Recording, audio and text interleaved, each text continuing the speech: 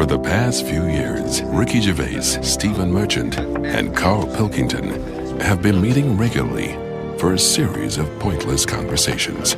This is one of them. Testing. Is that all right? Hello and welcome to the Ricky Gervais Show with me, Ricky Gervais, Stephen Merchant. Hello. And the little round-headed buffoon that is Karl Pilkington. All right.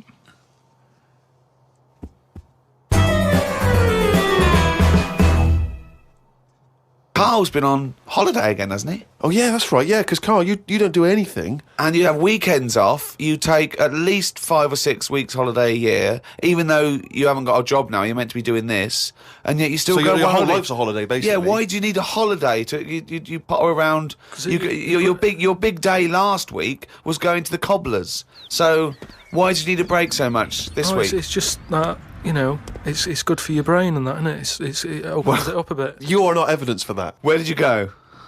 Gran Canaria. For a week? Yeah. Just sitting around? Well, there isn't much else to do at Gran Canaria. I mean, I don't want to go slagging a place off because every time I seem to talk about somewhere, get into trouble for it. Right. But it's just like a big rock. It's just volcanic, innit? And you must have looked like a little barnacle on that. Have you been there before? Been near it before to another rock, which was just. But what, you had your fingers burned? Why did you go back? Because you think, well, they can't have loads of these islands that are the same, like just a big rock with hotels on. They can't get away with it. So you think, and they well, obviously the next are one, getting away with it. But why do you keep going to these places that are rocks? Why don't you investigate first? Ask your travel agent, is this a giant rock? Because that's what you do, innit? You go and find out yourself. I mean, when Armstrong went to the moon, what was he expecting up there? That's a fact, that's a big rock. And he still went all that way. I don't know what that point was. No, so what I'm saying is, though... What do you make of this place? You enjoy it, Gran Canaria? It was just a big rock, but I bet the moon was better. Really? What did you do? It was just one of them. It was a big hotel, like big, massive places where there's loads of people, and you know you go for your dinner. That describes a hotel. Yeah. No. Sounds like one to me. You've nailed that. I've been to a few. That sounds like it. No, but do you know what I mean? Though there's the nice small ones where it's just enough people, but this is like mental, and it was full of old people, really. I mean that's probably why it's called Gran Canaria, right? Because it's just Gran old people. everywhere. Yeah, right. But what I thought I'd start doing is start a diary. Okay, why? Just because I sort of had a bit of time on my hands and that. Just thought, write it down, write stuff down. And do you hope that this one day will become one of the great literary documents like Samuel Pepys' diary? I haven't heard of that. Is it any good? You've never heard of Samuel Pepys' diary? No, the most famous diary other than probably Anne Frank's. I've heard of Anne Frank's and that, and I thought if she's sat in a loft, knocking stuff up, not much going on in her life at that point, yet she was still writing it down. Yeah, whereas you've been to Gran Canaria, yeah. I thought, so there is stuff going on that I can chat about. Start a diary. Sure. You started a diary? Yeah. And what are you going to do? Did you keep it up every day? Yeah, just... oh, can I read it, please? Well, a diary is meant to be sort of... Please, can I read some out on this podcast? Karl... Some of it, though, is only relevant to me. It's sort of... this is... Please, give me it. Oh, my God. I mean, this isn't... I haven't just... Look how big it is! It's one of those desk diaries. It's huge. It's about a foot long. And it's... that is amazing. Imagine if Anne Frank's had been like that. As she got out... Right. Everyone would have heard it clank down on the desk. Yeah, but my writing's quite big, isn't it? Oh, look. Give us that. Do you know about joined up writing? Have you heard about that? There's no point. Amazing. Sometimes you can't read it, can you? So it's best to... Okay. Look at oh my God! It starts on the first day. This is wonderful. Going on holiday to Gran Canaria today. Woke up to the news that Tony Banks had died. There was a piece on the news about how everyone was shocked. Got me thinking about an invention that would be good. Right, a watch that counted down your life. If it says you've got 3 days left, go to the doctors. Told Suzanne about invention. She said she wouldn't buy one. But she said that about the iPod. How would this device work, this watch? I mean, how would you know when you were about to die? Is that a concern? Again, not for you to worry about, presumably the boffins and No, all I was thinking is that Tony Banks fella, he died and everyone was shocked about it. But if you had like a little watch on... But how does it work? You can't just say, wouldn't it be good? How would this work? Yeah, I imagine you're in the patent office going, got an idea. They go, oh, certainly, Mr. Pilkington, what's your idea? Watch, they're counting down your life. Oh, how does that work? What? Just wear it, just pop it on your wrist. No, what do you mean, just pop it on your wrist? How does it work, just pop it on your wrist? Brilliant. You're an idiot. Well, it's interesting that he goes on. The flight to Gran Canaria was a bit bumpy. I thought about the clock that counts down your life again, and I wondered if it would know if you were going to die in a disaster. Now he's querying his own design. He's wondering if it would know. He's invented this. Now he's not even sure. A fella on the plane was reading Koi Mag. It was a fishing magazine. I glanced over and noticed he was reading the Pond of the Month article. Don't think they could make it into a weekly magazine. Well, to be fair to you, because I remember seeing a guy on the train once reading Carp Monthly, a magazine dedicated entirely to carp, and it had Carp of the Month. And I just thought, once you're like 3 months in, the editor must be stressing, have we got any more carp? We got a carp that's actually done anything? I reckon if they used the same one twice, there wouldn't be many complaints. No one would be noticing. No, that's the carp they used 2 years ago. There was a really fat bloke on the plane. He was playing on his PSP. While I waited to go to the toilet, I looked at what game he was playing. It was darts. He's that fat and lazy, you can't even face playing a more active game on a games console.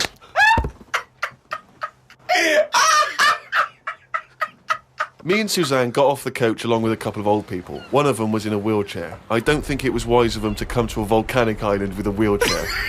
Everywhere's pretty rough paving and slopey. Guess I'll keep an eye on it as the weeks go on. Day 2 in Gran Canaria. Brilliant, we're only at day 2. The hotel's a bit odd. I've never seen as many cross-eyed people in one location. That's enough, isn't it? That's amazing. Well, you may as well let me read on a bit more. But this is amazing. We'll come back to This it is a later brilliant diary. This might be the best diary ever written. Oh. While sat listening to the Kinks on my iPod, I wondered if everybody thinks in their accent. I know I do. What's this? What are you talking about? Just that, when I've been sat there lying on the lounger, right, and I was thinking about stuff. How do you know you think in your accent? Tell me a typical thought. Because what I mean is, say if I was like, if I saw something, right, do you know how I say, like, oh, that's a bit weird, isn't it? No, but that was I don't have said. to. But when you think, I don't think the sentence is like I'm saying it. It's just a thought. The thought appears. It's conceptual and it's already there. It's not like I go, Rick, what? Just looking at that fellow over there, were you? Yeah, I was. Yeah. I was thinking it looks a bit weird. Oh, so was I. I don't think out whole sentences. Whereas you have Karl, stop listening to the Kinks for a minute. Look over there. More cross-eyed people. No, well, that's Is that how your mind works? In a way, yeah. And Brilliant. that's when because I That thought explains a lot. It's great that he has to think about whole sentences. because I thought that's weird, isn't it? Right, I didn't think that's weird, isn't it? And I thought I actually think in my accent. And then I thought, does Stephen Hawking, does he, when he's doing his maths and that, is he? I don't know where he's from, so I don't know what his accent would be like. I think he's from Kent or Cambridge or Oxford. Or Right, something. so So you think he might think in his voice, in that voice, the box computerised thing. voice? Just wondered. Had lunch inside today due to shite weather. Sat next to an old fella. Old men's ears and noses carry on growing as they get older. Suzanne noticed his fingers were fat too. Maybe they continue to grow. Suzanne didn't laugh when I said her arse had the same problem.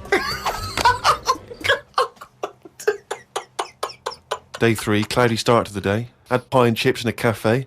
Had a bit of an argument with Suzanne because I thought it was daft that we were paying for food when we were on an all-inclusive holiday. Changed my mind when I saw they sold pie though. The cafe was called Tattoos. The fellow who owned it didn't have any tattoos. But we never saw his wife.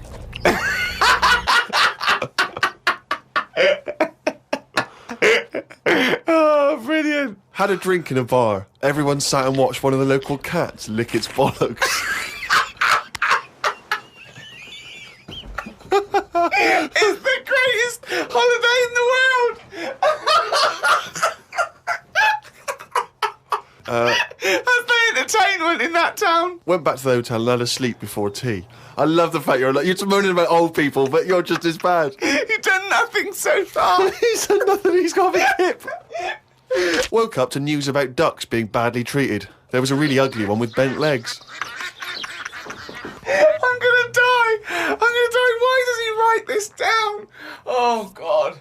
Oh. There is a fat bloke from Bolton who is in the pool as I write this. He's got a big tattoo on his back, but I can't work out what it is. ... He just got out of the pool and burped.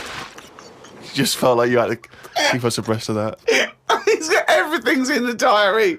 I just seen it get to the point where you're going, breathed in, Yeah. breathed out again. There was a big fat fella in the sea who kept his T-shirt on. If you're big and fat, is there more chance of you getting burnt because there's more of you on show? I asked Suzanne, and she said she didn't know in that sort of not listening kind of way. I wanted to hang about to see if the fat bloke was going to get in the kayak, but Suzanne said we had to head back. Just let him wait in to see if he's going to capsize. We go home today, so we got up early to get the last bit of cloud. No, it's just that it wasn't. It's not that sunny all the time. I mean, I was sat in weather that if it was like that here, there's no way I'd be sat in the garden. Yeah. But because you're on holiday, it's like, well, we got to sit in it. Put your coat on. So are you going to continue to write this diary? Every single day? It's amazing. Keep this diary up. It's amazing. No, I will keep it up, because what I find as well is, I think earlier on, before I went away, I think I did learn something, and because I wrote it down, I remembered it a bit better. So What was that? I just was thinking then, I forgot it now, but but I remembered looking back at it and not having to read it all, because I remembered the end of it before I read it, if you know what I mean. I have no idea what you're talking about. Harry from Canterbury wants to know whether any of us have ever had any cruel nicknames. He claims that he's quite tall and rather hirsute, and he says he's often called Lurch or Wolfie. He's always thought that Karl looks a bit like Mr. Potato Head. Yeah. No, there's no potato that round, but I suppose you could fashion a potato to be that round. Yeah. Maybe we could, if anyone can carve a potato into the roundest head ever, pop a couple of eyes on it. Make it look as much like Karl as possible. Exactly. But yeah, any nicknames? Did you ever have a nickname, Rick? No, mine was boring. I didn't have any. It was just around the name, like Gervais or something like that. No, I didn't have nicknames. I always wanted a nickname. I just thought it was quite cool for some reason, particularly because gangsters always seem to have nicknames. Lefty. You know, Fingers. Yeah. Lefty, yeah. Scarface. Yeah. And so I decided that I thought, because no one was giving me a nickname at school, it was kind of annoying, or certainly not to my face, that I decided to just come up with one. Yeah. And so I remember I was at lunch once, and I just said to my mate Phil. How old were you? 12, 13. Brilliant. I just said to him, Phil, don't know if you know, mate, but people aren't calling me Steve anymore. Everyone's calling me Spud now. Now, I don't know why I thought Spud. It's weird, we should talk about Mr. Potato Head. I don't know why I thought Spud was a cool nickname. I think it's a grown-up name, though, isn't it? And it's also because I think it sounded like it was probably either something that you'd find in one of those kids' books, like the Famous Five, or like the Bash Street Kids. There'd be Spud, and I always imagine with Spud, he's not the leader of the gang, but he's a reliable member. I think Spud is the biggest lorry driver in one particular sort of car park. Yeah. And here comes Spud. Yeah. And he gets out, all right, boys. And he's big and massive, and Spud can eat 2 breakfasts. Exactly, yeah. But I just, in my mind, it was, that I would be one day part of a gang, and it's, I'm Pinky, this is Jojo, and the tall guy's Spud. And you didn't catch on, did it? Really caught. And he just went, oh yeah, right. And no one started, and I was hoping he'd go, everyone's calling Steve Spud. Yeah. But of course... Hey, Spud, the first time I said Spud, you go, what? Yeah, exactly. You'd be really proud, wouldn't you? No. Did you have a nickname? Not really. I mean, there was a lot of people on the estate that I grew up on. Nicknames are big things on estates and that. Yeah. A lot of my dad's mates, right?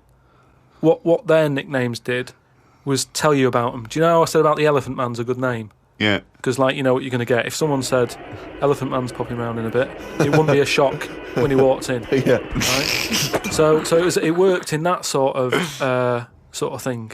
So there was John the Screw, right? John the Screw? Yeah. Well, he had sex a lot, or he worked in a prison? No, he had a DIY shop. So you had him, right? There was Fred the Veg.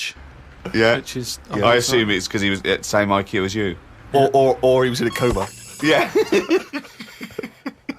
Right. There was my uncle, Tattoo Stan.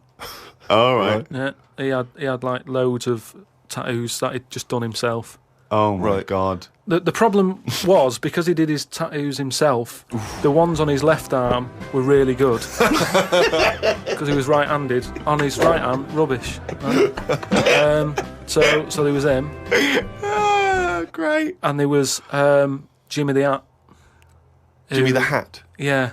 Did he always wear a hat? No, he didn't. That was the point there. That he never wore a hat. That's amazing. Brilliant. How can you pick up on someone never wearing a hat? How would you ever notice? I'll tell you what, I've noticed something about Jimmy. What? Go on. He doesn't wear a hat. Why was he not called Jimmy the Parrot? Because he never carries a parrot. No, but that's just the way. I mean, that's how they work in it. I mean, Here comes Jimmy Three Legs. Why'd you call him that? He hasn't got 3 legs. I didn't really have one apart from like I had a CB. You know, like when you'd go on a CB radio and have a chat to people. Oh, this was a craze in the was it late 70s, early 80s? Sort of early 80s.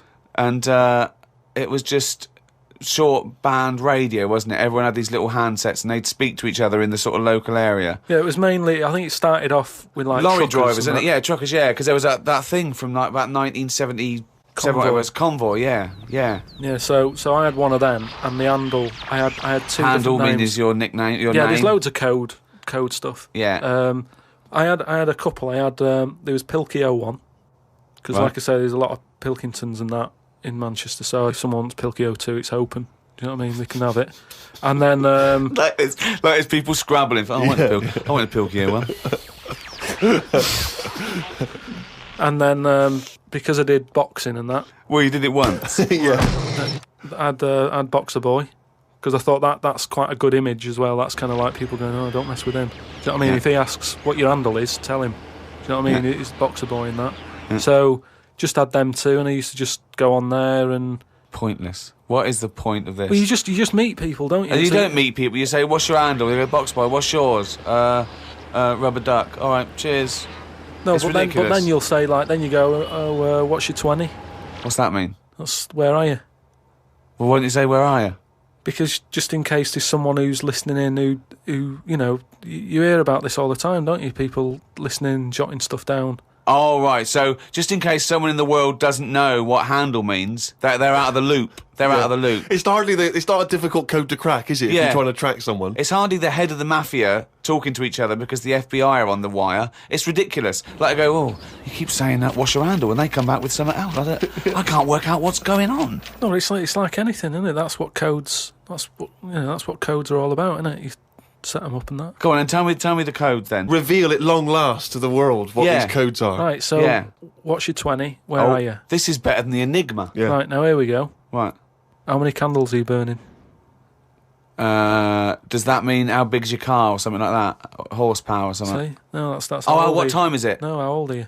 What? How old are you? Okay. Right. Right. How many candles are you burning? Of course. Yeah. So what's the answer? Come back. You go I'm 15. 14. Brilliant. That code. There's no one going to work that out. I wish you'd have kept a diary of this because this has been fascinating. Now and again, someone will come in and go side on, right? What's that mean? And that means like there's someone sat there listening into this Ooh. chat and going, this sounds interesting. Yeah, no, it doesn't. Unlikely. Yeah. And they want to join in, so they sort of go side on, you go side on, bring it in, right? And they go, all right. How many candles are you burning? Yeah. What's your 20? That's it goes round again. Yeah. See you later. What's your 20? How many candles are you burning? Oh. And, I mean, it seems to me that what you should have done is made a note the first time, so that when you then speak to them again, you don't need to ask them those questions. Can I just confirm that you're burning 15? It's that time again. Do the jingle.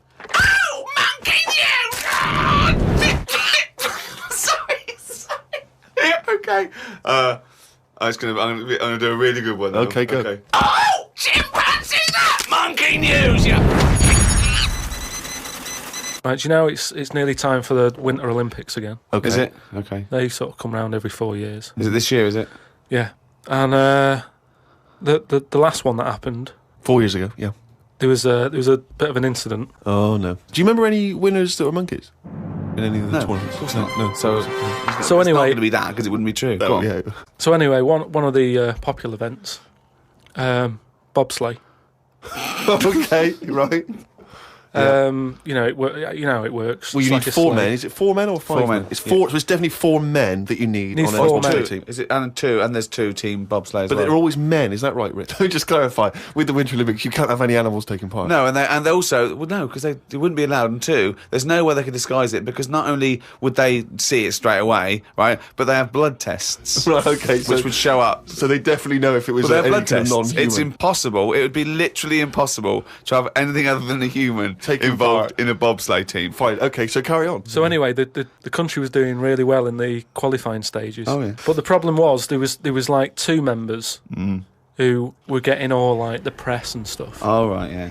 Anyway, so this one member was getting fed up because the other 2 were getting all the press and what have you. So he said, I'm not happy with this. Yeah. I'm jacking it in.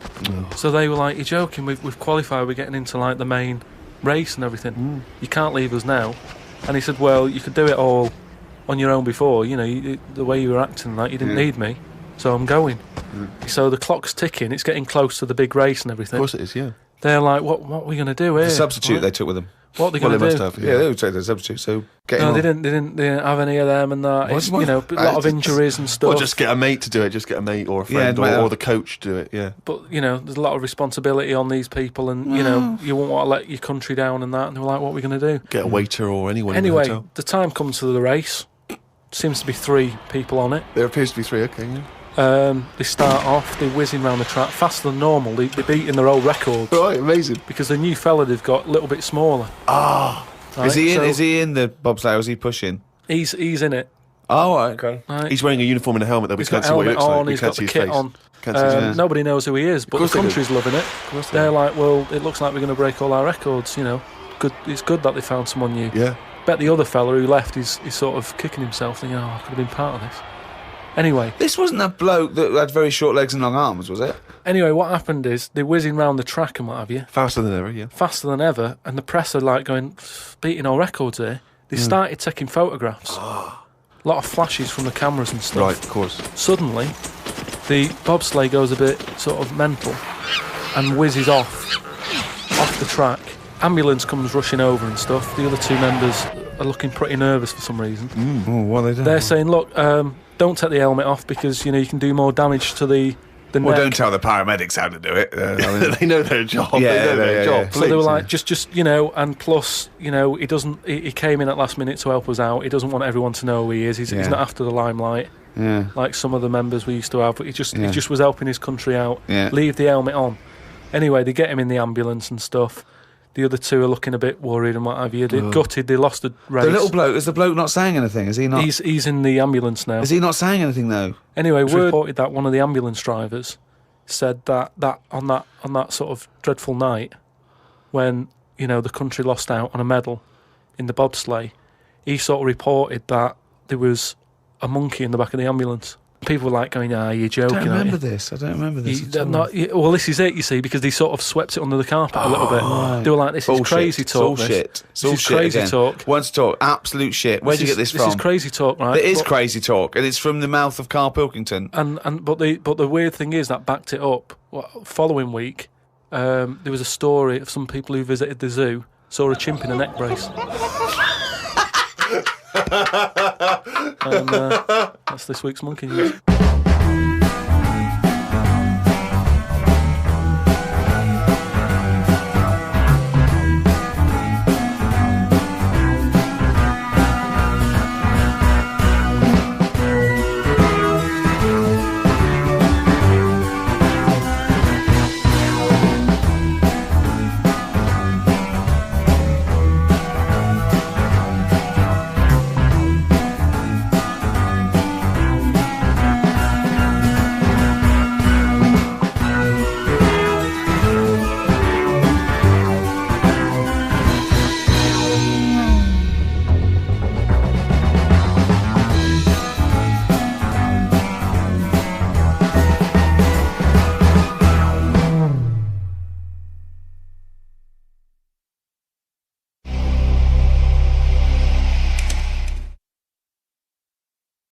Brilliant. You haven't learned anything. There's nothing to learn from There's that. nothing you learned from that. Something about jellyfish, and what else was there?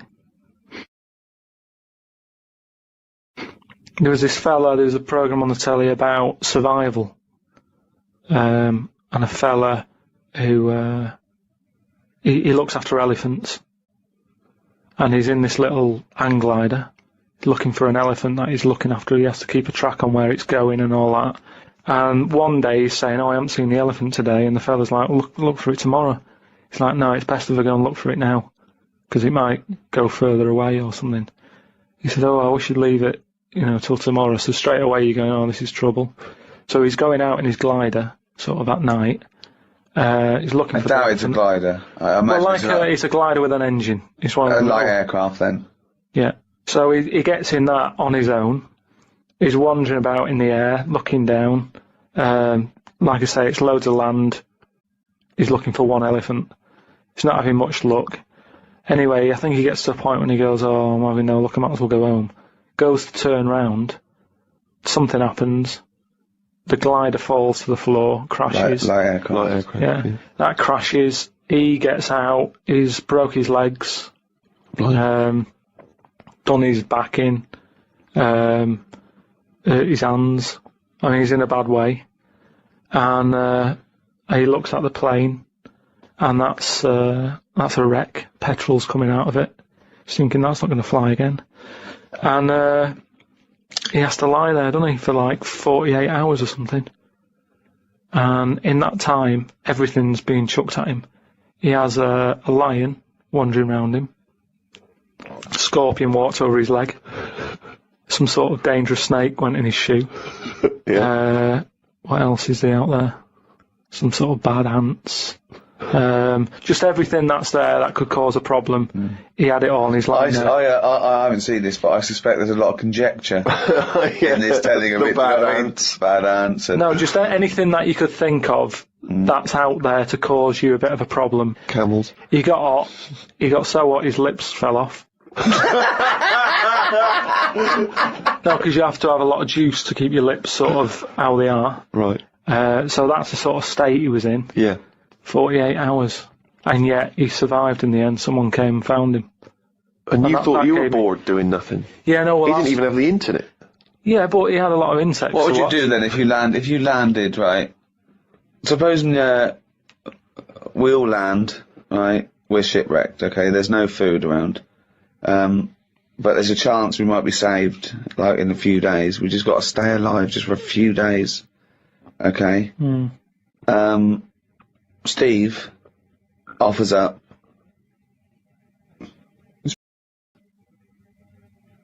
For what purpose? Well, it's already you've torn it in the car in the plane crash anyway. So it's hanging off. You go, okay, listen, lads, let's eat this. This will go 3 ways. I should be so lucky.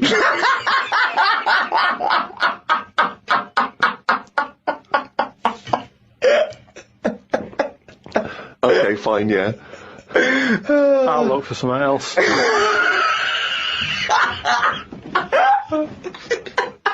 Because we're surrounded by water. Why are we eating knob?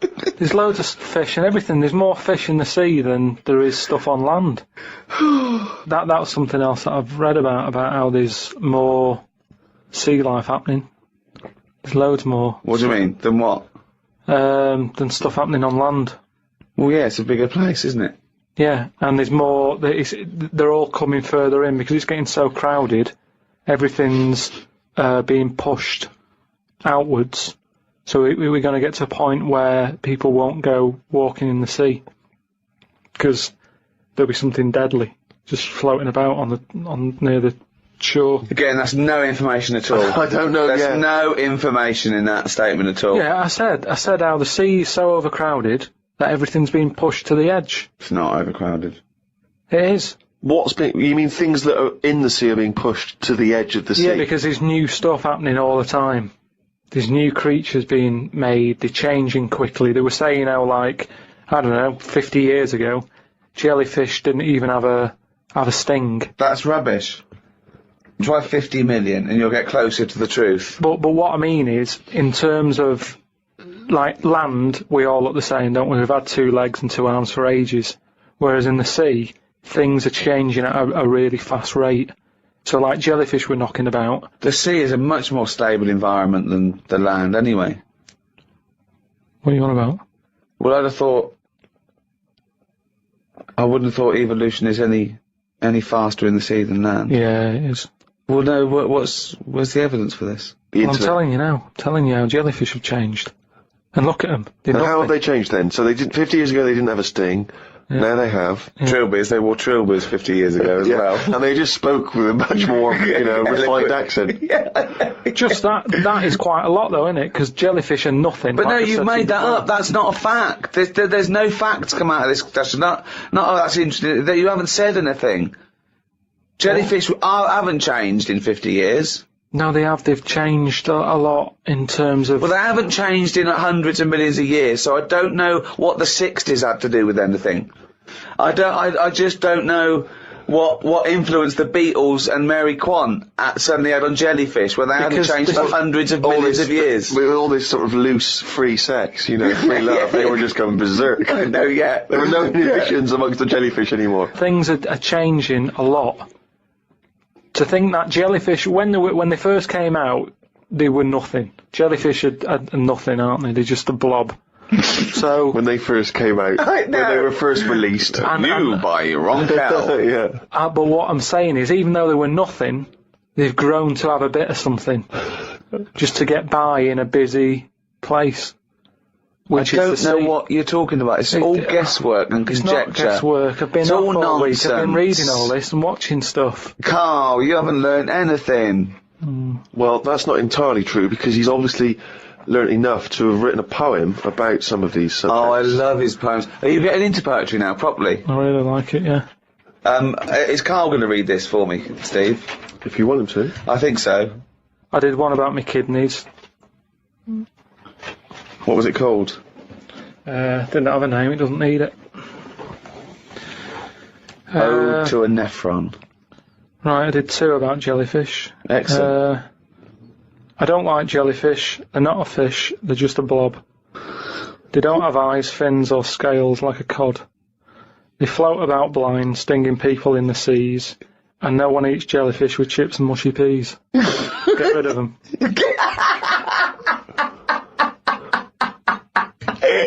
And then there's just a shorter one about a jellyfish. It would be spiteful to put jellyfish in a trifle. Yeah,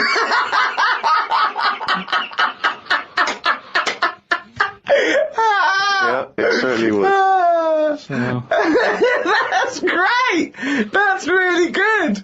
Because it's jelly. He's done us this. Yeah. That's a really good poem. It would be spiteful to put jellyfish in a trifle. Yeah. A little half rhyme. Yeah. Do you want the one about my kidneys? Yeah. For God's sake, me belly ache. The doctor said it's me kidney. He said he's got to stick a tube up me knob. I said, you got to be kidding me. For God's sake, knob ache.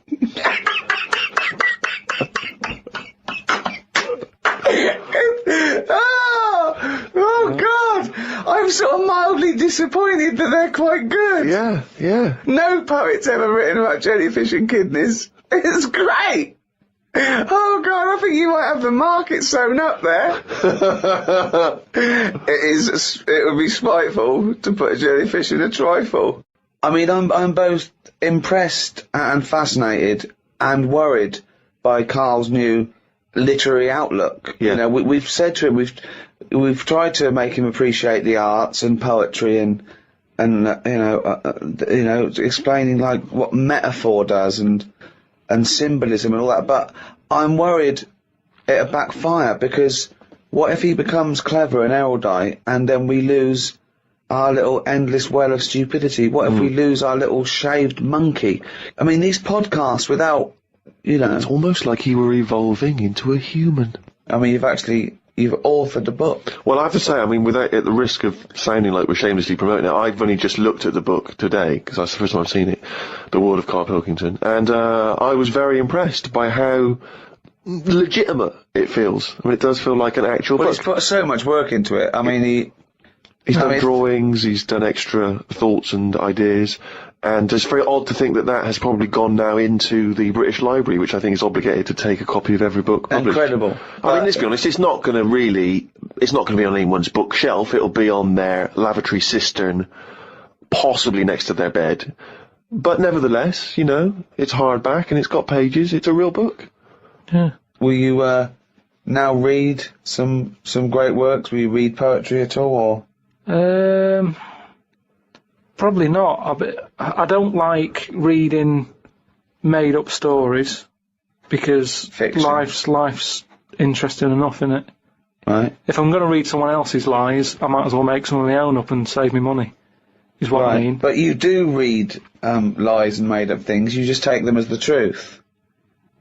Most of the spurious facts and apocryphal tales and ridiculous stories that you read on the internet are, fiction. Yeah, but as long as it gets you thinking, then it really doesn't matter.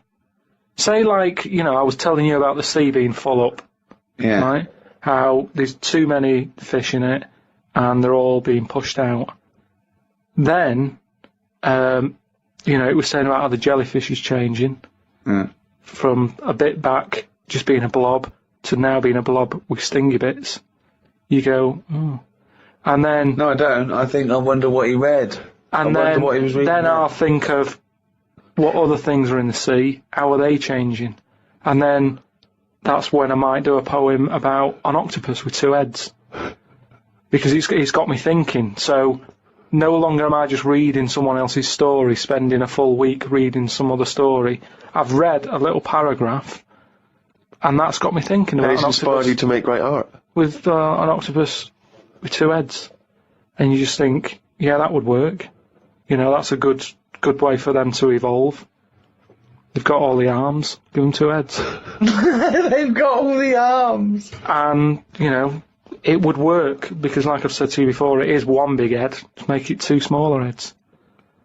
So it's just looking at science, looking at how things can move. It's not looking at science. Not looking at science. You then speculating on an octopus having two heads is of no value, is it, to anyone or anything? But there's people out there who are bringing out books who are writing stuff like that for sci-fi stuff. And I think, why am I reading But that's theirs? entertainment. Everyone knows it's not true. They're doing it to... But they do more than just say, wouldn't it be great if there was an octopus with two heads? They then paint a world in which this octopus exists and presumably causes some kind of narrative interest. I can do that on my own, though, without... So what's the story of the octopus with two heads? It's happier in the end. Everyone likes happy ending. He's got company. But that's not a story, Karl. What? Tell us the story.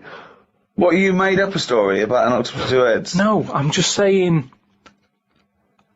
I've thought about how the sea's changing. Right, what else is in the sea? Octopus. Right, what's an octopus like? Well, it's just a big head with a load of arms. Right, how would I change that? I love this thought process! But it's not a story. This is not a story. It's not anything. It's just some thoughts you've had. It's not... A story is there to make you think and have thoughts. But what is it that you've thought? I don't see what you've thought here. I've just thought, yeah, that'd be alright. I know, but... Well, like King Kong then. That's only someone who's gone, oh, monkeys are getting better at stuff. Yes, but it has a story, doesn't it? They go in search... No, it isn't. It isn't saying monkeys are getting better at stuff. That's not what it's saying. There's lots of themes, but that's not one of them. Monkeys are getting better at stuff. No, they're getting better at stuff. The way they try to he tried to go out with a woman. That's them moving on, isn't it? It's the monkey going, do you know what? I quite fancy her. And from the beginning, that is a story that you go, well, that relationship ain't going to work. Do you know what I mean? I've not gone out with women who I've quite fancied, but then they smoke. And you go, oh, that's enough to put me off. Yeah. So, when a monkey's that big, the thought wouldn't even pass my mind. To go on a date. This could work out. Sometimes it's just, relationships aren't made for each other. Now, that for a story, you wouldn't think it'd go past page 1. Yet you're having a go at me because an octopus has got two heads. which isn't that weird. When you look at them anyway, I mean, they must be the weirdest thing knocking about on the planet. I'm not kidding you. I've never seen anything so weird. And yet... He's angry because he's not seen anything so weird as an octopus. So But it's not yet a story. what's weird about it? What's strange about an octopus with all the things that could... Why is it any weirder than a dog? Because it couldn't be further away from us. A dog has got human eyes. If a jellyfish had a pair of eyes like ours, I probably wouldn't worry about him that much.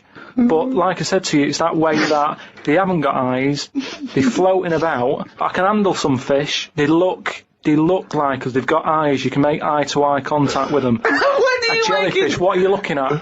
It's a snidey thing, like I've said to you. You can see a lot in eyes. Do you know what I mean? They say, don't trust him. Why? It's his eyes. Jellyfish haven't even got any, and I don't trust them. Whereas if it had them, maybe there'd be the odd one that I'd go, oh, that one's all right. Okay, Carl, I'm just going to throw an animal at you. Tell me how weird it is, what bits annoy you, how you change it. Okay? A crab. How would I change it? Yeah. Does it annoy you? Do you think it's weird? They are weird, but they're at that size where they can get away with it. Yeah, it suits them. Okay, good. Would I change anything? In a way, you know, what you're saying about things not working, he can't walk forwards. So why hasn't something happened? Why haven't they said, do you know what, these arms are too clumsy. We need to have them so they can slot away easier, and we can pull them out when we need them, instead of clumping around with them. Because they do struggle. You see them struggling with their arms. Yet they're still here, they're still doing that, they're still designed that way. What's the weirdest animal? So you think the octopus is the weirdest animal on Earth? Yeah. In terms of design and everything, and if you lined everything up, say if I'd come from another planet, and everything was lined up in a row, and they said, right, we're going to give you a crash course in what's knocking about on this planet. Yeah. And you go, right, go on then. And you go, this is man, here's woman, here's a dog, here's a cat, here's an octopus, I go, hang on a minute, what is this?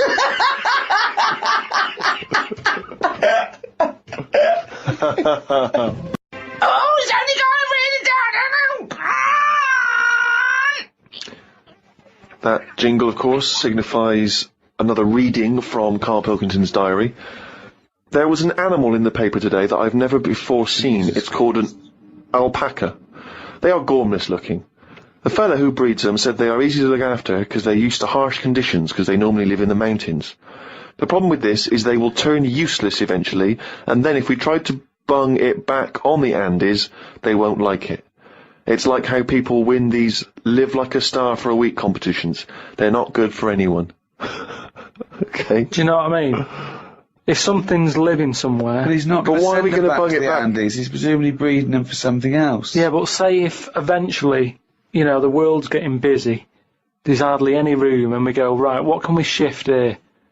What's getting in our way that we can shift? Well, those funny-looking things came from the Andes, bung them back. All right, then let's put them back. And they go, oh, they don't like it. They're not surviving, they're dying out. Well, why did we bring them here? Oh, it was closer. Yeah, but look, we've died out now of the... Sorry, this is not This is yourself. This isn't happening. Don't get angry about it like it just happened and you're sick of it. None of this has happened No, yet. I'm just looking at how it will happen. Leave them where they were.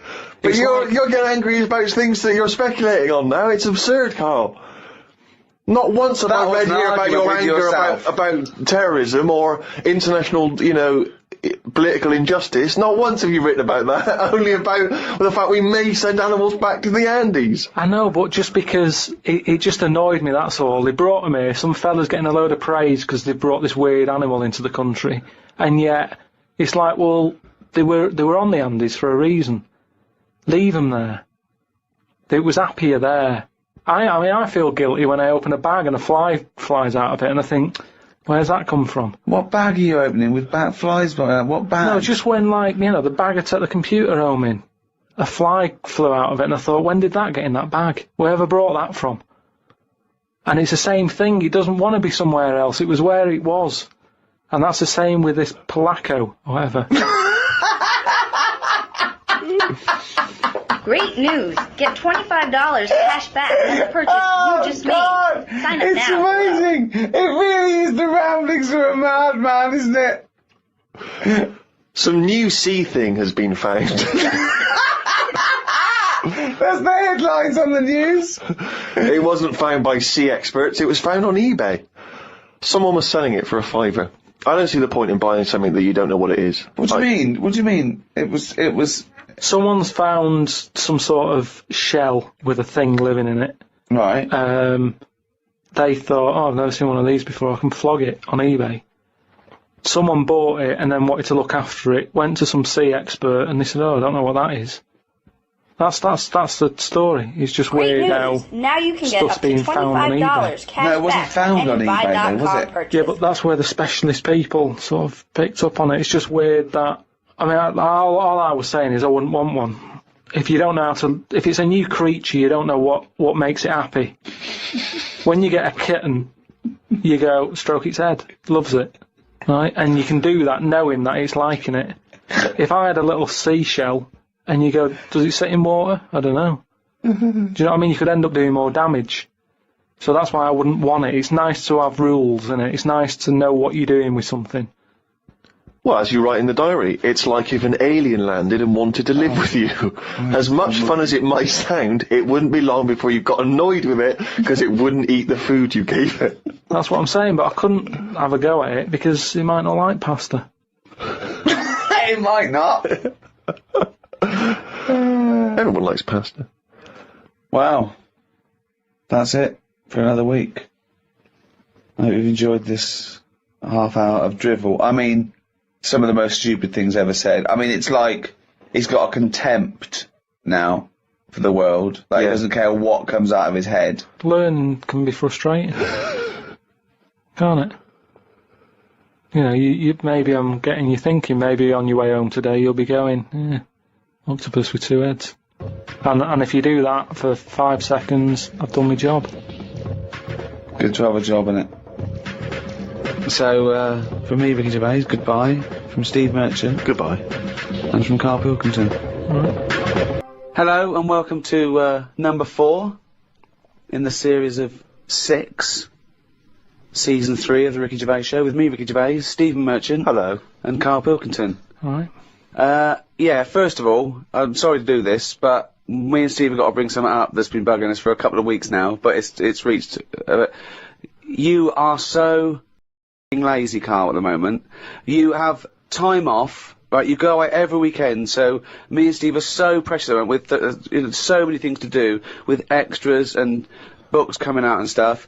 I've never heard anyone whinge about going in with kidney stones. I know loads of people that have kidney stones. Not like They've had mine. no. You say not like that because they've had the operation. I know people that had their appendix out, right, an actual under the knife operation, and he was back at work the next day, and he had a bit of a sore side. But you have whinged now for weeks and weeks. Everything you say, oh, I've had this, oh, I've got to go in again. But you're still well enough to go away every weekend to see your folks or your in-laws. This is the problem. Or holiday, and it's just like we are so. In that, you know, sometimes you've got to pull together, mate. Yeah, but what I'm saying is, you say keep a diary, and you said make sure you do a diary for a year. Yeah. If I didn't go and visit people and travel the world, what would I do in it? Karl, I read your diary every week. All you seem to do is spend time in a cafe, having a cup of tea and a bit of breakfast. That's the Who weekend. That's are when you people do constantly stuff. visiting? Anyway, let's not argue. You don't even People like know your why we're family, I arguing. thought. It's not my family, is it? Well, you Suzanne's family. don't like anyone. Work. Why are you visiting? But you say I'm working that weekend. I'm working that weekend. We have to put. Say, let's put this in first. You know, it's a busy time. Family's important, isn't it? Yeah. You can't keep messing people But this about. is all you have to do. What else are you loads of doing? doing. What other job have you got? Loads of you stuff know. I don't want to go into what I'm doing, but I've got loads Well, of all stuff. I hear is you're Well, always having meetings. I You're know, always yeah. going from meetings. Yeah, I know, yeah. I don't know what that means, meetings. Right, anyway. Another meeting in a bloody cafe. Yeah. Right, So, no, seriously though. So you've been on your travels. You've got lots to talk about. So Yeah, I've got to go in hospital again as well, haven't I? So, What's your current state with your old... I don't want to go on about it. Well, no, I mean, you've brought it up. You're fine. You're well enough to go away. You're well enough to go on holiday. You're well enough to visit people. You went on a train. You went to Manchester. You must be well enough. So you're well enough to do this. I went back to Bristol at the weekend. I had a bit of time off, as you know, because Karl can do the work. So I know. That's what I mean. Yeah. So we all had a nice time. No, I didn't. I went to Bristol when I was working. That's all right. But Well, he's exactly. still visiting a place, is what I'm saying. Well, that's a ridiculous thing to say. That's like saying a pilot doesn't work because he's visiting a place. No, because he doesn't visit it. He No, doesn't you get out sit of the down plane. on your arse. Sometimes you hire a car, so you can't be reading or studying. You're driving for 6 hours. Yeah. I went there working. We went to America. We were working. I went to Bristol. I was working. Oh, shut up. Ooh. Do you know what I mean? Getting a bit uppity. The truth hurts, Stephen. The truth does hurt, and it's interesting that Yeah. he suddenly snapped at you there. I know. Because I wondered to myself, if it weren't for you, Mr. Ricky Gervais, what would this man, this little round-headed man, be doing right now? Oh, Stephen. Oh. Yeah, I went back to Bristol at the weekend. As we know, we all had a bit of time off, and actually, I was quite annoyed because I passed the pub near where my parents live, and they had a band on. You know, pubs sometimes have a band on. And the name of the band, I'm disappointed that I missed them. The name of the band, Rick, was Loose Change. But what I like about Loose Change is it's the least evocative name for a band, isn't it? It's not amazing. sexy, it's nothing. It's got no kind of mood or feel to it at all. Loose change. It's Welcome. Rough outline. yeah. It's just nothing. The checkbook stubs. Pocket fluff. yeah. But while I was at my parents' house, they often, they keep clippings of things, if we've been mentioned in the papers, they like to keep a record of them and stuff, because, I like to show it to my grandparents, and keep fully abreast of things. And, I managed to find a couple of them. This is I don't know if you've heard this, Karl. It's, for people who don't realise, Karl was making a couple of little 3-minute TV projects recently that were on Channel 4. And in the Sunday Times, someone's written a letter about Karl to the Sunday Times. Wow. They can send in comments and views on things they've seen, read, heard. Oh, excellent. And this is what someone wrote to the Sunday Times. Who is Karl Pilkington? And why have I just wasted 5 minutes of my life listening to some of his cretinous thoughts on Channel 4? He asked, why are there so many dinosaurs on display in museums? Quotes, couldn't they just choose the best one and just show that? He summed it all up by deciding that we know too much. Somebody clearly doesn't know enough to know that this is a complete waste of airtime, showing no wit, intellect or creativity. That's from Wendy Robinson in Berkshire. You can't have your critics. You know what I mean? You've got to have your critics. Of course you have. If everybody liked what you did, then you're not doing the right thing. I've literally wasted 5 minutes, and they were 3-minute wonders, so it must have felt Yeah. 2/3 as long again. But think how angry she must have been to have bothered writing this letter to the Sunday Times. Well, that's good. I mean, though. you It's made a really must difference. have- It's all about getting people thinking. That's what I always say to you. As long as I'm getting people thinking about what I've said, she remembered what I said. But what views did you put out in these short films which you feel people perhaps should be talking about, discussing, digesting, thinking about? Just stuff that was in my head that day when I was filming them. Yeah. Is it in your head now? Some of it is. Now you've remembered me what I said. Now you what? Now you've sort of told me what I said in that one. Yeah, I remember saying that. Yeah. And I stick by it. Remember him some other stuff? Yeah. I'll tell you now, right? This, if I don't know if Wendy's, listening to this, but Almost certainly not. but listen, right? I was saying about the museums, right, and how they're big and everything, and they've Brilliant. got dinosaurs all over the shop. I read Right. that in that museum, they've got something like 7 million bits of stuff in there, right? Now, when I spend 2 hours in somewhere, just show me the good stuff. Don't be saying we've got 7 million bits. Because there was a fella who opened it, right? I did a bit of research on the museum. Fella who opened the museum up. What was his name? It doesn't matter. Okay. Doesn't matter, does it? What museum was it? It was the London one. Oh, the London one, yeah, okay. So he's in there and he's collecting all this, bits of stuff. What stuff?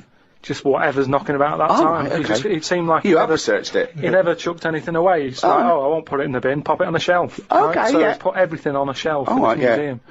Then, as time I went think you're on- going into too much detail, but just give us the gist of it. No, but all I'm saying is, he keeps everything, and if you keep everything, sometimes it'll be good stuff, right? And a lot of the stuff was going missing, the good stuff. But people who set these museums up are just as crafty. What? The fella who found Tutankhamun, he was pocketing all sorts of fingers and stuff in his pockets on the way out. That had rings on them and stuff. So all I'm saying is, why is she having a go? But She's hang on, learned wait, something. what's that got to do with someone pocket? I don't understand your point. Because she's sort of moaning at me, going, "Don't have a go at the museum and the dinosaurs."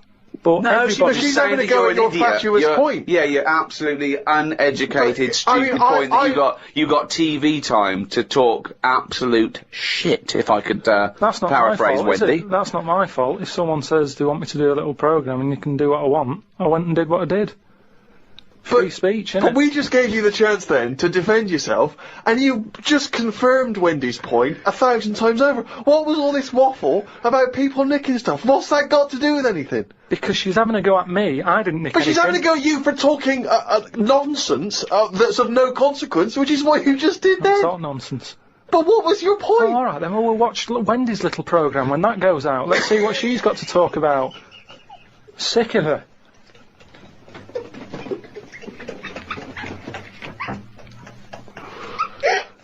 But I've got, speaking of like weird stuff and that, I've got a new. Well, we weren't, but go on. No, got a new book. Do you know I had that Freaks book, the top 50 freaks? Got a new one sent to me. Really? Yeah, and do you know like everything normally has a name.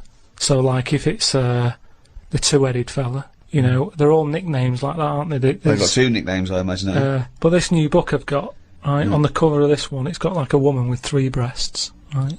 And she's called the three-breasted woman, as you'd expect. And there's what else was in there? There's a fella, the one face Why is she posing nude though? That's what I want to know. showing off. It's not the worst disability, is it? Well, just 'cause you got 3 doesn't mean you have to get them out for the lads, does it? Tart. I know. Well, she looks happy. And there was a fella with like one face but 2 bodies. Doing one face but 2 bodies. One face, 2 bodies. What do you mean It's one weird. face, 2 bodies? Surely you want a head, 2 bodies. Ed as well, but it was mainly the face that was weird because he looked fed up. He sort of, What are you talking about? How What can are you you have talking a face about? without a head? How can you have? What do you mean? How did it join to the neck? no, it did have a head, but the fact is, it was weird that it had one face to me. What do you mean? Well, if you've of got course one he had- head, you'd yeah. have one face. Yeah, I know, but it was the fact that he had one face and 2 bodies that I didn't think. But one why do head- you keep saying one face and 2 bodies as Why opposed not to one one head? head and 2 bodies? We're all the man with one face. Yeah, but now I've got one body. Yeah, well, surely he's the man with 2 bodies then. Again, the description. Roll up, see the man with one face. Yeah, I know, yeah. It's just got like a face and then one neck, and then it splits off into 2 bodies. It's No, really weird. it Honestly, it's doesn't. weird. But It was ages ago. Well, no. No, it doesn't happen. So it's full of stuff like that, right? And what I'm saying is, that fella, you know, the one-faced man, the 3-breasted woman. He wouldn't be known as the one-faced man, is what I'm saying. Well, they've all- they all- that isn't the peculiar thing about him. Yeah, well, they all had names like that. Right. But there was one thing in it that didn't even have a nickname. It was so weird. What do you mean? It was it just said unidentified. What does it look like? Sort of testicles for eyes. That's. It just reminded me when you What talk do you about mean strange- testicles for eyes? And what is it? Did he have a normal body? I didn't even look at that. Oh, No, so that's what I'm saying though. You're attracted to the oddness of the thing, and that's what I was saying about Warren when he walks in. Warwick. You know, it'll be odd for a minute, and then I'm sure For we'll, him. He'll For get him it over will be, yeah. He'll get used to you. you know. I mean, like I've said, I'm surprised that things like that don't happen more, because especially after being in hospital and seeing how the body works and that. You have no idea how the body works. No, honestly, I've got me head round Right, you it a have bit. no idea. You've learnt nothing.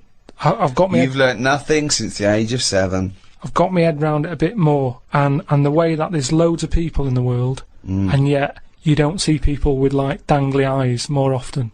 It amazes me.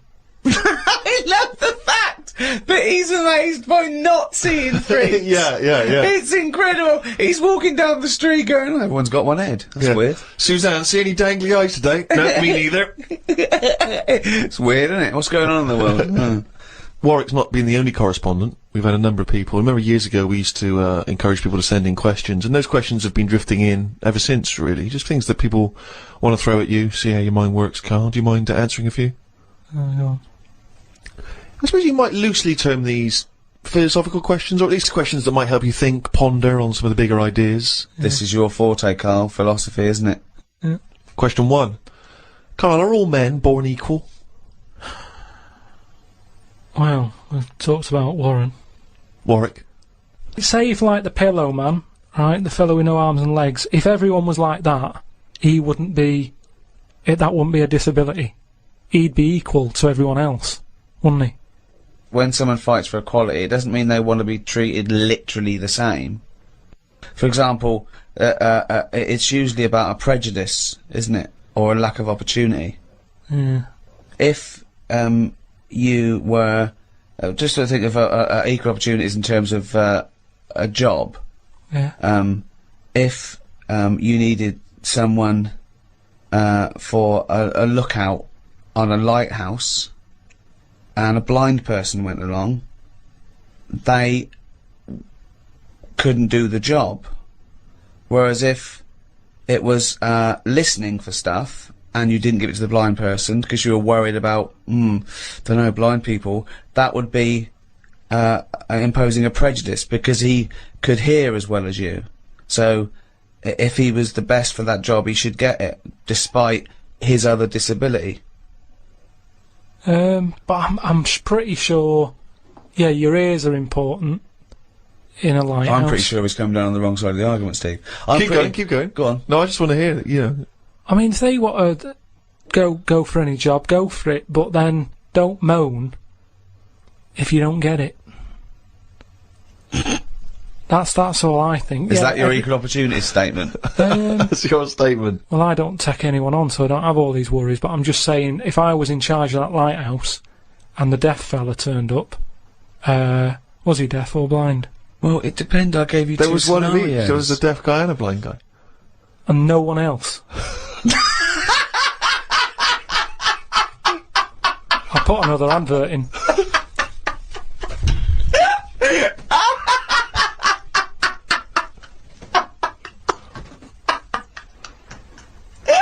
Okay, well we've got another question here, which I suppose in some respects is along the same lines. Do you believe in the notion that history is written by the victors, and consequently? Well, don't tell him what the upshot of No, that I was going to is. say, and consequently, what does that mean? Yeah, sorry. And consequently, what does that mean for history as we understand it? Just that stuff's written by the people who won it, type thing. Won what? Won whatever they did. But what yeah. But Well, if it's a war, the ones Well, who that's- won it wrote it. But Yeah. of course you're going to do that. That's what you do, innit? You shout about it if you win something. If you lose, you go, oh, don't talk about that, it's depressing. no, doesn't mean that at Or all. because they're not around. Well, it means very often if someone has conquered a nation or set up a dominance somewhere, that they keep an eye on what goes out, what's propaganda or whatever, or what's taught in schools, But it's even more significant than that, because it comes down to the very, very minute pieces of information that we see in every walk of life, Prior to black people having their freedom when they were slaves, history, or the history of black people, was not being written by black people. Therefore, it was always seen through white eyes, which often explained, justified, or excused, or dismissed, or didn't even mention many of the abhorrent things that happened. So it's hugely significant. I suppose you can bring out 2 books. I mean, there's loads of books, isn't there? I brought one out. if I can get one out, let the losers bring one out. Is what I mean. Just let everyone have a book, and then you decide. You know, let people decide which one they want to read. I think they did it with some story where it was like you decide the end. Okay. That was largely a pointless exercise, wasn't it? He's got no idea. Karl, do you believe that the future is fixed? Do you believe that your life unfolds as a matter of destiny? I've heard something about this, where there's some system that it is laid out for you. And even if you want, say if I wanted chicken for my tea, I really fancy having chicken. But when I get to the supermarket, the fella goes, "We haven't got any chicken, you're having beef." They say that was already laid out for you, and that day you were having beef. No matter what happened. Fatalism. There's a slightly more attractive theory called determinism, where they say it's not so much. If you want chicken, you'd go to the next supermarket and you'd go, "Well, I'm going to find it." It doesn't mean it doesn't mean you're determined in that sense. Like you're definitely going to have chicken tonight. It means that it was determined, as in predetermined. But all determinism basically says is that, you know, it's not whether you can, you know, choose, it's whether you can choose your choice, because it's, you know, it's to do with brain states, and we think we have the illusion of free will because you go, "Oh, I have a drink, oh, fancy Coke," but something in you happened that meant you wanted Coke. Well, this is weird, right? Because do you know I've been in hospital having me kidney stones done and what have you. Well, as they do in hospitals, and this is why I don't like going in them. Did I just try and explain determinism to Karl Pilkington? Yeah, I didn't want to stop you, but I mean, what am I thinking? it just made you look more of an idiot than I him. know exactly. Yeah, I feel stupid. Yeah. But I'm in hospital, right? And like I've said to you, the annoying thing is when you're in hospital, they didn't just have a play about with the kidney. Whilst they're there, they're fiddling about with other bits, right? And they're like, "Oh, let's have a That's feel on libelous. that." No, but that's what they do. Whilst you're in, let's have a, you know, prod about. They took some blood, right?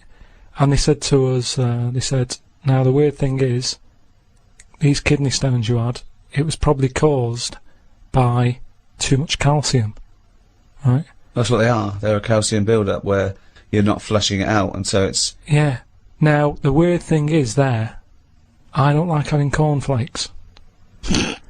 So what I'm saying is, what you were just saying there is your mind or whatever. I've asked you before, I don't know what's in charge. But, say like... You don't, do you? Say like when I get up in the morning, normally Suzanne will have some Rice Krispies. And she's like, "Do you want some?" Right? "Just have some." And I'm like, "No." Now that isn't me saying no. That's the calcium. That's my body going, "I don't need any milk. Don't give me milk. I'll have a crumpet." Now, bear in mind, Rick, that in the space of 3 minutes, we've gone from your definition of determinism to him having a lovely crumpet for breakfast. There's no one else in the world you can have a conversation with where you can make that distance that quickly. But it is interesting how my body... Have you ever had it, right? Sometimes I can go But ages. no, your body lied to you, because your body said you don't need water, you don't need water, you don't need water. No. Oh, But yeah. like today, before I left, Suzanne said, "What do you want?" Straight away I said, "I need some leeks." Now, that operation I've had has obviously taken out whatever leeks give me. I'm lacking on that. See, I think he probably has it more than the rest of us, because I think he uses his subconscious more than us. We think about stuff. He is like the leech that is going on chemical memory. Yeah. Oh, he's only gonna written it down. That jingle there signifying, of course, once again, another reading from the diary of Karl Pilkington. Now, of course, for those of you who have not been keeping abreast of Karl's medical complaints, just bring us up to speed, Karl. You had to go into hospital this week because previously you'd had... I've been in and out, honestly. I've been in and out of that hospital just with kidney problems, really painful and what have you. And he had kidney stones, alright? No, but seriously. Monday.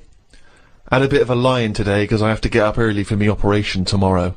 Not only have I got to have tubes shoved up me knob, but I also have to get up at 5:50. Suzanne said I could have what I want for my last dinner. It's not your last dinner, you're going for an operation. Yeah, but you can't take things for granted these days. Oh, I had shepherd's pie and peas. Suzanne made it from scratch. As nice as it was annoying. 'Cause making stuff from scratch means loads of pots, and it's my job to do the washing up. So much as the food was nice, there was loads of pans and that. People who get their last dinner on death row don't have to wash up. Got up at 5:55. You were supposed to be getting up at 5:50 on the other page. You were 5 minutes late getting up. He's often late. Often late. No, just because I needed to have water. Before 6 o'clock, they said, don't have anything after 6. We'll get up at 5:50 then, like you were planning to. Don't You take having 10 5 minutes minutes. sleeping. Don't take 10 minutes to have water, though, does it? Well, why did you say 5:50 in the first time? Because then it tricks me head, doesn't it? Going, oh, I had an extra 5 minutes. Tricks me head. 'Cause then it tricks me head. It got to the hospital and had to wait in the waiting room. There was another 9 people in there waiting to be sorted. I got called in. They sat me on a bed and took all my details down. 5 minutes later I'd been knocked out. I got woke up when they were ripping a pipe out of my throat. I felt more rough this time. The doctor came to see me and said he couldn't find a stone, so I must have passed it. I said, are you sure? He said, yeah, we filled your kidney with water and expanded it and there was no hiding place. I sat in the recovery room for an hour while they found me a bed.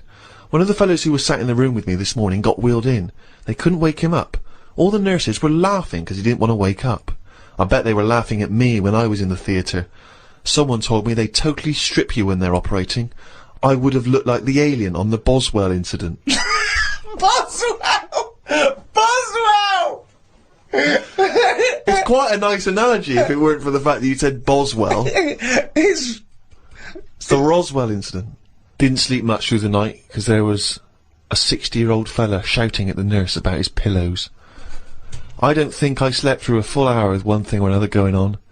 My bed was next to the toilet, so I kept hearing the flush. How do they sleep in hospitals, though? They wake you up to give you fucking sleeping pills and things, don't they? How do you sleep in there? It's always hot. It's always like 90 degrees. There's no air. Is that to make you drink water? I don't know what it is. There's no air. There was an old fella across from me who kept breaking wind. He didn't even try and cover it. He was just of that age where he didn't care. Just like, that's what I do. I'm in the hospital, leave me alone. What do you mean? Just, I don't know what was wrong with him. I talked to him because at first I felt sorry for him. I was a little bit like, you know, he's had no visitors. No one's calling him up, so I'll talk to him. But then he got that familiar with me that he'd just be doing it whilst I'm chatting to him. Just like he's my granddad or something. It's just like, oh, that's what he does. It's like, well, I'm ill as well. Stop doing that. Honestly, unbelievable. He didn't even try and cover it with a cough. It was just like, that's... With a cough! How would you cover it with a cough? Just non-stop. Got home and sat down. My pains are coming back, but the doctor said this would happen, that my insides are still in shock, so I need to take it easy. It's 9 o'clock. I'm in agony. I can't do the diary for the rest of the day. Jesus. So you may as well just tell us then what happened. Right, well, yeah, after that, went back in. Suzanne just got frustrated with me because I was rolling about on the floor and she was trying to watch Arthur. Right. So that was on the other night. I thought it was when you lodge her. So, and she said, look, if you're in pain, do something. She said, you know... You went and got a cold plate. Yeah. No, use an ashtray. Plates are for liver damage. She said, right, come on. Let's, I can't put up with this. It was like 2 o'clock in the morning. So we left the flat and what have you. Got in a taxi. He filled up on the way, which was annoying. He didn't. That is cheeky. That really, I mean, he could On the way to the hospital. So, because he's not an ambulance driver. Did you explain that to them, where you were going I to? was in that sort of thing where you just can't be bothered. Do you know what I mean? I was in a sweat and stuff. He came back with a scratch card and some barbecue. Briquettes, yeah. So anyway, he gets us there and he doesn't charge us, which is pretty decent of him. That's all right, yeah.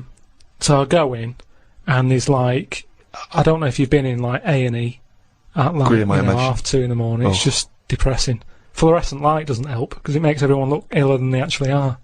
So in there was a woman who was just sat there crying. She wasn't holding onto any part of her body. She was just sat there whinging. And when you're feeling bad, you've got that going on. So you just want to tell her to shut up. There was a fella who was like moped over in a wheelchair that someone had just chucked in. Moped over. It looked like somebody had just sort of found him and wheeled him in. Nurse? Who's the guy moped over? So this gay fella came through. And, How do you know he was gay? Just the way he was. I'm not having a go. He was a good fella. Do you know what I mean? A doctor, you mean? No, he was a nurse. Right. And he came through and just sort of went, "Oh, how are you?" And I was like, "Oh, I've had better days." So he got As me you on mentioned in the diary, I remember the first time when I came here, they said the nurse might put a tablet up my arse. I thought the chances of that happening had just increased. Oh, Carl! Yeah, but I would have let him do it. Honestly, I was that sort of out of it. That Of course you'd let him do it. He's a qualified nurse. No, but the way I am now, say if it was just a tablet for sorting out my blood pressure, and I walked in there and he went, "Oh, hello," and he said, "Yeah, let's pop that." I'd go, "Hang on a minute." But what I mean is that night I would have just let him put 3 up. Honestly, it's just weird, isn't it? How your body just goes, let him get on with it, and you trust anyone, don't you? When you're in that much pain and you need. And they're a qualified nurse, yes. They gave me some morphine, and my sort of head caved in again like last time, and then the pain went. But anyway, just turns out that I'd had a load of like blood clots in the bit from my kidney to my bladder, and that was acting as a sort of a stone again. No, it's just, So it's that's just what- a scab, isn't it, where it's curing it? So. No, but all the work, when they blew up the kidney 4 times its normal size, so there was no hiding place for the stone. Yeah. So when they did that, it caused a lot of blood. It must have ripped the sides of it and stuff. And then that blood was in the kidney, and it went down the pipe and blocked it up a little bit. And that's the pain that I had. It was sort of had problems getting through all this thick blood that they caused. So the weirdest thing that happened when I was in there, right?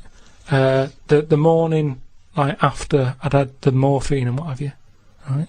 I slept pretty well, but I woke up and you have like a telly for your own bed, that you're allowed to use if you pay for it, right?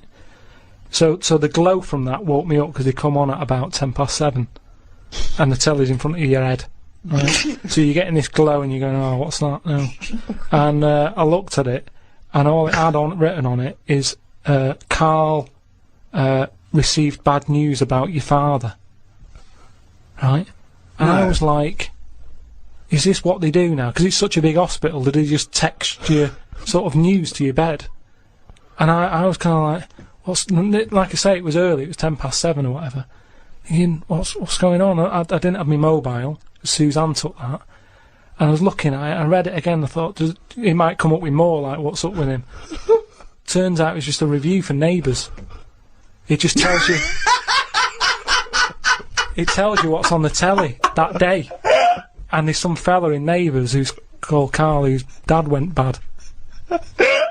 So that sort of woke me up a bit. I had a bit of a shock then. It was kind of like... So I was wide awake at like 7:15 in the morning because my heart went a bit fast because I thought something had happened to me dad. Karl, of course, has written a poem about the experience entitled My Ward. All I've done here, I've been through I don't know what the word is, a bad experience. Trauma. A trauma, yeah, I've been through a load of trauma. So I'm just finishing it off with a little sort of picture for people. Go on then. In my ward. It's called my ward. Me, a Chinese fella, and an old bloke who looked like Mr. Burns from The Simpsons. Don't know what was wrong with him, but breaking wind was the symptoms. No one visited him or called him. He seemed quite lost to me. As well as wind problems, he had a colostomy. Bang. When I left, I said, "See you" to the old man. Turned out the other fella wasn't Chinese. He was from Japan. I never found out what was up with him. You've got a little picture there, haven't you, of me sat in my ward. I'm sat there with that fella who I didn't talk to, the old fella who had wind problems. And that's what a poem is, isn't it? But the detail about you thought he was Chinese and he turned out to be Japanese, how is that evocative? That's just a piece of misinformation. It's just I like it. I imagine a lot of people make I that like same it because mistake. you know why? It's like he even makes digressions within his poem. Yeah. Do you know what I mean? It's like he could have gone back and erased that, but he didn't. He left that digression in, and I think that's great. It's very honest. Yeah. So, you know, you've done quite a few bits there from the diary, right? The other week you were saying a diary to sort of be famous and what have you, it's got to have a big event in it. That's a big event in my life, right? Peeps did a diary that had big events in it. You said about the fire on Pudding Lane. I had a kidney stone here. You write about puddings you've had. So, is that as big as... Is that a proper diary thing? It's a proper diary anyway. I think, personally, the 5 or 6 pages you've written about your ill health are genuinely interesting, and I'm sure, in years to come, it will be an interesting evocation of the NHS in this modern age, and how it is, what it's like to be in hospital. What other diaries are out there? Well, a lot of them are fictional, of course, Bridget Jones and the like. There are lots of memoirs, but to publish a whole diary, I mean, you can get... The two most famous diaries, I'd have thought, was Pepys and Anne Frank. But Kenneth Williams' diaries were published after his death. Many celebrity diaries have been published. Alec Guinness, people like that. And is that just their last year, or did they do it when they were doing a lot? Because if they're old and sort of not working well, a diary isn't that good. Well, often the moments, you know, prior to their passing are some of the most interesting. You see their final thoughts and final days. Yeah, but you say different things when you're ill. When I was on that table about to go under and you're thinking this might be it, different thoughts on the world. Do you know what I mean? Different priorities. What's the most profound thing that you thought that, you know, it was because of your illness? Just as I went under, the last thing I said to this woman was, "Oh, you look different with that on." And oh, you look different with a hat on? Yeah, it was a woman who gave me the injection, and she'd been round to the bed beforehand, sort of saying, "Right, you're allergic to this. Can you eat strawberries?" And I was a bit like, "Why are you asking me that?" And she went, "Well, no, a lot of people are allergic to strawberries." And I was saying, "But is there any trace of strawberries in the stuff?" And she's like, "No, it's just that a lot of people are." And I said, "Well, no, I eat them." And then she's like, "What about fish?" And I said, "I like some, but I haven't had them all." And and then she turned to Suzanne at that point and said, "Do you know of anything you can't eat?" She sort of said, like turning to the mother, yeah, when the child can't answer. But she was this woman, and she didn't have a hat on or anything. And then when I went down there, I didn't realise it was the same woman until I was lying there and she started to inject me, and I just said, "Oh, you look different with that on." And then I went out, and when I woke up, the woman sort of came round and just sort of said, "Oh, it's weird that was the last thing, like you said." And that made me think that could have been my last, you know, like fighting on the beaches or whatever. That could have been my little thing. You look different with a hat on, Karl Pilkington. Oh, God. In its own way, it's quite wise. People do look different with hats on. I think his last words would be something like, "Can this..." Yeah. Suzanne, can you drink bleach?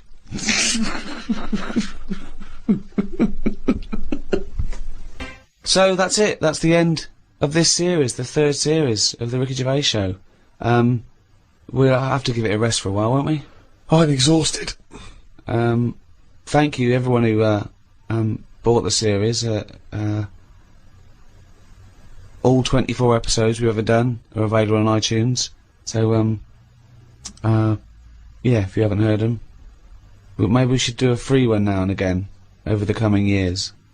Should we retire from podcasting and audiobooks? We've made our point, haven't we? I think we've made the point, yeah. I mean, you always leave them wanting more. And let's be honest, we passed that long ago. So, we may as well stop now, as good a time as any. Let's never say never, but for quite a while, it's goodbye from me, Ricky Gervais, Steve Merchant. Goodbye. And Karl Pilkington. Right.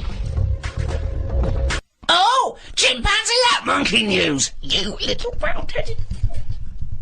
Right, years ago, people only drank water, didn't they? How long ago are we talking? Going back a bit. Okay. And it was just the norm, everybody was happy with that. It was kind of like, you know, what, you're thirsty, have some water. It was just what you did. And it was more of... Well, no, not only water. No, it was kind of like... they drank milk at birth, didn't they? Yeah, as a baby. But then you don't have that when you're older. What I mean is, there's more now, as we've discussed, there's more of everything. So I thought there was fruit juices and...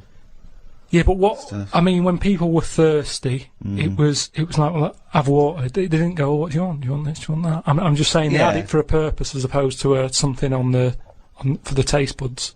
Right? Yeah. So anyway, so this town, right? It was in the middle of nowhere somewhere.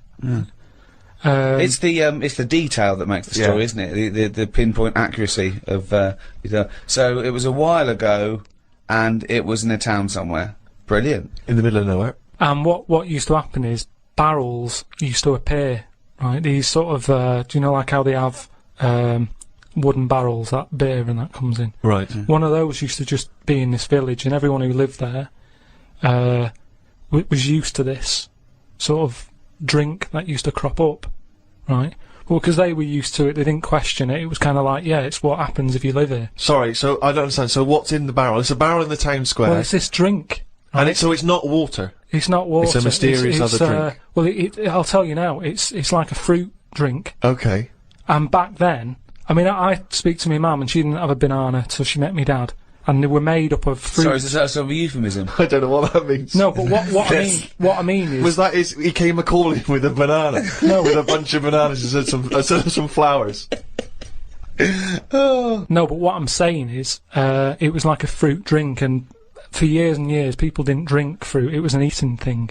Do you know what I mean? It was an eating thing. It was an eating?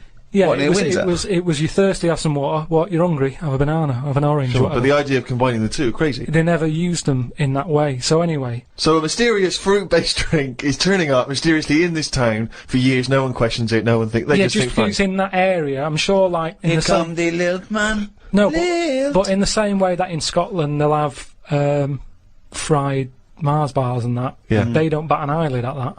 Yet when we go there, they didn't appear mysteriously. Did they didn't just appear one day. I assume they go to the newsagents, then take it home and pop it in some batter. But what I'm saying is they don't think anything's odd about that. But as time goes on, people have started travelling more, haven't they? Ooh. And you have visitors sort of came in to the town. And they were saying, "Oh, I'm a bit thirsty. Have you got any water?" And they were like, "I don't have water. Have some of that in that barrel." And they were like, "What's that?" And they go, "Oh, it's a drink." So they had it, and it was really like refreshing. And they were like, "What is this?" And they said, "Don't really know. It just crops up." Of course they did. No. It's what it's what you get if you live here. It's part of living here. Right. So they were like, "Brilliant. Do you sell this?" And no, they don't just sell it. We don't even know where it comes from. Just have some whilst you're here. We don't even know where it comes from. No, so the thing is, this helped the town out. That's before the monkey appears. This shit. Yeah. So all these people are enjoying the drink. Word gets out, and it went on for a couple of years. But they say it travels fast, doesn't it? If it's good news, it travels. If it's good news or bad news, it travels fast. Yeah. So news travels fast. Yeah, just news. Yeah, news does. So anyway, so some fucking monkey news doesn't. This has taken half an hour. So some big business fella who was on holiday. Any specifics? He was from Chicago. Right. Oh, interesting. And he flew How tall was he? Hold on, though. So, this is after Chicago was founded. Right. Yeah, Chicago's knocking about. Oh, they had loads of drinks then. Yeah, they had alcoholic. Coffee, tea, alcohol. they had every drink under the sun. Yeah, but not like every drink under the sun. Not like apple juice, grape juice, ciders, wines, So he came in. Oh, Chicago was founded. He came in. Probably 19th century. Oh, there's loads of shit about. And he was saying, this drink you've got here, he said, it's good stuff, you know. He said, whose is it? And they said, well, it just appears and what have you. And they said, well, that's a bit odd. So anyway, he got a bit annoyed with it, because he wanted to take it back with him to Chicago. He knew there was an audience for this. Well, yeah, because they got bored of tea, coffee, all the other drinks that were available. And that, yeah. So he waited at night. They've been around for years. Waited behind a truck. A truck. So we're in a motorised age. Oh, so at least 1890 something. I thought. And he saw this little fella bring the barrel out. How little was the fella? It's hard to tell in the dark, and they were quite far away. And the barrels, you know, it's hard to work out. Yeah. He was short. His arms were long. So they followed him in, right, and saw what was going on. Okay. like how it was being made. And they said, you know what, we can have a go at making this ourselves.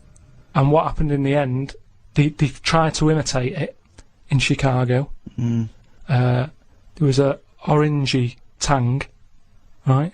It was made by an orangutan, wasn't it? And do you know grapefruit juice? They had like ape fruit juice that they were good at crushing the fruit with the feet and what have you. And that's how them two. So it was great ape fruit drink. Yeah. Which probably got abbreviated over time. Ape fruit juice. No, it was great ape fruit drink. It was because it tasted great. That is a load of shit, Karl. That is why we stopped doing it. Oh, he says he's got nothing in the flat. That's why he has to do a shop every day, because he's got nothing in the flat. It's easier that way, isn't it? You don't know what you're going to want to eat. But that's why you get you don't have a different meal every day of the year, do you? You rotate maybe a dozen meals, don't you?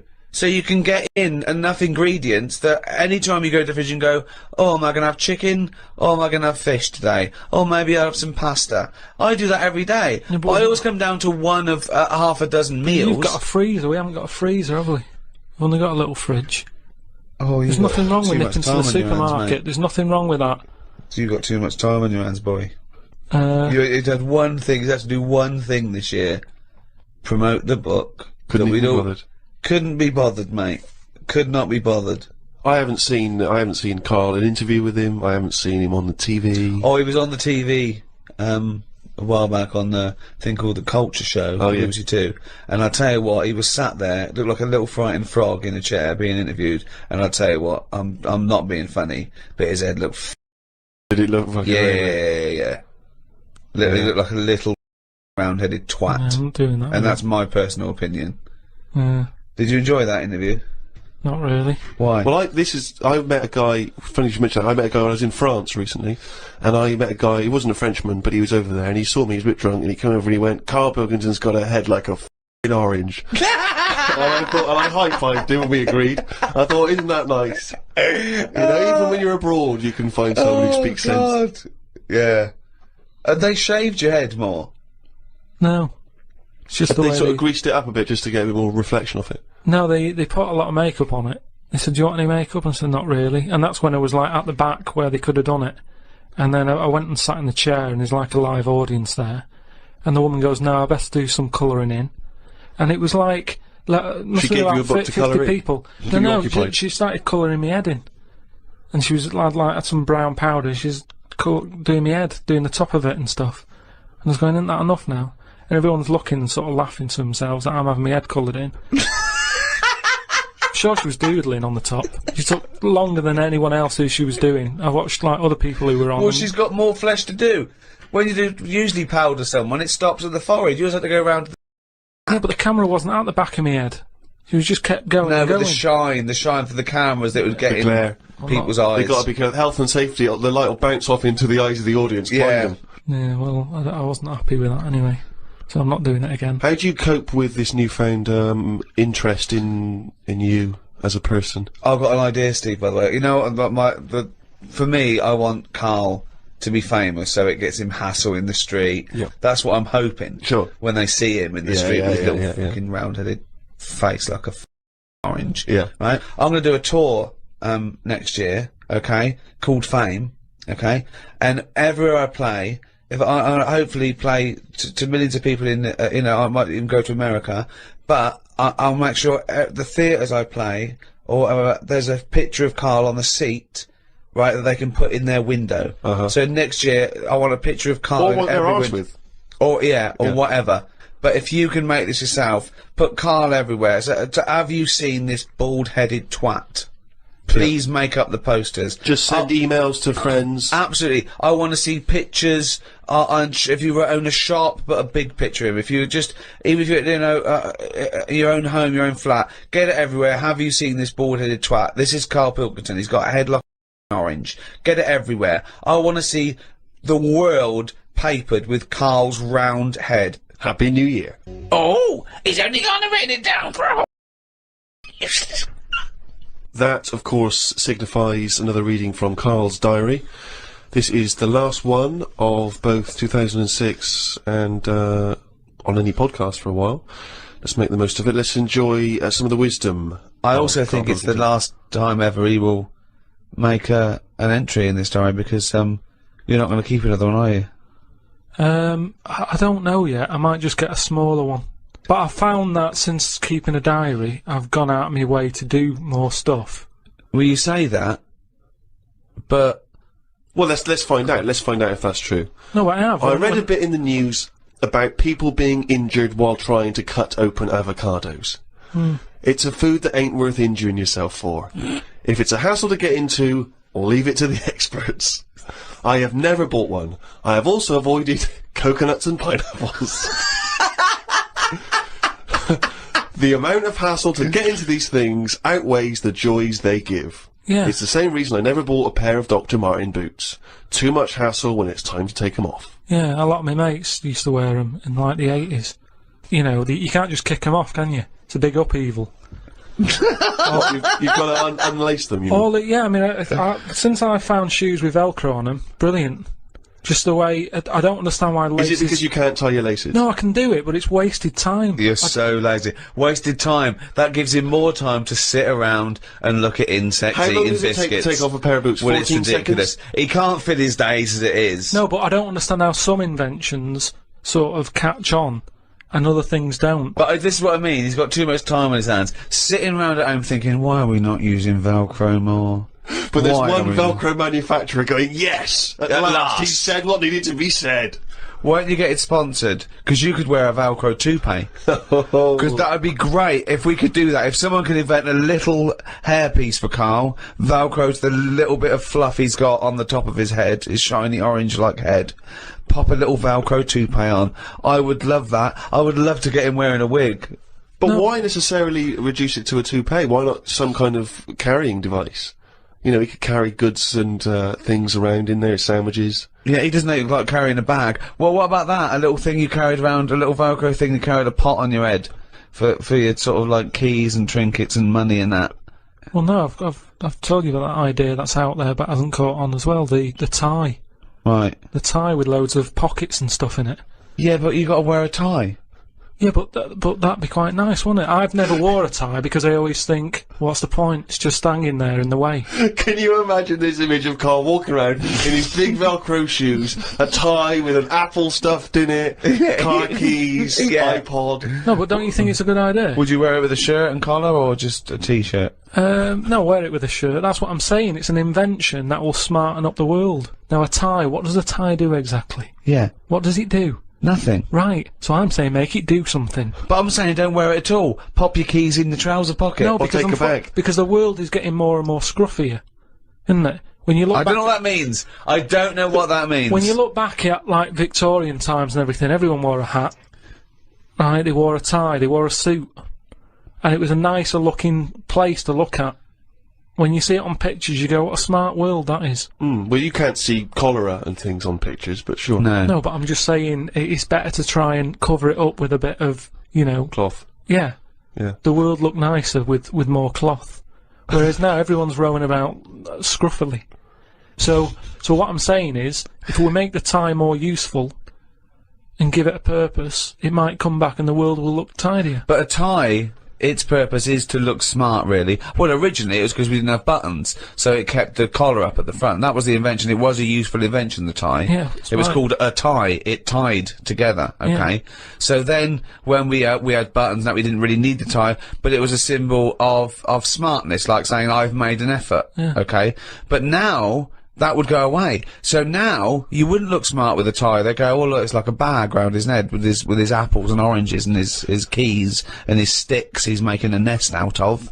So it would be scruffy. It would make the tie scruffy, so it would defeat the object. So now when you're carrying stuff around, I mean, crawling on all fours because you're shopping so heavy round your neck, they'd go, look at that scruffy all fours. Oh look, but look at his lovely head of hair. It's Velcro! It's a hat! Yeah, well, that's the other problem, isn't it? I can't go back to a wig now. My theory about reading old news is right. It's less bad when you know it's old. It was a story about a weatherman who was fired yesterday for having a nude picture of himself on the internet. But that happened 2 days ago.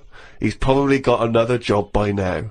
So old news isn't as shocking. Well, old news isn't news, though, is it? It's olds.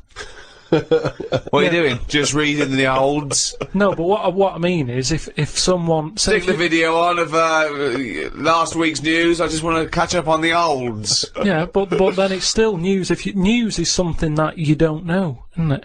If someone tells that's you everything to you. That's information, Carl, not news. Yeah. But news is information. No, And the key with news is the word new. No, I don't think it is it? It's just information, but they tell you at 10 o'clock at night. It's like, what information's gone on? Bong.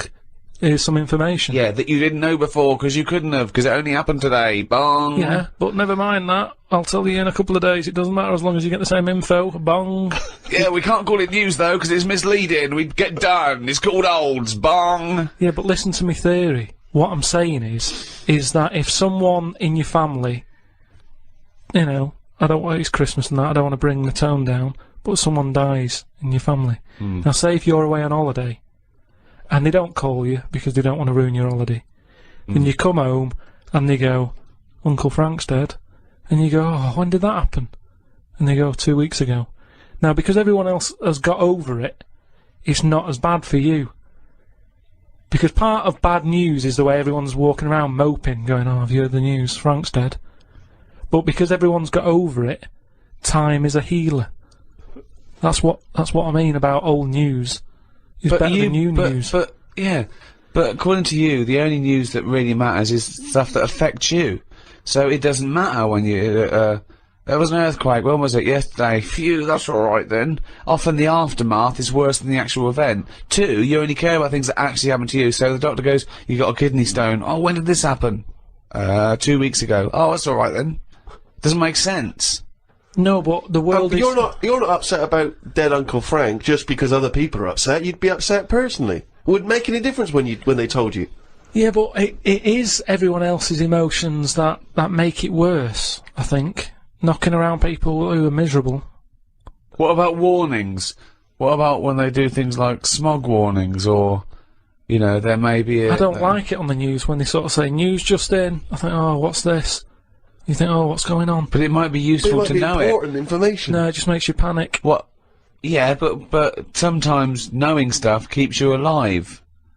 Yeah, I don't know if I like it. It's sirens, you see, I don't like sirens, do I? I've said to you, I think it's a scary noise. Well, it's meant to be, so you get out of the way. No, it's not meant to be. It's a sign to get out of the way. I'd prefer it if it... Like There's a voice. Hiya! Could you just move out of the way Well, it can be anything, as long as we know. It can be a chicken noise. But as long as you know Oh, that that's not going chicken to freak noise... people out. No, but it sort of make you smile. But you go, oh, best get out of the You're way. cycling along and you hear what sounds like a giant chicken behind you. And you smile, because you know that even though someone is burning to death, there's something clucking in my way. Do-do-do-do, whack! Do-do-do-do, whack! Oh, that's probably a guy having a heart attack.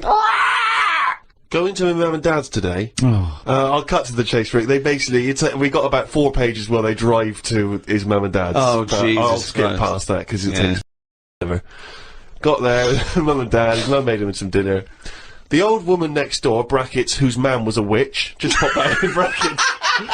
Just pop that in brackets. I think we've discussed that before, actually, the old woman whose man was a witch. Whose man was a witch? Yeah. Oh! The old woman next door has been worrying because she keeps seeing adverts on the telly about changing to digital TV.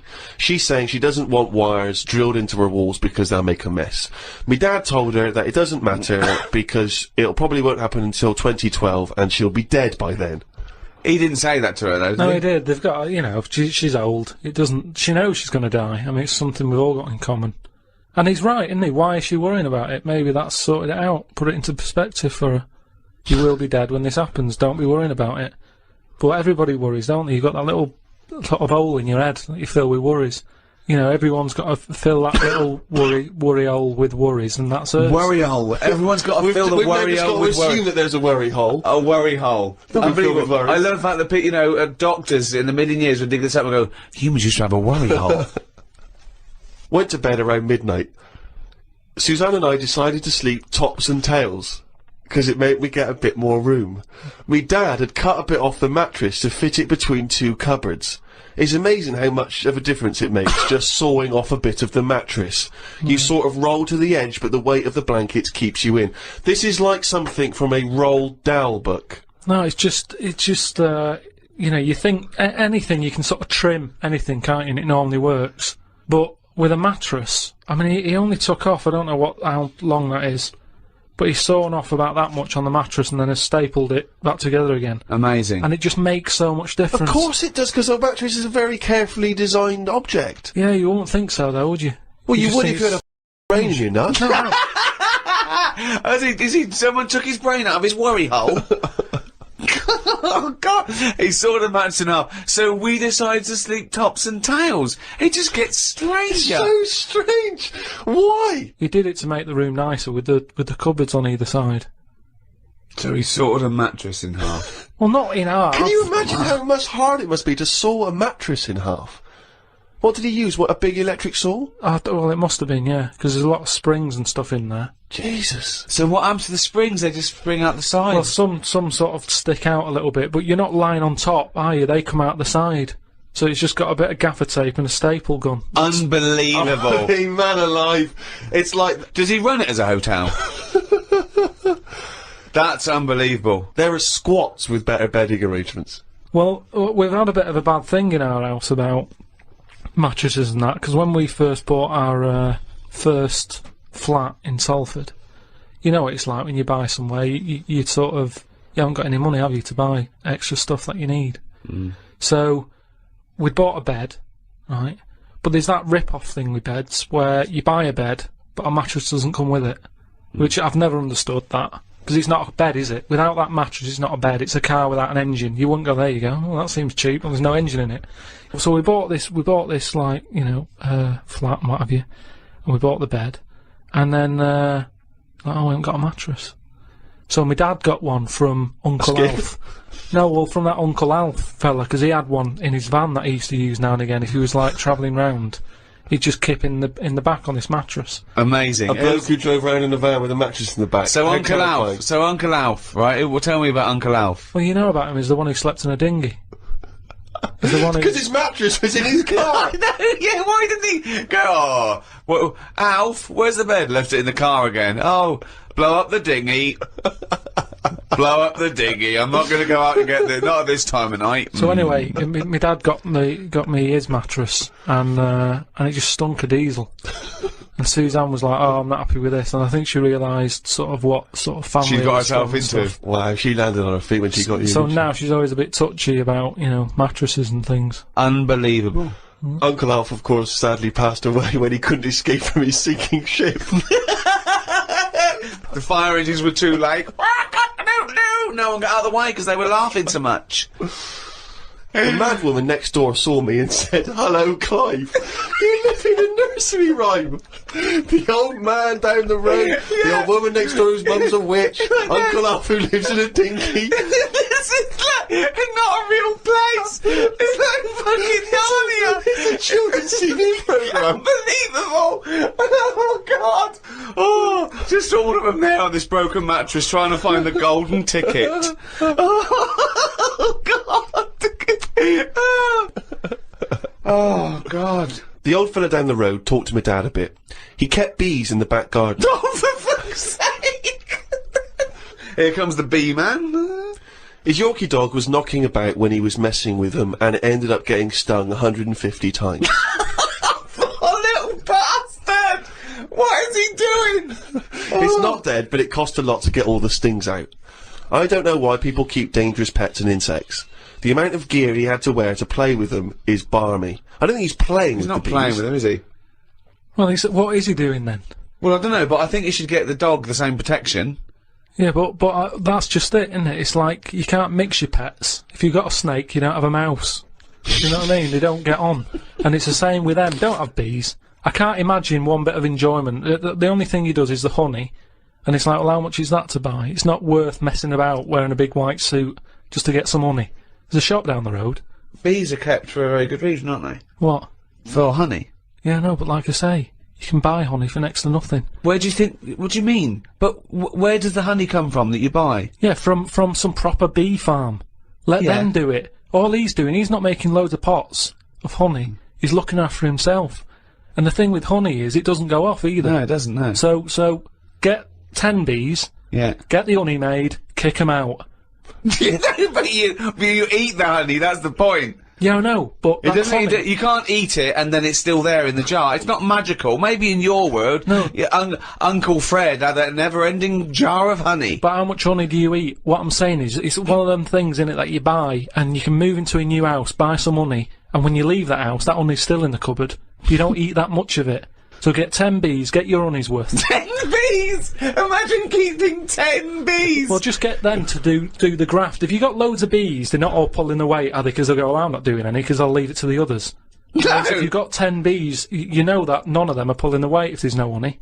That's what I'm saying. No, it's not a workhouse. Bees don't knock around saying, going, I got a bad back. Anyway, back to this reading from the Twits.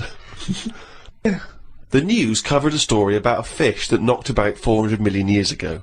It was 33 feet long and had a jaw strong enough to eat a shark in one go. All the dangerous stuff seems to die out, and yet things that you think wouldn't stand a chance, like worms, are still here, yet they have no legs or eyes. I saw a future human in the news article the other month about the future woman. She had 3 breasts. They looked alright. Well, no, that's not. I can't see how that's going to ever evolve. No, well, they say about how, about evolving and that. I read that, there's going to be ugly people. People are starting to go ugly. Yeah, they're still going to have bilateral symmetry, I imagine. I don't know what that means, but Well, I'll tell you now, right? They're talking about, like, people who are just like, you know, you look at them and you go, oh, look at the state of that, right? And it'll get to a point when we're all so ugly that no one will have it away, and we're just going to die out. Well, that's not true either. That's not true either. That is the biggest worry. Well, no, so... That's the world's biggest So worry. as we evolve and we change, our mindset doesn't change. We're still going, I wish we looked like they did 1,000,000 years ago. I don't fancy anything. No, but look at, look how things do change. But why are we all going to get ugly? I don't understand. It's just the air and stuff, isn't it? It's just, The air or yeah, the just, hair? you know, the air that we breathe and stuff, and the food we eat, everything's changing, and we're not going to look that healthy, and we're just all going to go ugly. You've only got to look at some stuff that's in the sea, and you think, look at the state of that. What's and that's got to because do with the human evolution? But the stuff in Because the they've been sea is around still longer. propagating. Yeah, but they've been around longer than us. But it's still reproducing, so your theory falls down. But they're deep down, aren't they, in the dark, so they probably can't see what they're having it away with.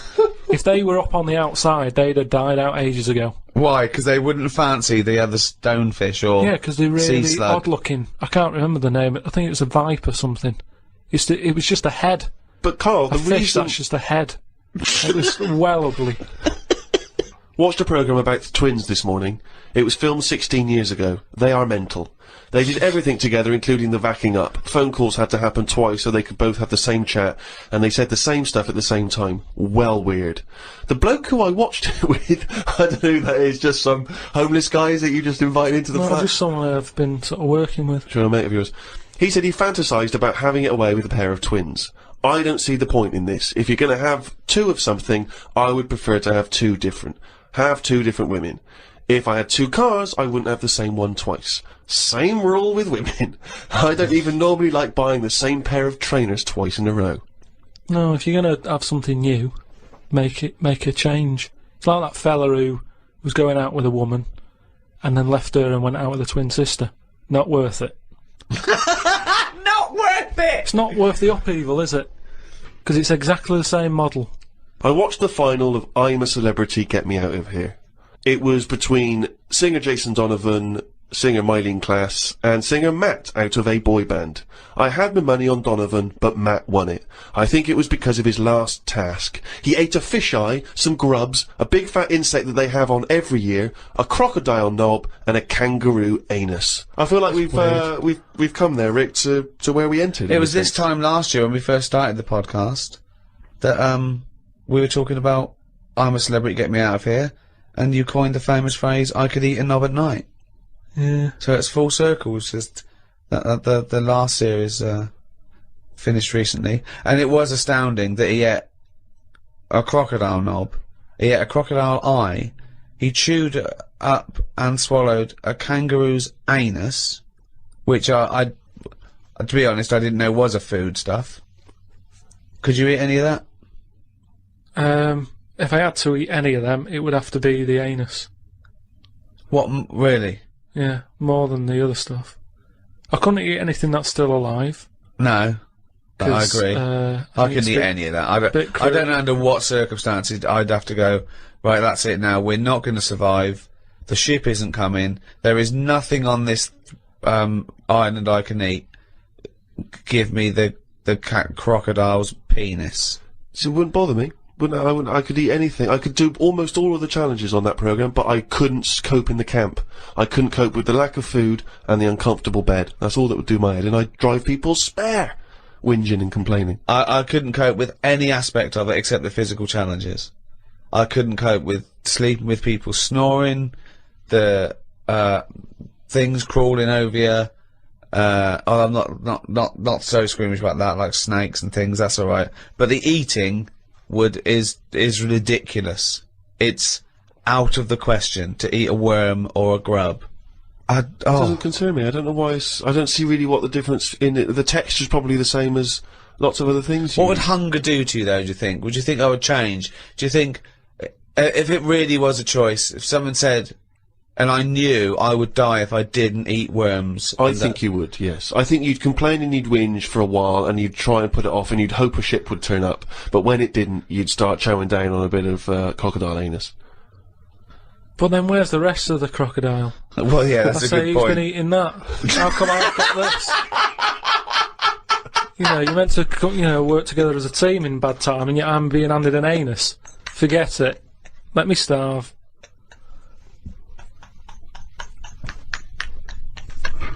Well, thanks for listening. That was the Christmas podcast. We should say the winner of the last competition we did.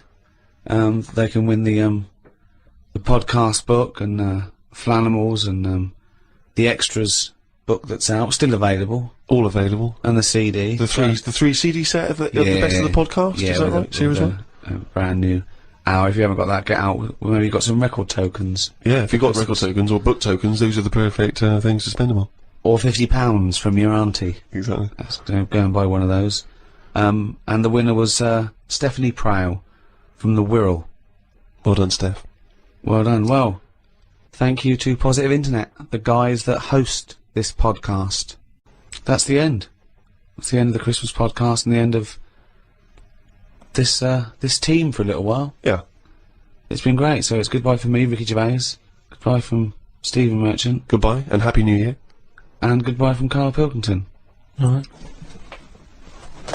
Alright. That was alright, wasn't it? Yeah, that's good. It's alright. What are you doing now? You got time for a coffee or something? I can't now. I'm going to the, the orphanage for terminally ill kids. Oh, yeah. I'm going down there. I'll go down there every Christmas and do you? Entertain them. Oh, well, I bet that's lovely for them. Yeah, no, I've actually written a song I'm going to perform. They see The Office and see that I sing in that. You've written a song for them? Yeah. Well, could we hear a bit? I mean, what... I don't want to put you on the spot, but you've got the guitar there, isn't it? Yeah. I wrote this for a kid. He's a brave little guy. He's only about 10, but it's heartbreaking. He's Don't cry, it's Christmas. Santa's coming soon. Though you ain't got a mummy or daddy, Santa's... We can't move in for everyone. Yeah, I would ask you now to not play that song. Oh no, too late now, they expect me. But I'm not sure it's going to be as well received as you perhaps hope. I think that's better than any gift, and I don't really want to give gifts because they're expensive. So. Sure. Hello, welcome to episode 2 of the Ricky Gervais Show with me, Ricky Gervais, Stephen Merchant. Hello there. And Karl Pilkington. Hi. Oh, yeah, I just feel bad about Graham. I feel sorry for Graham. Don't feel sorry for Graham. Well, he was a nice guy, and he absolutely was so badly treated. Took you into his home. He was going to give you everything, and you just didn't appreciate it, and was saving your family's life. And you just... I went for the other option. There's no point. All I'd be doing is letting Graham down. And as much as I didn't like him, I don't want to ruin his life. I don't know why you didn't like him. He was just not my type. He was a lovely guy. He wasn't a lovely guy. You didn't give him Why wasn't he a enough lovely time. guy? Just his ways, you know. I mean, you bond with some people, you don't with others. It had nothing to do with him. You barely even had a being conversation with him. Yeah, but you click straight away with people, don't you? You know when you meet someone, you go, yeah, they're all right. It wasn't going to work. If I was to go out with a gay man, Graham wouldn't be the one. Who would be? Who would be? Just someone who wasn't as in your face as him. Well, which Just celebrity? someone, What do you mean in your face? What? just sort of, just the way he was straight away. I wouldn't go to a club to meet someone like that. I wouldn't. Because I don't like doing that as a straight man. So just because I'm gay, I don't suddenly get into house Well, music. if you were going to be gay, what gay man would you want to marry? Probably someone who you don't know is gay. I don't know what that means. Someone who's just quiet about it, just get on with it. So if you were gay, you'd like a sort of straight man. No, because that's not going to work either, is it? That was my situation with Graham. But how do you know if how would you, if you were gay, why would you approach someone who didn't know was gay? What, so if you're gay, the only gay life you can do is by going to a club where it's a racket at 4 a.m. and meeting No. someone? No. Right then, so that's what I'm saying. Who would be your ideal partner if you were gay? Who would you like? There'll be someone who I don't know who's gay, innit? I don't know what that means. What do you mean it was someone who you don't know? Because is gay? I wouldn't go out with someone who's really like, oh, hello, and all that, with the shirt open. The Why tan. not? Because that's the equivalent of going out with a woman who's got knickers up her arse, and it's the equivalent. It's the in-your-face woman and the in-your-face man. I don't want any of you. Well, who do you want? Well, who was your sort of someone guy? normal. Okay, well, just say what your sort of guy is then. Do you want him to be sort of like a man's man, sort of goes, slap, he sort of, when you go to do something, you go, you dopey idiot, and he just sort of gives you... No, I don't want that. No, you want someone to go, oh, what's the matter with you? Do you No, make yourself you better? see, it's that- Well, what do you want? What do you mean that I'm asking you what you want. Petal. I don't Yeah, want what do you any of want that. in a man? I'm asking you what The you want. ones who are just normal, who just can talk, they'll go, all right, Karl, how's it going? Yeah, I'm all right, mate. Yeah, I'm good. Right? Well, Okay. what are we doing tonight? Watching Die Hard, if you want. Go straight to bed after that? Yeah. Oh, now it's straight in there. I love the fact he went from like not being sure to just like getting a man. But not great. It wouldn't be 4 a.m. I'd be living my life as I am now, Right. but I'd be a gay man. Yeah. Okay. So I'm Because just I'm trying me, aren't I? So that's Yeah. not going to change. No. Why would it? No. So I'm just trying to. Carl, all we're trying to establish what sort of guy you go for. Okay, we've settled that. If sorry about if any people feel sorry for Graham, sorry about that. But that's settled. What I thought we could do, Carl, on this the brand new 5th series of the Ricky Gervais Show, we're talking about things that have happened since we met, looking back, what have you learned, where are we going forward from this. I thought we could play Room 101, the popular TV show where people cast the things they hate into Room 101 forever. Room 101, of course, is taken from George Orwell's 1984. Room of all your fears and terrors, and so. Is there a copyright issue here? Can we just steal this idea? Well, yeah. Well, let's play Room 102. Clever. This is the room next door to Room 101, which is worse in my opinion. Is it? Oh, Winston Smith. He'd love to be in Room 101 if he went to Room. He'd go, "Oh, get me back to. I didn't know where. Oh, I didn't know I was born." This is much worse. So, Karl, these are things that really annoy you. Don't put in things like, cancer and racism. I mean, that goes without saying. They're already in there. They're already in there. All the terrible things in life here. This is just your little bugbears. The things that really annoy you that, Well, I actually did the real show and I put in things like, lateness. That's my bugbear. I can't stand it. I think I put in, parents who let their kids run riot. Parents who think that everyone is interested in their kid as much as they are. I remember I was talking about, this family, right? They were passing the baby around in a restaurant and it was like being sick and they were all shouting about it and I was thinking, oh, and I got onto, they were breastfeeding it, and at one point I went on this sort of like digression about a friend of mine who moved to the country, and the woman next door, sort of this hippie woman next door, about 40, one of those sort of like long grey hair, you know what I mean? Shave your legs and stop wearing flip-flops. Yeah. And they said, oh, we're just neighbours and we brought you round a rice pudding. And they gave my friend a rice pudding. And she went, oh, it's made from breast milk because I'm still lactating. And I went, thanks very much. And of course she went and they threw it away and washed the dish and gave it back to her. And it annoyed me. The arrogance of coming round and saying, it's rice pudding made my breast milk.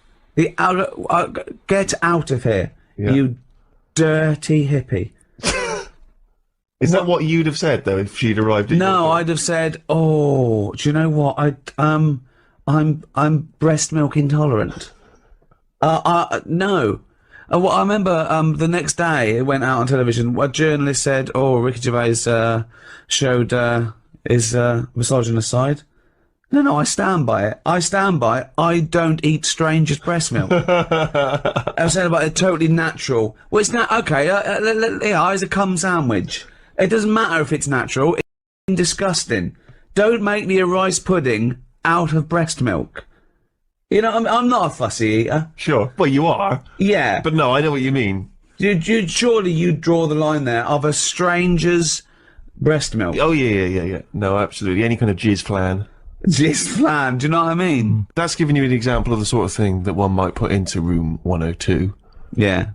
People who try and make you eat their breast milk disguised as rice pudding. It's quite a specific fear. Yeah. That one. Graham. Oh, come on. He doesn't deserve that. Slugs was in there. Slugs. So, then there's, you have to put a case forward, and me and Steve decide whether slugs go in, or whether they stay out, whether they've got a purpose. It's just because I'm having a problem with slugs at the moment. There's a lot of slugs coming in the house. Why? Don't know. They can get where, like, water can't, you know what I mean? Because they're boneless, aren't they? So I need a little gap. So is water boneless? There's not many bones in water. No, that's what I said. Yeah, but you're saying they can get somewhere that water can't. Yeah, no, they're even more likely to because they sort of move about and that, and they're looking for light. Water's just happy where it is. You understand what I'm saying? Why banish them all to room 102, slugs? Because they're harmless, aren't they? Yeah, but I also think, I mean, at the end of the day, they're happy wherever. So stick them in room 102. They're not bothering me, and they're happy. They're not bothered what the room is. No. This is a metaphor. Room 102 means they disappear from existence. There's not really a room where you put in slugs with people making rice pudding out of their breast milk. It's not really. No, it's not. You can't rent that room. We're saying, would you take slugs out of existence? That's quite a tough call, isn't it? Because everyone's going to have a go. But I don't know what they do. All I know is they're clogging up my piping. I had to go out and buy a plunger. I hadn't seen them since, like, comics when I was a kid. And I suddenly thought, I need one of them things that I always saw in comics. I never thought I'd need one of them in my life. It's 2008. I've got slugs in my pipes. So I went out, £3 it was. I had no idea what the going rate is for a plunger. Where did you go and get one? It's a hardware shop round the corner. So I went round there, I said, have you got a plunger? He said, what size do you want? I said, what size have you got? He said, oh, we've got 3 different sizes. I said, I'll have the middle one. So that was £3. And took it back, gave it a bit of a plunge. And I think it was slugs. Like, all, like, bits of black stuff came up. So I think it was slugs in there, like, broken up slugs. Well, hang on. It could have just been black gunk, couldn't it? No, it looked very sluggish. Because remember, I've had a problem with them anyway. I'll go to the toilet or whatever, look round, there's a slug climbing up the wall out of the shower basin thing. Are you sure it's a slug? Yeah, definitely slugs. I have to keep chucking them out, because I don't like killing anything. Right. I didn't want slugs with slug pellets. I bought some copper ribbon. Right, they don't like going over that. They don't like that. They get a little shock charge, yeah. But now that should be a warning. But instead, they're diverting. They've done a diversion. They've gone up the wall and across. Now it's like, that's a warning. That's like having a no trespassing sign. Yeah. And they're just going, bollocks to that. And they're getting in. And it's annoying me. And now you get to a point when you do say, well, if they carry on like this, I'll have to kill them because they're not. They're not playing by the rules. I don't know what they're doing. I don't know what the purpose is. They just sit there still. I don't see them doing anything. I was looking at one close up. Well, what do you want to do? Be light reading Rousseau? What do you want a slug to do? In the same way you see a bee collecting pollen, good, it's doing its little work. But they're ants carrying big leaves or whatever. But a slug's just sat in the They're middle all of the doing the kitchen. same thing. They're all doing the same thing. That slug is out. It's eating. It's finding food. There's no food. There's no food in our kitchen for a slug. Believe me. There's not enough there for me sometimes. But never mind a slug. There's nothing for it. Definitely not in the shower. What's it doing? So I told you ages ago about how they cause more problems than good. They eat cabbage, right? When they shouldn't be. They get in letterboxes and nick stamps. They don't nick stamps. They eat the stamps. They like the glue on it. Right. Is this a big problem though? Is there an epidemic of slugs eating stamps? But I think it is, and that's why they're so slow. I think they're sweating glue. And they're eating all them, and that's why they're sticking to stuff. Have you ever picked up a slug? Well sticky. They give off this glue. It's like all the glue they've eaten off stamps. They panic, and when they sweat glue. Sweat! Think of a slug! What do you mean they sweat glue? You're making up nature. This is like Attenborough, but made up. When you see a slug, yeah, you prod it, it gets nervous, it wants to run off. But the problem is, because it's sweating glue... It's not sweating glue! It makes sense. It's just the nonsense theory. It's just what I've noticed on them. Right, Rick, do you allow slugs in room 102? Well, I think we should, if they're going to be gone forever, then we should put a case forward. They're amazing creatures. If you haven't got them in your house, it'd be different. All you've got is people coming around saying, do you want some rice pudding? That isn't a world problem. That wasn't me. All right, whatever it was. No, but they're amazing. They've got two sets of antennae. The one at the top is for light, and the next one is that they can smell and get food in the air, just the slightest. What do they do for the world? They're food. If only. It's not good enough. It's not good enough. What do you mean? Like that's the ultimate sacrifice. Surely them being food for Who's something. eating them? Hedgehogs. Do they like them? Yeah, they love them. They love slugs. Do they? Yeah. The thing is, though, if you're always going to upset someone, aren't you? With anything I put in room 1 No, you just got to make a reasoned case, and I'm not sure that you've argued well enough. I'm just having problems with them at the moment. I've spent £3 on a plunger, and I don't like the idea that every time I get up in the night to go into the toilet, whatever, I've got to put the light on because I might have a bit of sluggage between my toes. Sluggage, a little bit of sluggage between my toes. But if you're going to put everything in your house that causes problems, what else are we going to have here? No, boilers? I'm not. It's just, at the end of the day, you only moan about what's fresh on your mind at the moment. And I haven't, I've got to go to the house, and I dread to think how many slugs are going to be stuck to the ceiling and everything. Right, okay, so we need to move on. So, you are not putting them in? I'm not putting slugs in. Alright, slugs have not gone in, Karl, I'm afraid. What's your next one? Okay, number 2. People who don't want to do what the brains would be better at doing. Right, okay, no, I'll get around that sentence. Now, tell me again. Brains that don't want to do what their owners are good at. Ah, so now it's the brain's fault. Before you said you were going to put people in who don't do what their brain's good at, but now you've changed that. Now you're putting the blame on the brain. Now you want to put in brains who don't want to do what their owners are good at. I like the fact that you own a brain. Okay, no, I just need a bit more clarification, Rick. Before you ask questions, can you just expand on that point, please, KP? Do you know, like... people decide what they want to do, right? Don't they, for a living? Mm-hmm. But sometimes they're not good enough. Right. You mean they have a dream and they can't fulfill it because they haven't got the or... Yeah, but that doesn't mean they're not good for anything. No. It's just that they haven't unlocked the thing that they're good at. Right. But, which is fair enough. You can't always find what's going on. There's a lot going on in the brain. Yeah. There might be something up there that you just never find, which is sad. Right? Right. But You mean you may never discover your full potential because you may never stumble across it. You may never have the means. Yeah. But of course, yeah. I only got into hospital radio because my dad was in hospital. So I found out about this thing and I thought, I didn't even know this existed. I want to go at Of it. course. So I mean, there's much bigger issues there that the poor working class people don't get the same opportunities. People in third world, when you're worrying about whether you're going to live through the next few days, you don't start thinking, I wonder if I can play the cello. Can I refer you back though, Rick? You made an interesting point there, but I fear that's not exactly what Karl was saying. I don't think that his point was quite that profound. Yeah, that's kind of what I meant. Yeah, I don't know. There was something to do with the brain not allowing its owner. Yeah, because that's the bit that annoys me. Fair enough if a brain hasn't decided what it wants to do, because you. What is this?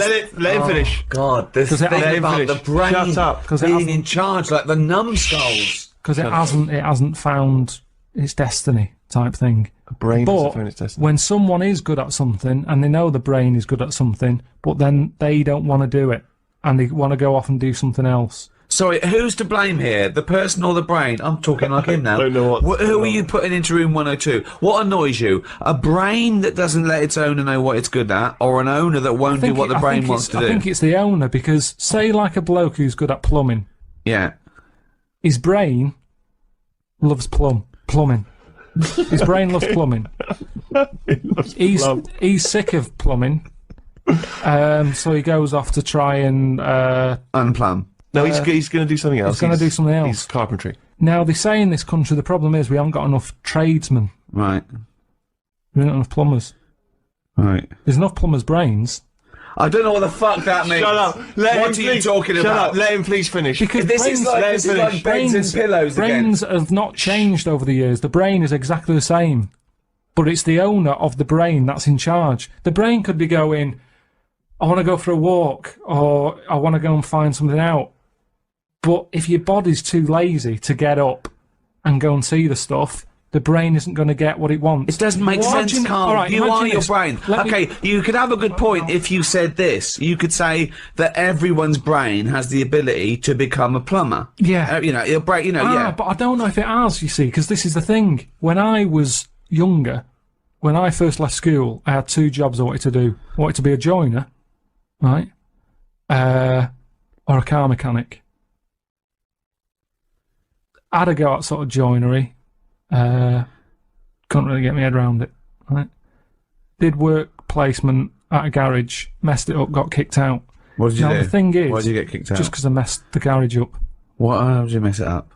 The fella he's a bit moody, this fella, and he just decorated his garage. And You are like the slug in this scenario, aren't you? He just, do you know, like they paint the floor and everything, make it with lines in it and everything like that. Right. What did you do? And he painted it white. You shouldn't have white in a garage. Stupid with all the oil about and that. It's not the right colour, is it?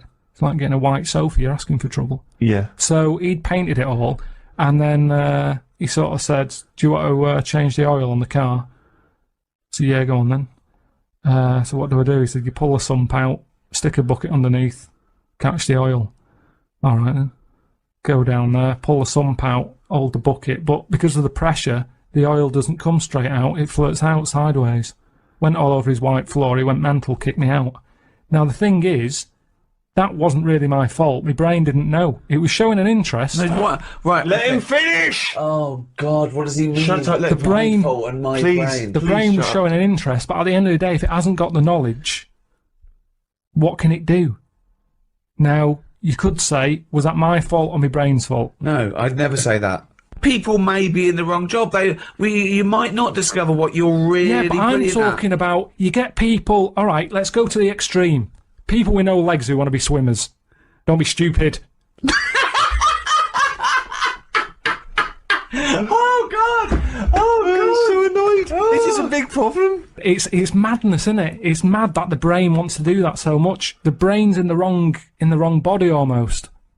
Yeah, are you with me? No. A plumber who can plumb is annoying when he jacks it in as a living, because there's other brains who can't do plumbing.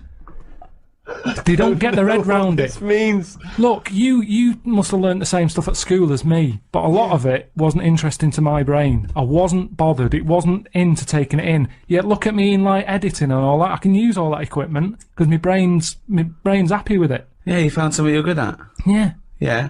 But why aren't I good at plumbing or joinery or being a mechanic? You're probably not interested in it. I loved it as a But kid. people do have different brains. People are different. Some people are more higher logic, lower emotion. That's you what know? I'm saying. Yeah, but I don't know what you're putting in room 102 because you're saying it's like this brain's wandering around looking to for a blame? body, and it goes, "Oh, I'll choose that body." Hang on, this body doesn't even want to do some plumbing. It's a matter of taste. It's just a sometimes matter of taste. It's good to do what you're good at and stop chasing a dream. This is the most complicated thing. You could just put in noisy kids. Like, Ricky, why is this is a brain that... Because someone else would have done noisy kids. There's no point everyone putting in the same thing. But I don't even know what your point is here. For example, what I put in were parents who ignore their kids running riot in a restaurant or on a train. The arrogance of them thinking that, isn't it fun? That there was someone to blame. I was basically putting in bad parenting, or there was someone. I wasn't going a brain who wanted to be a plumber, but the plumber didn't. I'm not putting the brain in. It's just people. If I had a really good skill, I'd hope that I'd use it. You don't know what you're good at until you try it. You might be the best drummer in the world. I know, but they're the people I'm having a go at. They're the people who I'm having a go at. The people who know they can do something, but they don't do it. So people who don't fulfil their own potential. That's a good one. Is that a better point? Yeah, that's what I meant. But there's nothing to do with this duality, this brain versus person. I don't know what that is. It's a weird thing you've got. A really weird little kink you've got, that you think this brain is another entity that lives in your head, that you own it, and you've got to become the master of it. Like some sort of weird dog. Who am I talking to now, Karl or his brain? We're both listening. Well, I will put in people who don't fulfill their full potential. Slugs are safe, but people who don't fulfill their full potential, you have got into room 102. Got a couple more things for room 102, Karl? My problem with me restless leg syndrome. Oh, yeah. If I could put that in. Right, okay. What is this problem? The problem I've got with my legs, how they sort of come alive at night. And what Tap are they out dancing, doing? bed knobs and broomsticks. Yeah. I sort of go to bed, I'm tired, and then I sort of nod off for about 40 odd minutes. Yeah. And then my legs go. Right. And I can't sleep. It's really depressing. I think it's actually affecting me sort of health-wise, because I'm not sleeping right through the night. It's like I want to And sleep. what does with me. Graham say? What does Suzanne say? Well, she's annoyed with it because she's getting loads of bruises. Kicking her. I did a little bit of research on restless leg syndrome when he mentioned it to me. And two little bits of information you'd be interested in, Steve. It is exacerbated and made worse by a sedentary lifestyle, Right. lack of activity, lack of exercise, and it can be alleviated with the opposite of that: exercise, leading a more active lifestyle. Which proves my point. No, You're no. like a slug. I do loads of walking. I make sure I do a good walk. If anything, it's because I walk too fast, because I tense my legs up when I walk. The doctor didn't say anything to do with that when I told him about ages ago. He said it was because I was eating ice cream. I don't know what that means. I don't know Because who this something doctor that's is. in ice cream, he just Is said, this the same doctor that said your nerves are too long? yeah. No, it's a different fella. This Right. is the proper doctor. But but yeah, so I've cut that out and it works for a bit, but now it's got to a point where I have to go to bed and I have my legs outside of the bed. I have to put my feet on the floor. What do you mean? What? I have to lie in the bed, like With your normal feet on the position, but I have floor? to stick my legs out and feet on the floor. That's insane. You can't sleep like that. Well, I do. I nod off, and then maybe in the night, when I wake up, my legs are back in the bed. So either they get bored, or they uncomfy, or whatever, Yeah. or they eventually get tired. But it's kind of like, if I have them there, it's like they think they're awake and they're being used. The only other thing I can do is if I lie on my front and then have my legs in the air. Well done. Whoa! You lie in the front and have your legs in the air. Like that. Say if that's my head. Oh, like like that. Like a scorpion. Like the front cover of Pulp Fiction. Yeah. Yeah, like that. If I do that, I think if I can get the blood out of my legs, they don't work the same. Is this advice from the doctor or? No, Was it this doctor? Was he from the 12th century? No, that doctor didn't tell me to do that. I sort of did it. You and just I thought wrote that works. that I nodded brilliant off. piece of information. Well, have you put this into the Royal Society of Surgeons? What? Well, this discovery that if you lay... No, it's my cure. I'll use it. It might not work for everyone. And so crazy leg syndrome is destroying your... Sleep. Right. And it's important to get sleep, innit? If you can't sleep, it drags you down. And my legs, they just come alive at night. It's like they belong to a runner or something. And they want to run. And I'm going, I just want to sleep. But why don't you run? Why don't you go for a run? Because it's late at night. Yeah, but go for a run in the day. Tire them out. Fine in the day. Tire them out in the day. Tire them out in the day. No, you don't. Go for loads of walks in the day. Loads of walks. So if you were to go, you go to bed, you got restless leg syndrome. If you were to go for a run, that would cure it. I've looked it up. No, it does. I do have long, proper walks. No, but if you immediately. If anything, it's like the legs like it, and they want more of it. It's like a puppy. You take it for a walk and it's jumping up and down. I want more walks. Well, you can't have a walk. We had a walk earlier. Go to sleep. They're fine in the day. Whilst I'm sat here, they're not probabling me. They're not what? They're not probabling me. Okay. They're not probabling me. He makes up words. They're not giving me any grief whilst I'm They're sat not here. probabling me. But when night falls, it's all going to be different. It's like they go, I don't want to go to sleep yet. Like It's like a voodoo little legs. kid. It's a kid who wants to stay up in case it misses something. Yeah. And that's why I just have to let them stay up. Stick them out the bed. I love the fact that you go to bed before your legs. Yeah. Oh, God. It's annoying. I mean, it's really... well, I don't know if I can put in your restless leg syndrome because, as I say, it can be easily cured. You could get up, you could do a bit of exercise, you could walk around. Yeah, but I've tried all that, doctor, and it doesn't work. Do you suggest anything else? Right, there's your problem. He's not a doctor. No, exactly. That's what I mean. No, well, I'll put it in. I will put it in if you try that. Next time your legs are outside the bed, say, okay, listen, I'm going to go for a run. Put on a sweatshirt. No, because put on some shorts. It's always late at night. I'm not going out. It's dangerous. Will you go to bed at 11:30? Yeah. Go for a run at 11:30. 11:30. 15 minutes. So, are they going in or not? No, because you're not... I'm not sure that you're doing everything for it. What's your next thing to try and get in room 102? It's a tricky one, this. Go on. It's people who think that humans are special. Do you know what I mean? But you think that? No, I don't. I don't think humans are special. I think some of us are. I think you get the odd one who creates something, and you go, that's amazing. But the way we say the human race is amazing, no, it isn't. A small percentage of it is. There's a load of numbnuts. And it annoys me how people say the human race did this, human race. No, it didn't. Let's name them, because there's only a few people who have done stuff that matters.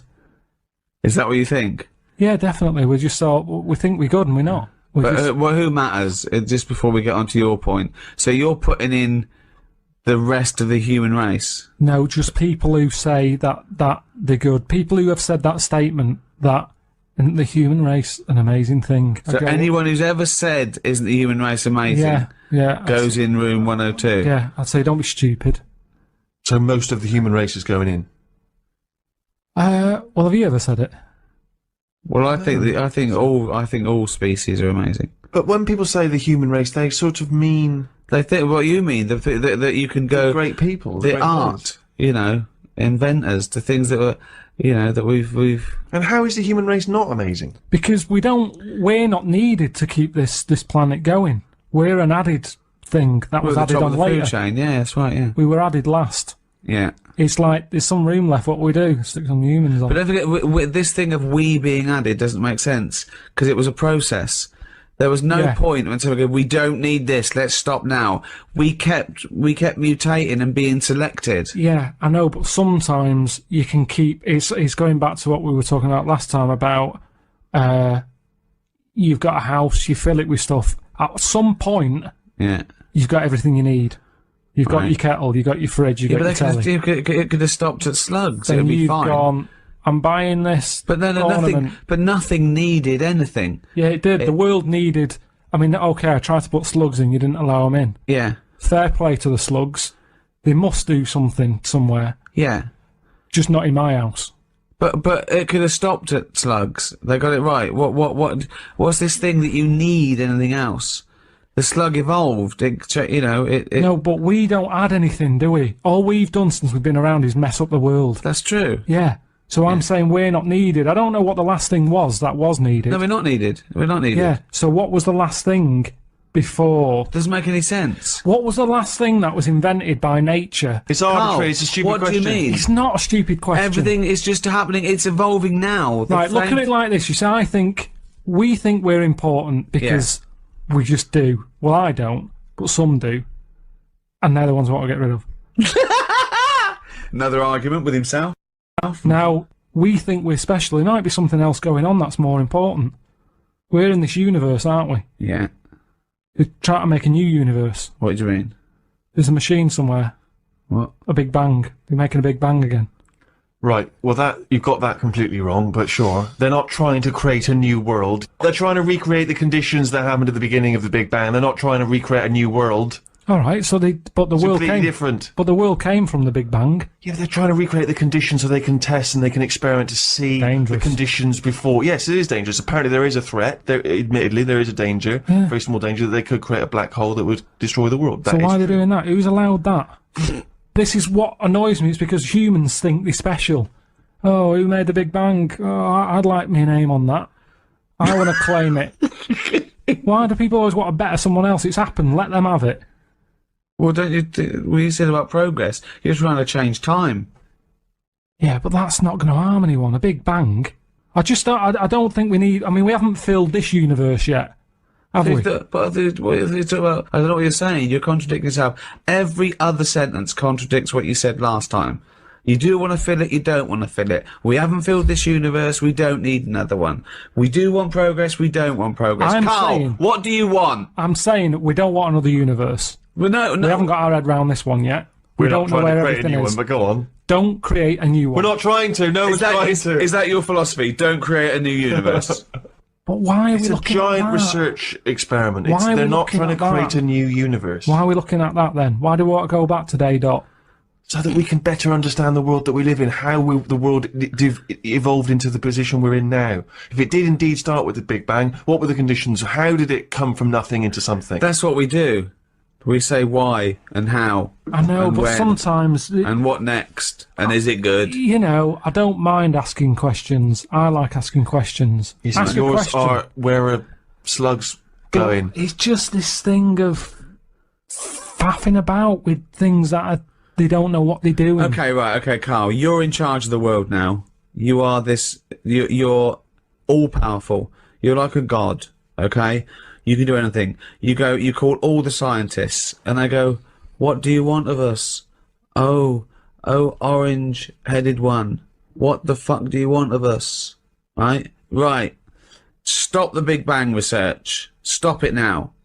Okay? Okay, drop your talk. Okay, good. Throw that away. What do you want them to do? The might of every intellect in the world standing before you, as far as you can see. Hello? Listen, everybody.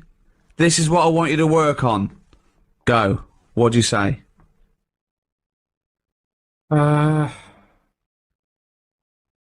I want to come in and... How long have they been working on the Big Bang idea? Forget it. You've got every science... No, but I don't just want to come in and poo-poo that, because they're going to... Poo-poo. They've done a lot of research on it. Hold on. You wanted to stop a minute ago? Yeah, I know, but you don't just come in, guns are blazing. I'd say, hello, everyone. You can do anything you want. Go on then. Hello, everyone. Hello, Karl, leader.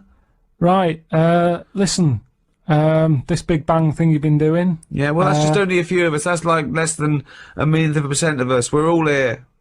Yeah. I've dropped AIDS research. I've dropped cancer research. Right, well, why have you dropped that? I'm working Who's on told you- you to do that? Well, no, we knocked off. They said you wanted to tell us something. We're all here. Every scientist in the world Well, is listen, here. where are you from again? Well, I'm. It doesn't matter. I'm from Cornwall. I'm No, looking at. what research are you doing? Oh well, I'm looking at what happens if you give Feminax to an owl. What happens? Well, I'm halfway through it. I got called away. Look, I'm really busy. What do you want me to work on? Who said they're doing cancer? Hey, Go back. Go back to work. cheers. Right. Okay, the rest of us doing stuff that you think we're fanning around with. What would you want us Listen, to do? well, I can't do it all today. What about me? I was doing AIDS. Hang on a minute. I was doing AIDS. You just wait a minute. Right. Okay. Why does cancer get to go back? Are you saying that cancer's a bigger problem than AIDS? You go back to work. So AIDS can go back. I'm doing restless leg Right, syndrome. can everybody but the Big Bang people leave? Think of computers. What about them? Well, I mean, that's in the last few years. 100 years in our existence. Okay, they've been dabbling with anything even close to a computer. Nothing before that. Yeah, computers are a good thing, and it baffles me as to how they came about. When you think a computer chip is just made out of sand. Now, for someone to come up with that, you go, there must have been some sort of alien involved here. What do you mean? Why do you think that? So I love it. So the frisbee, rubbish. Anything too clever? Well, it wasn't an invention, it was an alien. So there's nothing between frisbee and computer chip. What I'm saying is, it's not even an idea, is it? What do you mean? A computer chip, where's that come from? Oh, it's amazing. Well, it's astounding, yeah. So you think it was an alien? What are you talking about? Great. Because I can't believe that someone would go, right, I want to make something that will hold information and be able to do, I don't know, let's use some sand, we've got loads of that. You'd go, what, you don't... Well, that's what genius is, though, But isn't Karl, it? there's no alien involved. No, but when I say alien, I don't mean an alien came down here and said, oh, do you want to buy this? There could have been Yeah. a spaceship crash, right? Right, yeah. And there's all them rumours, isn't there, in that hangar. They've got the spaceship, they take it apart, they go, yeah, wheels, we've got them, yeah, steering wheel, and then they go, hang on, what's this here? And they find the chips, and they break it down, and they find Karl, the sand. but that as an explanation to human genius is nearly as ridiculous as the Adam and Eve explaining life on Earth. How could you tell that to someone without going red? I mean, I always worry about that, where people who believe in Adam and Eve, don't they wish there was a slightly better explanation? With all the evidence we've got, do you know what I mean? With all the evidence for evolution, that they think the Earth is 5,000 years old, and God made Adam out of some dust, and then he went, oh, I need a bird. It's alright, I'll make it out of your rib. Yeah, but there's loads of things that you go, oh, this is a bit embarrassing. I bet Charles Darwin, when he said we've all come from apes, I bet he sat at home going, should I tell him about the frisbee first? But the fact that sand makes computer chips is not the interesting thing. The interesting thing is how the human being discovered that, what am I talking about, sand makes computer chips, that silicon can have information put on it. But we're made out of oxygen, nitrogen, carbon, do you know what I mean? And hydrogen. But that's nature. You see, nature is amazing. You can't beat nature. Right? No. It comes up with some amazing things. Yeah, but man is nature. Don't forget that we're an animal. We're a brilliant ape. Now, it's clear to any sensible, reasonable, educated person that we did evolve from apes, or rather, we had a common ancestry, and that we're closest to the chimpanzee. We're actually 98.6% genetically identical to a chimpanzee, Karl. We're closer to a chimp than a chimp is to a gorilla. Genetically speaking. I just find that hard to believe when you Well, I'm telling you it's true, so what are you finding hard to believe? Well, your eyes, your own eyes are what sort of comes up with a lot of thoughts. No. One's eyes don't come up with thoughts. No, Two, but what I'm saying is, what you mean is through your own eyes, you look at things and make up your own decisions. So if there was no Darwin or anything, and I was sat somewhere and someone said, right, we're going to bring a few animals in, one of them's related. Right. They're all related. All right, but they're all related to you, but one's not so long ago, right? And they brought them in, and they lined them up, and there was a chimp stood there, and a gorilla, and what's another one? Orangutan. Right, yeah. Right, I go, the orangutan, send that out. I'll be first to go, so he's definitely not linked to me. See, I disagree, but there we go. That's just looking at you. Yeah. So the hair colouring, there's none of that in our family. Well, there's no hair. I like the fact that it loses out because it's ginger. So that's gone. Right, so I'm left with a gorilla and a chimp. Yeah. I would go for the gorilla. Well, it's a good guess, but you'd be wrong. So we are much closer to the chimpanzee, okay? 98.6% genetically identical. Think of that. We only differ on 1.4% of our genetic makeup. That must be the arse.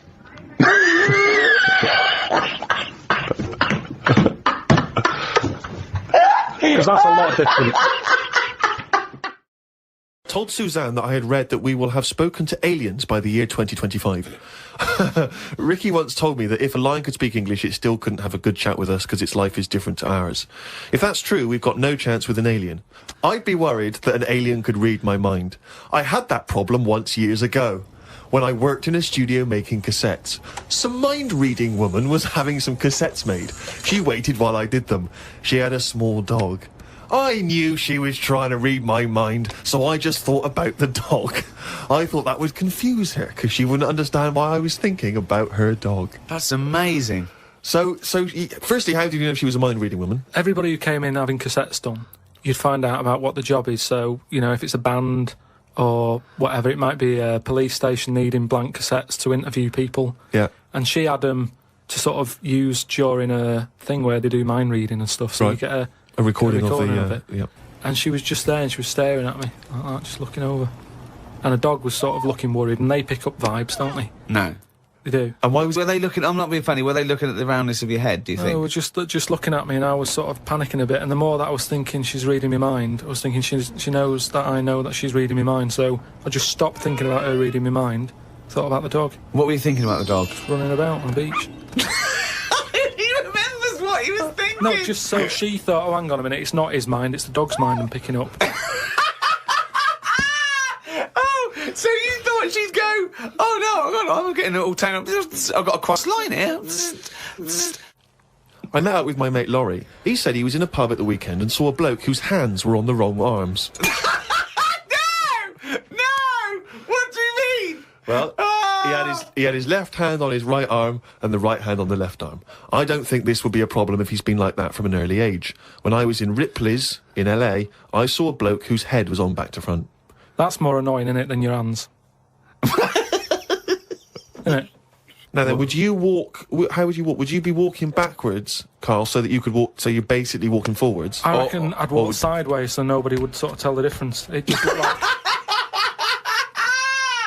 Oh, God! He solved it again! He's thought it through. Oh. Got home and read my magazine. There was a story about a baby that was born that looked like a frog. What magazine's this? That made the news, that was in a proper newspaper in the end. It didn't really have a neck or top half of its head. It would look all right if it always wore a scarf and a hat. The world would be a more interesting place if there were loads of different types of humans like there are creatures. Then some people would be good at certain jobs. Spider people, ant people, builders, cockroach people, dustbin men. Good idea, isn't it? I mean, Cockroach men, spider men, what are you talking about?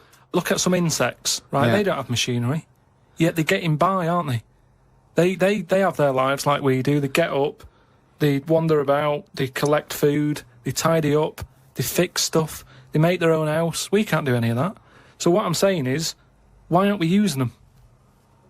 Why are these cockroaches with all these powers and stuff going about? It's all these powers. But how could we use them? How could we harness them? I just told you, dustbin men.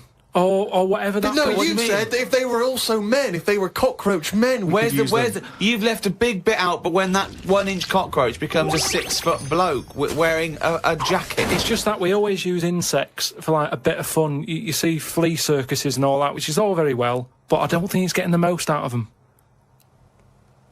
Woke up at 9:55 a.m. As soon as I woke up, I looked at Suzanne and she looked at me. I said, "Did I tell you about the immune system?"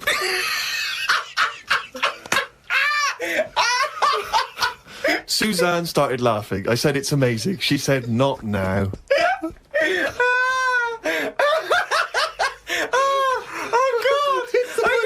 Springing into action, he zips up, his eyes are like... Did I tell you about the immune system? Oh, shut up, Karl. Put the kettle on. Oh, God! Oh, fucking hell! Oh, chimpanzee, that has only gone and written it down.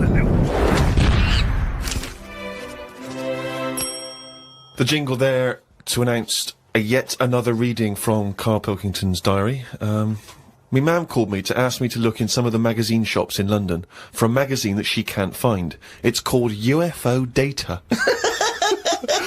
I said, I ain't heard of it. She said she's seen an advert for it in one of her ghost magazines. I love the fact that she can't even find the magazine about unidentified flying objects. Yeah. So we get a clue. She thinks, I think I saw something, but I don't know whether it was a magazine or not. So we get a clue there as to why you give any credence to this crap. Yeah, well, it's, you know, I mean... Mama Pilkington's into the same shit. There's a lot of space out there, isn't there? She said that this magazine has got news story about how Aldrin, brackets astronaut, has got some evidence that aliens exist. Yeah. I told her that I found out today that the days are about 36 minutes longer on Mars. We chatted about how this is how they are more advanced than us. Do you mean the Martians? Yeah, if they've got a longer day, that's more time that they're awake, working on stuff. Right, yeah, we know that makes no difference at all. No, it does. Think about it. Think about it. Look, think about it. 6 o'clock here. Yeah. People are going, see you tomorrow. I'm going home. They'll be going, oh, another half hour. They've got a longer day. Productive. And that's why they're able to fly. That's why they're whizzing around. It adds up, doesn't it, over the years? Christ almighty, what drivel! Suzanne got in from work at 11:30. I told her about the UFOs in Mars. She said she's too tired to chat. I said, does it mean aliens will be more tired than us, or do they get more sleep? I got no answer. I love it when Suzanne goes in. She never indulges in it scares her. Anything with ghosts and UFOs, she sort of... It doesn't scare her, it bores her. No, it freaks her out. Scares her. Okay. Read about a pub that is getting some stick because they've stopped a horse going in. It's been the horse's regular for ages, but there's been some new owners who've taken over the pub and they said they're serving fresh food and don't want a horse in there anymore.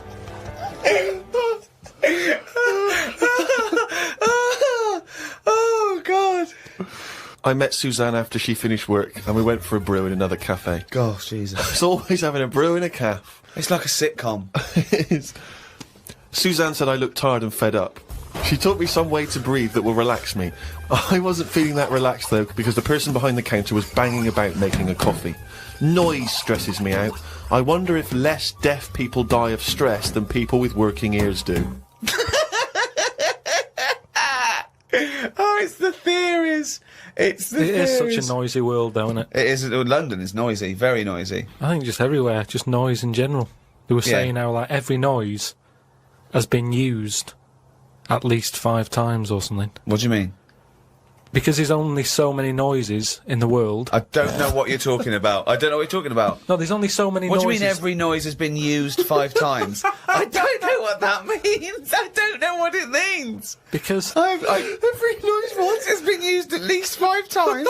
There's only so many noises. It's like a piano, isn't there? There's only so many notes. Yeah. And there's only so many noises. Right. But because there's so much stuff, the same noises are being used again. I don't know what that means. By whom?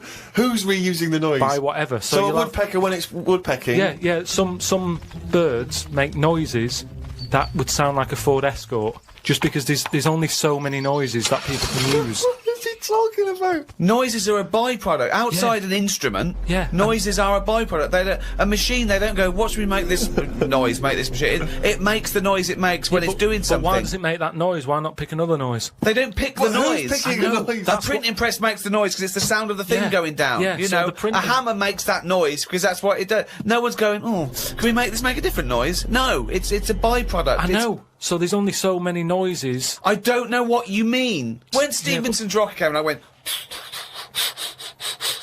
I went. Can you make it go? It's what. That's the noise it made. I know, but then, say like a new frog comes out. Oh, what do you mean a new frog comes out? They find a new type of frog. Right. It makes a noise, and they'll go, "Yeah, I knew it was going to sound like that." What are you talking about? Because there's only so many noises. No animal comes out and makes like a weird noise, and you go, "I've never heard that noise before." They go, "Oh, that sounds like a chicken," or "It sounds like a Ford Escort," or. There's only so many noises. What frog sounds like a Ford Escort? Well, No, but there there'll be can't be some many, animal. because you've used Ford Escort twice as an analogy here. So you're running out of noises. You've come up with chicken and Escort so far. I can't But explain the problem it. is, a Ford Escort sounds a bit like an Austin Allegro. So I know, yeah. And a chicken, you're ripping off the turkey, you cunt.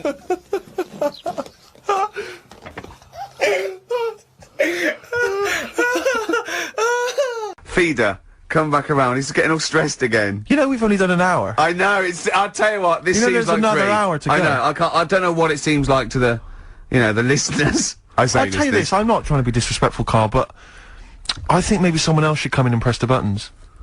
Because I'm not sure you're across it. I don't think you can concentrate on talking and working at the same time. I'm not sure you can... Walking Yeah, and it's, eating. for you it seems as a Oh, bit no, like... don't say that. Look, he's gutted. No, there's a lot of gone wrong here. I say throw this desk out and get a real one. Seriously. Well, I think there's a Fisher Price one you can buy in Argos that might be worth but getting. we got there, but we were stung because it was second hand, this one. But, this is like the Mir space station. I mean, it really is falling apart. Get a new one in. Let's not, I can't believe it. Look at that. Look at the library. Look at the gaps in the library. Let's not go on about this, because this isn't good. What? Whereas that quiz was. Whereas that was good radio. You can join in and stuff. But the for that. problem is, Karl, why do you rush to do it? I told you before we should practice these things. That's how Although, it's to be done. fair, Steve, I haven't got time to do anything, so at least Carl's coming up with stuff. But I don't mind, running What other through with ideas it have you while got? you're having a kip outside. Really? doing What the other ideas have you got? Have you got any other ideas, Carl? Because you've got another hour, but have you got anything at all? I've got that feature Educating Ricky, which is a bit of a play on words as well. Right? Do you know the film, Steve? Educating Rita. Yeah. I'll see what you've done. Go on. I'm doing that, and I teach Ricky stuff. What do you teach me, Karl? Well, I've got a few different topics. Go on. Do you know, like how you taught me about Hitler and Che Guevara and Winston Churchill? Mm-hmm. I'm going to come in with topics every week, and this week I've got Ghosts? No, hanging bacon is one of the topics. Say that again. Hanging bacon. Hanging bacon. All the titles. Francis Bacon. No, all the titles are sort of named to sort of tease you and get you more interested in it. Hanging bacon. Well, you've certainly intrigued Go me. on. What's another title one? Hairy Chinese kid. I'm gonna go for that one. If there was a university degree with that title, Yeah, no, I'm gonna go for hairy Chinese kid. And I the think. final one. Yeah. Alien gives man a beard. Right. alien gives man a beard. I am gonna burst. Right, listen, Carl, you've got to tell me. Right, first, let's do it in reverse. No, we're not going to do it now anyway. What do you mean? We've got to do it now. This is the first interesting thing you've said in an hour. Okay, the listeners have just been subjected to rubbish and mistakes and everything for the last 6 months. Please, we've got to do Alien Gives Man a Beard. What is that? Tell us that. Right. Sorry, this is just you telling me something, is it? This feature is you telling me something. Well, teaching you something. Educating Ricky. Huh? So, are we playing it now? We're already into this feature. Well into this feature, are we? Yeah, I suppose we are, yeah. Should there not be a jingle or something? Yeah, can we have a Well, there's jingle? no point, because look, I come up with ideas and you dismiss them straight away, so I'm not wasting my time making stuff. Right. If you don't like well, okay, let's play Educating Ricky. Right. Brilliant. Go. Right. so- Ding-a-ling-a-ling-a-ling-a-ling. Educating Ricky. Right, what we going for then? Hanging the bacon, airy Chinese kid, alien gives man a beard. I think alien gives man a beard. I'd like We're all to do excited that. about Right, there's this fellow, I think it happened in America, and he saw a bright light in the sky. And, Carl, if you're bored. and he stood there. it. This is a true story, is it? Yeah. He stood there, Yes, of course it isn't, Steve. and he saw this bright light, and it came closer and closer, and it was a UFO, right? Yep. And he looked at it, and it disappeared, right? And he gets back in his car, He looks in the mirror. and he looks in the mirror. Yep. He's only got a beard. He has. You sure it wasn't someone else who got in the car? And he was still standing out there? No, right. What? And it turned out, he got home and said to his wife or his girlfriend, it's a bit weird. So I just got out of the car to look at a bright light, and I got back in the car and I grew a beard, and she said, never mind your beard, where have you been for 3 days? And what had happened is... He passed out because he was pissed? No. The UFO had taken him for 3 days, but he'd only thought that he'd only looked at it and it went away. Yeah. But what had happened is, he took him, and he grew a beard because he hasn't had a shave. Right, okay. I mean, was Will Smith or Tommy Lee Jones anything to do with this at all? Did you see this on a video, maybe, and thought it was an educational film? No, it's from a book that some kind person sent in to me. Here. Can I just ask again, just again, I'm just throwing this right back at you. Do you think there's any other possible answer here? Right, a man is absent for 3 days from home. He's the grown a length beard. of time that it could take to grow a beard, lest we forget. What if he hadn't actually seen a bright light in the sky? What if he was lying? What if he was lying? He'd got knocked unconscious. He'd had a car crash. Just any lying. number of No, other things. just lying. Or he was just lying. Yeah, he'd been on a bender, getting pissed for 3 days and that with was his his mates. excuse to his wife. And they went, Dennis, what are you going to tell your wife? Well, wait a minute. Wait a minute. He's not going to believe I was out with you lads. Just say you're only away for a minute. No, I wasn't away from it because of the beard. Oh yeah, look, it looks like you've been out for 3 days. Well, we have. That's exactly right. Okay, we've got to cover that then. Alien abduction. Great one. Okay, let's try that. Do you see? That's a little scenario there that could have been played out. So, when you say educating Ricky, what have I learnt from this? Never listen to you again. That's all I've learnt so far. Never listen to you. Yeah, we'll add a little bit more in here, right? Well, no, what do you mean add a little bit more? We'll add a bit more to this what I'm educating you about. Go on. Right. There's only a law in America that says if you touch a UFO, you're going to get done. Now, why would they make a rule? I don't know that... Do you know, like, all their rules have a carry? Carl, I genuinely do not know what you're talking about. Right. Do you know, like, how here they might have... Do you know what... I have no idea. Right. Okay. Do you know, like, over here... I'm listening to Capital on these headphones. I got Foxy on from yesterday. Right, let's bin that. No way, it's great. No, I want to hear about Airy Chinese Kid. Let's play a tune. Okay, play a tune. Come back with Airy Chinese Kid, definitely. Some doors. Yeah, I just thought I'd go back, take it back to the 60s. This is a tune that a friend of mine sent If me. you touch a UFO, you get done. Soul Kitchen from the Doors. Shambles today, this. Definitely love this, surely.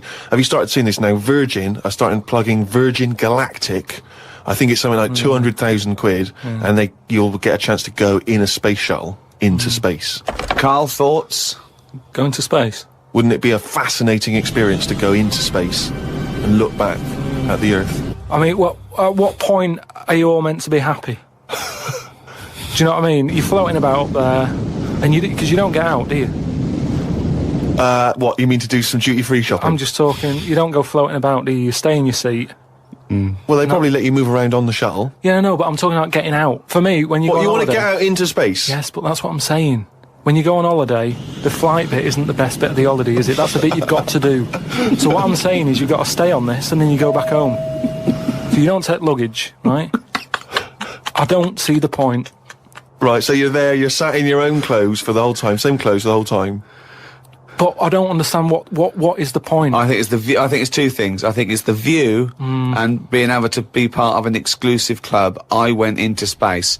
It's all that thing about man conquering nature, and you're one of that elite few that have managed to pop up, see the world from a distance that no one else can see it from, and then pop down. All that way just for the view. Yeah.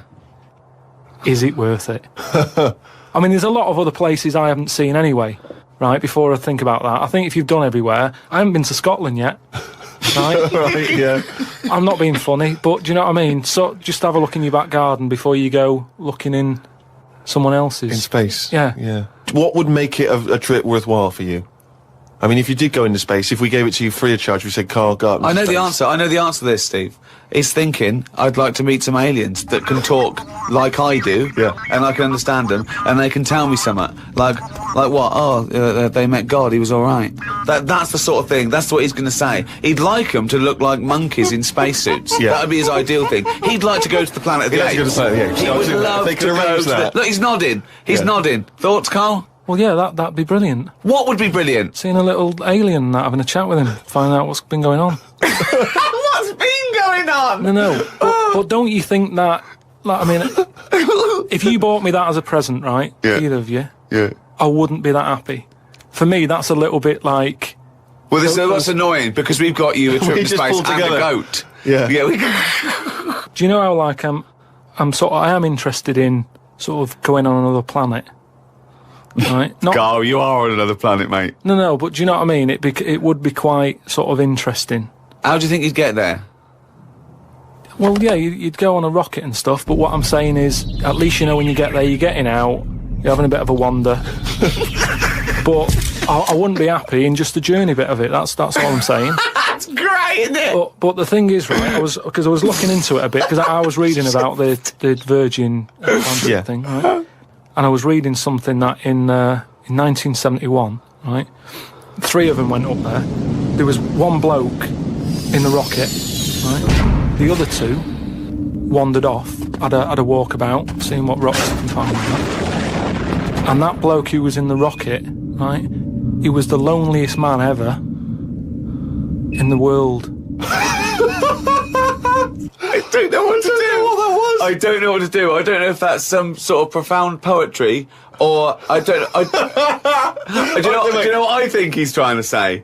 He's trying to say he was, by definition, a human furthest away from all other human contact. Yeah, that's what I said. Yeah, okay. No, you said loneliest. Loneliest evokes an emotion. Yeah. But it's like he started crying and writing poetry and listening to Morrissey records.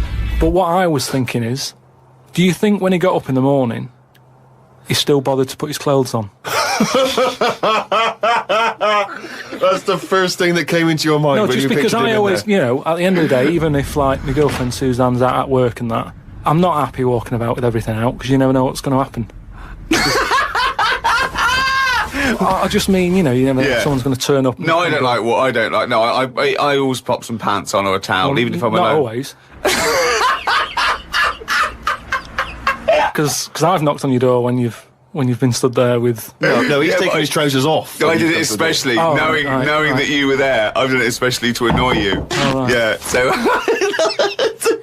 But do you know what I mean? Do you think he was walking about the rocket with his tackle out?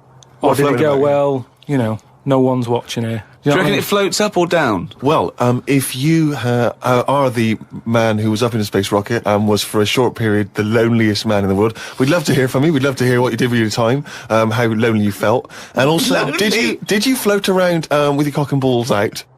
Let's accept, right, that at some point about 13, 14 billion years ago, there was nothing. There was no space for the nothing to be in. There was no darkness, no light, nothing. Okay, literally nothing, except what is nearly a point in space that contained everything in the known universe, okay?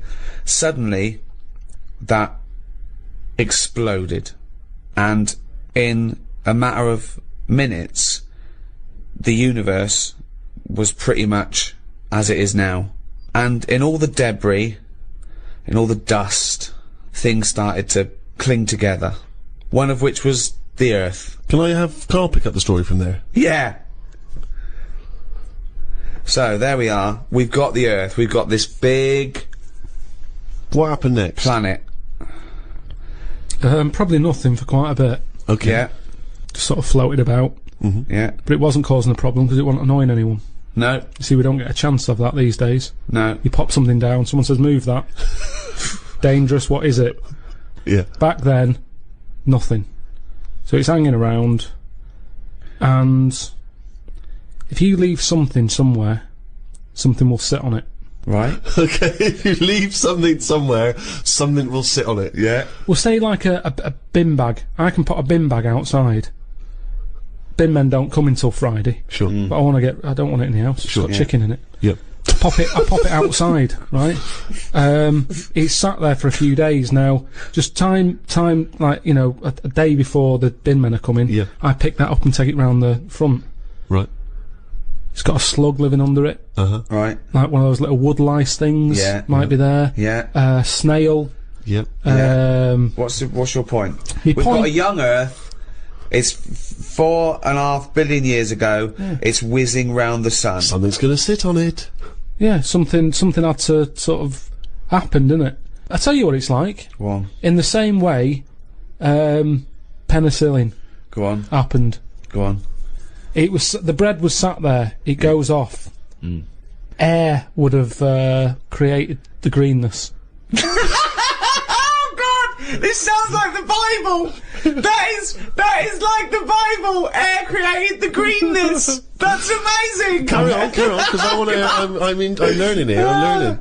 And once you've got something, that leads to otherness. Oh, this is like a monk who sat down. Oh, We're all sat cross-legged listening to the wise old man. I know. What are you gonna do? I'm gonna write a thing of how everything was created. But hang on, carry on, because Really? I'm interested. Yeah. So where What- are we? So we had greenness, and now we've got So something. the air created the greenness, and then what is it? Then we have what was Just it? otherness from the otherness. greenness. Because once you've got from greenness comes otherness. once you've got one thing, others come. Yes. The air created the greenness, then you got otherness. If you create something, others will come. Build it and they will But come. it's sort of right. I'm not saying I agree. No, but tell me, take me on. Continue this story, because this is fascinating. So where are we now then? What if I was to stand on the Earth at this moment in time? What would I see? Not that much. You wouldn't want to stay. But there's greenness. Little patches Little of greenness. patches of greenness. Okay. Little bit of rubble knocking around. Bit of rubble. There was a bit of rubble. Okay.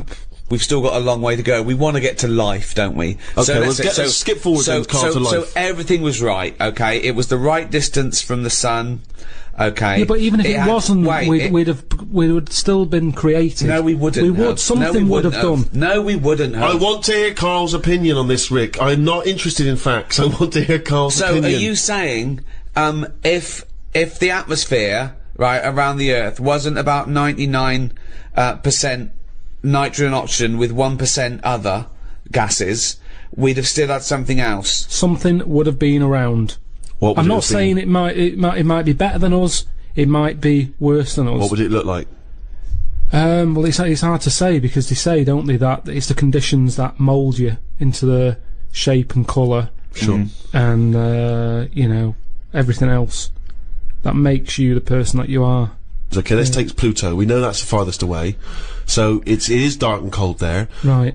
How do you imagine the creatures that will develop there will Big look eyes like? and hairy. But how did they evolve? How did they evolve, though? Because we they evolved. can't just- Hang on. You always say animals change to suit the conditions. I'd have thought if planet's dark, you don't need eyes, because things that live underground or at the bottom of the ocean, they don't have eyes or colour, because there's no point. Yeah, but what I'm talking about, are we saying we're living inside Pluto or on the top of it like we do here? Why would we live inside Pluto? There's Well, I wouldn't- it couldn't support life, full stop. But this is one of the most ridiculous conversations we've ever had. He's seriously considering whether we Everything live is based inside or on outside. a ridiculously false premise. No, Karl, we're listen. saying now that the world's overcrowded. Right, There's too many people on it. right. We're running out of houses. People are living in basements. Now that's only one step away from being molish. We're already going underground because we're running out of space. Being molish. Okay, Yeah, right. that's Come not- on, keep. Hang on, let him. I want to hear his point. Is that Here. like being Amish? So Go what see you're the saying? Polish people, they don't acknowledge the crust of the earth. So you're saying within 5 years there's going to be sort of mole-like people living in basement flats with no eyes. But hold on though, according to you, the lower they go, the colder and darker they go, the hairier and better eyes they'll have. Well, it depends now. I was only saying they'd have better eyes if they were on a dark planet where they're outside, so they still have to look out for things that they could trip over. If we're going underground, That's their sole concern. That's the whole evolution. Is what we don't want to trip over. I don't want to graze my knees. You've got knees. They got them on Earth. Coincidence, isn't it? Hub. what I'm saying is, right, and I've always said this, Go on. we are not the same as the first man that nature made. No, we're not. No. And that's where we went wrong. And if we didn't interfere, we might have been more suited to the conditions now. And in aura. I'm cold. She doesn't want double glazing. Why not? Just because she's worried that when people come round and sort of knock on the door, she won't hear them because it's all sort of double glazed. But they're knocking on the door. No, but she said that she didn't like a bell. It makes her jump too much. Well, how do they get in now? Well, it's a thin door and thin glass. You hear it. It's not like soundproof like double glazing is. What? So they have to knock. They knock like that on the door, and she can hear that because it's like a wooden door. Why are they going to double glaze the door? Is it a glass door? No, they want to put that PVC door in with the thicker glass. She's scared, but you don't want a doorbell because that alarms her. But the knocking is fine. The knocking's fine because you get to know knocks. Why don't they have a bell that when you press it, it makes that noise? Because they haven't done that yet. Well, maybe that's an idea. You could do a sample of a like that. So when they press the doorbell, she hears. That's easy, that's done. You could sort that out for her. Well, I don't want to start getting dragged into it because... But why don't you tell her, say, Auntie Nora, have double glazing, be warm, be safe. Hear the knock of the bell on the doubly door. This is it though, isn't it? She wouldn't be around now if it wasn't for people interfering, coming up with tablets, making weak people live longer. Right. You're annoyed at that. You're annoyed. I know, he's such a fascist, isn't he? Auntie Nora, a weak person who has been allowed to live. No, eugenics is where you'd be happier. Do you recycle and not leave the tap running and turn off lights because you're worried about a child born in 100 years' time? No. No, because I don't think. At the end of the day, we have to face facts here. Go on. The world is old. Hold on. Right. Okay. The world's old. Really old. And it's the same as if you've got a gran who's 70. Yeah. There's not much you can do for her. you can say you're warm, but at the end of the day, she's still going to be shitting her pants.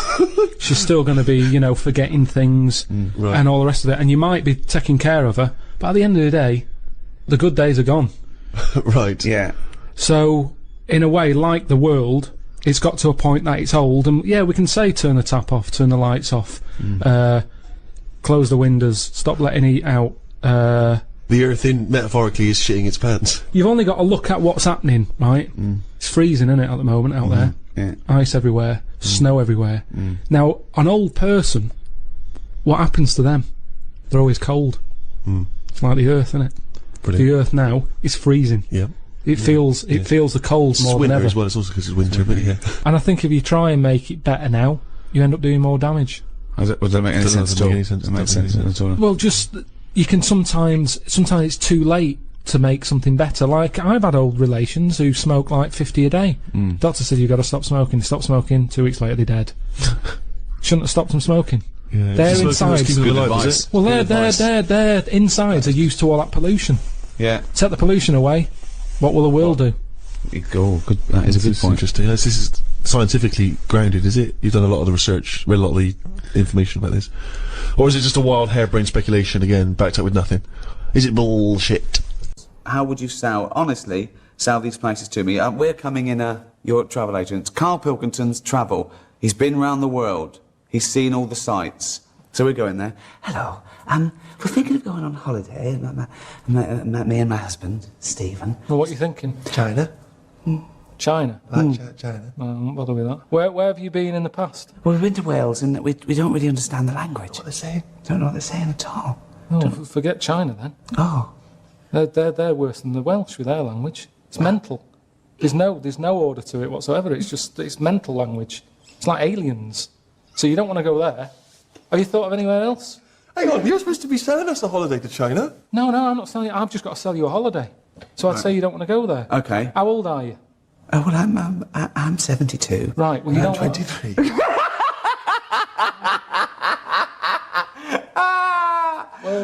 To be quite honest, I thought he'd be a bit more virile. Even though he's 23, his penis is actually 102. Why did he have that put on? Why did he have it put on? Is this any use? I don't know what this is. Oh, this is a break. Oh, I'm sweating. Well, now time for one of our regular features. Monkey News. Do the jingle. Oh, chimpanzee that monkey news. What we're doing here is just giving you a bit of monkey news that's gone on, right? Where a monkey's been involved in it. Good little story in that. Yeah. Are you familiar with the one that went into space? the first sort of thing they ever sent up there before man did it and all that. You see, this is what annoys me with it really. Armstrong gets all the glory, but do you know who went up there before him? A monkey. Yeah. And what happened is they taught it what buttons to hit at the time it needed to hit them, and the way they did this was like give it bananas. It was like hit the red button, and it hit the red button, they'd give it a banana. Right. And they go, right, reverse is the green one, hit the green one. And then they do that and go, there's a banana. And then they go, right, hit reverse, and it go and get a banana. Right. Hit the red, so it was taking commands on like headphones. Right, but how were they Is giving it that the how banana? you learn to do radio? How were they giving it the banana? What do you mean? No, this is before it went. You wouldn't just go and put a monkey in it and go, there you go, get on with it. They'd sort of put him in one of them capsules that you get. Yeah. And they were on headphones. I don't believe this happened. Well, I'm telling you the story now. So the monkey I don't think they trained it to do anything. I think they sent it up there and he put electrodes coming out of it to see what. It wasn't any of that. They did a thing like they do, like they can with animals. If you give something, like a treat, you can teach it how to do it. It's just like a dog, isn't it? It's called Pavlovian conditioning. However, that was to see if it would salivate or go over to a particular corner, not if it could control a spacecraft. Next one up. It's the next one up. As far as the monkey's not sat there going, oh, I'm a bit under pressure here, it's a rocket. All that's knowing is, I'm getting a banana if I hit that button. That's all the monkey's thinking about. Right? They wouldn't put billions of space dollars. How can they be sure that it's going to press the button at the right moment? Because it's got headphones on. It's not like willy-nilly. It's not just like pop it in there and see. But what's to stop it from just hitting it any old time? Because it's a monkey and it's not a human. Because he's trained now. But anyway, it's trained. It's fully trained, yeah, So what happened is, anyway... Oh, this is absolute rubbish. They pop the monkey in there. Yeah.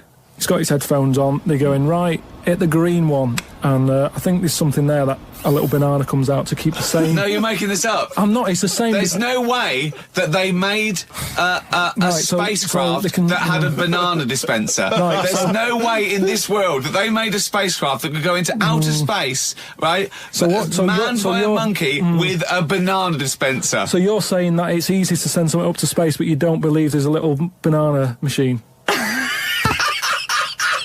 Right, okay, so it comes to the launch day, monkeys sat in there, everyone's ready, bananas are stocked up and all the rest of it. They go, right, hit the green button. Right, and the rocket goes off and what have you. No, they would not make the monkey launch the rocket. Carl, you are living in a cartoon world. So the rocket goes off, right? This is absolute bollocks. It's all going well. I don't know what you're going to... It's not going well. There's no way a monkey launched a rocket. There's no way a monkey launched a rocket, you idiot. It's all going on, so they go and hit the left button and it goes a little bit left. Button! Right, well-known spacecraft command. This is Houston, hit the left button.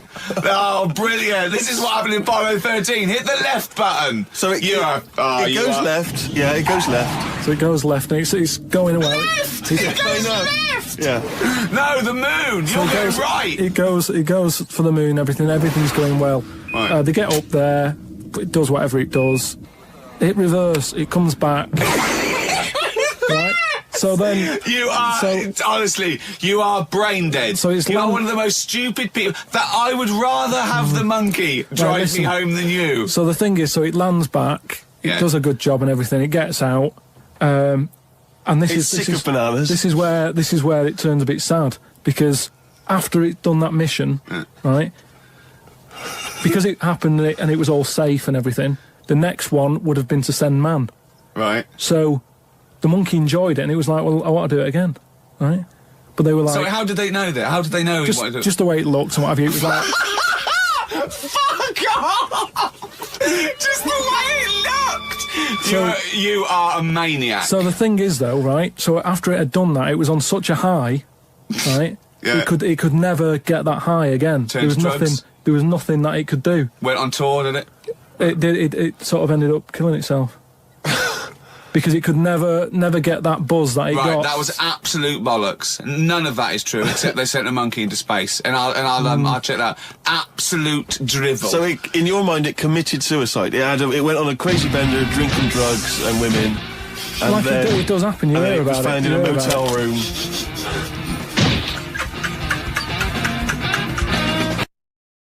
So, Karl, if you had to go to a new planet, Don't worry about starting life again. They've got sort of like these breeder clones that do all that, but you can choose 6 people from this world to take to start this whole new world, okay? So you need, you know, as I say, you don't need to So worry what's about... happening here? Is this... It's going to be wiped out, okay? It's going to be wiped out, but there's enough on this spaceship for you and 5 other people, okay? And they've got them there. They've got these sort of breeder clones there, so it's going to be populated. You're going to have the workers, the drones, everything like that.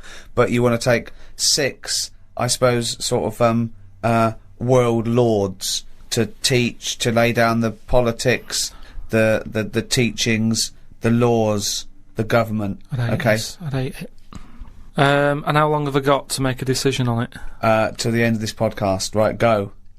Who do you take? Who's the first person you take, and why? And where are we going? Mars?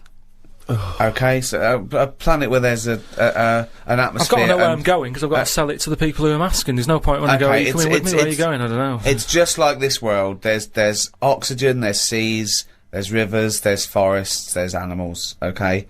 But we're going to populate it with the human race, and you can choose 6 people to lord over this new kingdom. You want the best people for the job. Yeah. So, who's the first person?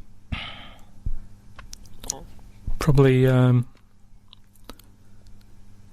Patrick Moore. Why? Why would you take Patrick Moore? Just because he knows his way about up there, doesn't he? He'll know the way. So just have him. I think that will, whoever I pick next, if they see that he's going, they'll go, right, you know, it's going to be a long Moore's journey as on it board. is. You don't want someone who's going to be going, is it left here? Is it right? Do you know what I mean? And he could play the xylophone on the journey. But Karl is Moore the most useful person to have if you've only got 6, because he may be very useful getting to the planet. No, but I've once always you got wanted to there, meet him as well. I've always wanted a chat, and that'd be a good chance, wouldn't it, when I'm in a rocket? How long's it taking to get to Mars? I don't know, a year. That's what I mean. No, it's so not Mars, it's somewhere else, okay, so it's a year to get there and then... yeah, well, that's what I mean. So it's a good chance to have a chat with him Okay. about stuff. So And I Moore- think he'd be up for it as well, to be honest. Yeah. I think you know. it's why do you think that? just because he spent his whole life talking about what's going on up there, isn't it? And yet he's never been. And I feel sorry for him. You know, most people when they're into something, they get to go to a place, don't they? Sure. People who don't know who Patrick Moore is, he's an 80-year-old astronomer. Yeah, that's what I mean. So let him have a bit of a good life. So Moore's on board. Yeah, Patrick Moore. He's on. Right, out of 5 others. 4 others now. Jamie Oliver. Why would you take Jamie Oliver? Just food and that. You need someone, because they say that like you know, you can feel down if you don't eat. He couldn't convince 8-year-olds to eat a carrot. What's he going to do in this brave new world? They're all going to be on turkey Twizzlers. I think he's got the right attitude. He wouldn't be faffing about. Remember, we've landed now on this new world. Yeah. I don't know what it's like. The people who've Listen, made me I go, love Jamie Oliver. I think he's great. Yeah. But he wouldn't be in my 5 people to start a new world. That's all I'm saying. Nor would Patrick Moore, because he knew the way. Well, what chef would you pick? I wouldn't pick a chef. Why would I pick a chef? Because you want someone who's going to, like I say, food's important. When you're low, there's nothing better. If you're a bit fed up, there's nothing better than having a good... But Karl, I don't think you've quite grasped that these people have to start civilization again. They have to be wise people who can make the laws. Yeah, and before you do all that, you need a good meal. So Jamie Oliver, that's his job. It's like when we get there, that's when he kicks in. Right. He's the first one, really, Can I who suggest gets going. Just to save 2 places on Patrick Moore and Jamie Oliver, take a map and a cookbook. Okay, who's number 3? What sort of state is this world in? Does it need... Oh, it's going to take a fucking gardener. Yeah. It's like it's the world, but new. It's that exactly. It's the world, but new, untouched by humans. There've been no fossil fuels burnt, no machinery, no wars, just this Garden of Eden. And you, Patrick Moore and Jamie Oliver pitch up. Plus, who else, Karl? Go now. First thought. Attenborough. Again, he's a genius, and he's a bit of a hero of mine. But I don't know if we need Attenborough. Just because I reckon if it's a new world, you're saying it's the same, but they always say, don't they, that all worlds are different. So I'd want him there just to sort of, when we're roaming around, because we'll all stick together for a bit, won't we? When we're roaming around. Then they'll be sick of the sight of you. They go, let's lose Karl. But you've got two men so far who've got a combined age of about 150. I mean, if you're starting a brave new world, dare I say it, not going to be around very long. Shouldn't you be taking some younger, fresher blood? No, not really, because they haven't lived, have they? These have lived, and they can and they're useful, like I say. Patrick Moore's done his bit, he's got us there. Oliver has cooked us a dinner. Day 2, I reckon we'd end that on day 1 there. We'd have a dinner, we'd all have a chat. I don't think you're thinking of the future. I think you're thinking exactly, I think you're thinking of the journey and then the first night. Okay. So you've got David Attenborough, you've got Patrick Moore, you've got Jamie Oliver, you've got 2 other places. I get the feeling that you're not so much recruiting people for a new world as I'm a Celebrity, Get Me Out of Here. As a dinner party with people you'd like to meet that you've seen on the telly. Oh. Come on, and 2 more. I'd text someone who's a bit daft. Just so. No, you don't need to, Karl. That's covered, believe us. Yeah, no, that's what I mean, though. I don't want them having a go at me going, why are you here? I'd point the attention somewhere else. To text someone else who'd sort of wind them up. So who's that then? Paul Denan, or someone like that. It really is. I'm a celebrity. So you've got Patrick Moore, you've got David Attenborough, you've got Jamie Oliver and Paul Denan. They're starting life again. Okay then, brilliant. Oh God. Right, one more. This is amazing. It's going to be. I'd love to go back and visit this in 1,000 years. What teachings they laid down. Oh God. Don't know. It'd have to be a woman. I think you got to have a woman in that little group, haven't you? Could have another woman chef or. It's mainly eating. He's got that covered with Oliver, but no, he's got to take Nigella in case he's in a cream cake kind of mood. Oh God. Delia Smith was furious. She packed her bags and everything. Or a nurse. Now you're thinking. Abby Titmus?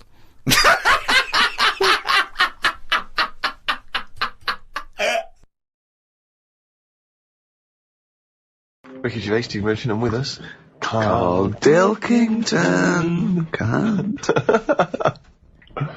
This is the worst chair I've ever sat on, and I've sat on some fucking chairs in my life. Yeah. Are we started? One. Are we ready? Are we recorded?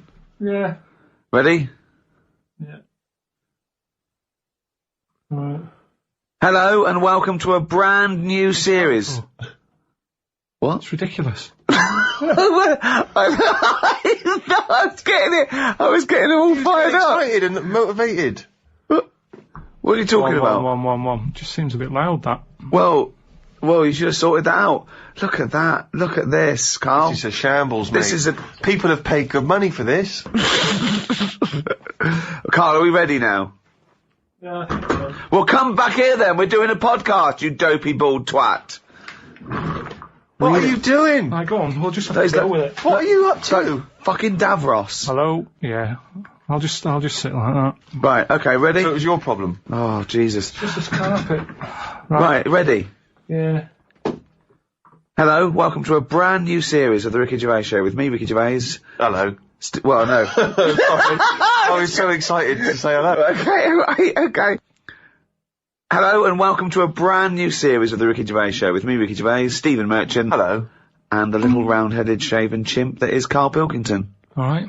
The boys are back in town. What concerns me, is this the tail end of the last series of podcasts, or is this a brand new comeback? What I mean is this Take That, when Robbie Williams had left, they sort of limped on with a couple more songs and then called it an end? Or is this the triumphant return of Take That?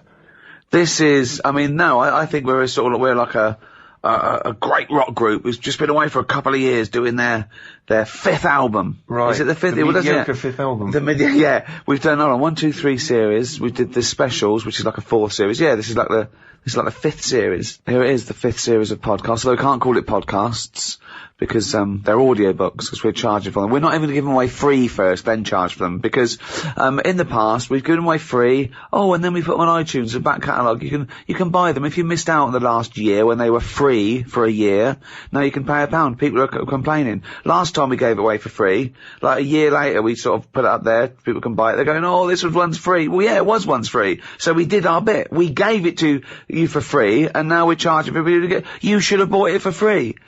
We can't do any more. If everyone did that, I mean, it would just be a better world, wouldn't it? Give it away for free, maybe, and then charge for it if you're too late. So we're not even going to give this one away for free, because they annoyed us, didn't they, Karl? Yeah, a little bit. We actually did a bit of planning for this as well. We thought, we're going straight to a paid audiobook. Let's plan it. Let's not just come in here and shambles. We've booked a studio. We're in a nice little studio in West London. Our own little... It's all to ourselves, isn't it? Yeah, We're just... Look at the chairs. Look at the chairs. Yeah, Steve didn't get a good chair, but... Yeah, I got a rubbish chair. Look how big I am. I have a giant sat on a kiddie's chair. And you've got... Look at you, you're almost half asleep. As usual. Karl, I don't know why you need a good chair. What do you mean? Why do you need a good comfy chair? Look how you're sat. This is you could be perched on a stool, you could be perched on a box. Why don't we swap chairs? Well, why do you want to, what's wrong with you? Because look at it! Is this how you normally behave? You always get your own way at home? Is this how it is? Yes, in my house I do normally sit in a chair that I find comfy. Will you be happy if I swap chairs? Yes, I had to get him a special chair. I bought some chairs for the office. I bought them. He went, don't like this one. So I went and got him another one. It was actually cheaper than the one he had. He said, yeah, I like that more. Well, there you are. That's a lovely happy ending. You ended up saving I didn't give him a happy ending. I did not give him a happy ending. He just sat there and we worked. There was no happy ending. If you get this, will you be happy? I think I would be happy. What do you mean think? It's like Goldilocks. Are you going to be happy with this or not? Why don't you let me try it on for size and see how we get on? I feel guilty charging for this. Well, let's just try it. How's that, sir? Is that okay? That's a nice chair, actually. Well, you're going to move the chair, so you're going to sit... Hold on, it's the whole dynamic. No, I'm going to move the chair, don't worry. Yeah, you got to move. You can't... It's got to be me and Steve one side and the little round twonk the other. There you go. Right, okay, we're going to start any minute now. We had a little cup of coffee. There's some Kit Kat in the fridge, isn't there? Right. We thought we'd feed Karl a little Kit Kat later, because he's he's there, he's sort of pressing the buttons, he's keeping an eye on the computer and everything, and it's like a doctor. A doctor doesn't swab his own forehead, so what I'll do is I'll get a little Kit Kat later, I'll dunk it in Karl's tea, and then I'll feed him a little Kit Kat. Look forward to that. Yeah. How fussy was Karl as well with the tea? He talks about you with the chairs. He was looking at what tea bags there were. I went, PG tips. Oh, okay. It's a bit strong, PG. I can't believe you've got a favourite tea bag. What's your favourite tea bag? Twinings English breakfast. Can you really tell the difference? Yeah, I can. I've done like a little test on it, because my mate was saying, it's rubbish, it's all in your head. And he had a selection of tea bags. We had nothing else going on. He said, right, what I'm going to do, I'm going to make 3 teas. And he used Tetley, PG, Twinings. Straight away I got the Twinings, straight away. Party time. Yeah. Party time in the Pilkington household. Oh, man, I like it. Oh, when was this? How old were you? Oh, it was just going back a few months. I was like a Jilly Goulden, just sort of having a little... You can tell by the smell of a PG, because it's strong tea, that. Very strong. Twinings is quite fresh and light. Tetley was just the one in the middle. Can they get their money back? If they have paid for this, can they get their money back? And I'd like my money back. Illegally download it with the people that... This isn't for the thing, is it? We're just having a chat.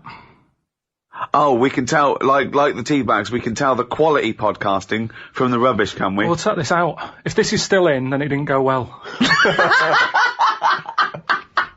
Right then. So, let's start now. Let's start. Right. Concentrate. So, episode 1, I thought what we'd do, is maybe go over some of the things that have happened since we met, as it's the final series. We met in about 2002. I thought we could think of how the world's changed in those 7 years. 7 years. Well, certainly the big news is the endless threat of terror. Terror, the war on terror, that had kicked in when we met Karl all those years ago. When I walked into that room, we were given this little, what I at first I thought was a little slack-jawed gimp, sort of techno kid. It turned out that he wasn't very technical either. Didn't even have that. No, didn't even have that, just a gimp, and he opened his mouth and we thought, we've struck gold here.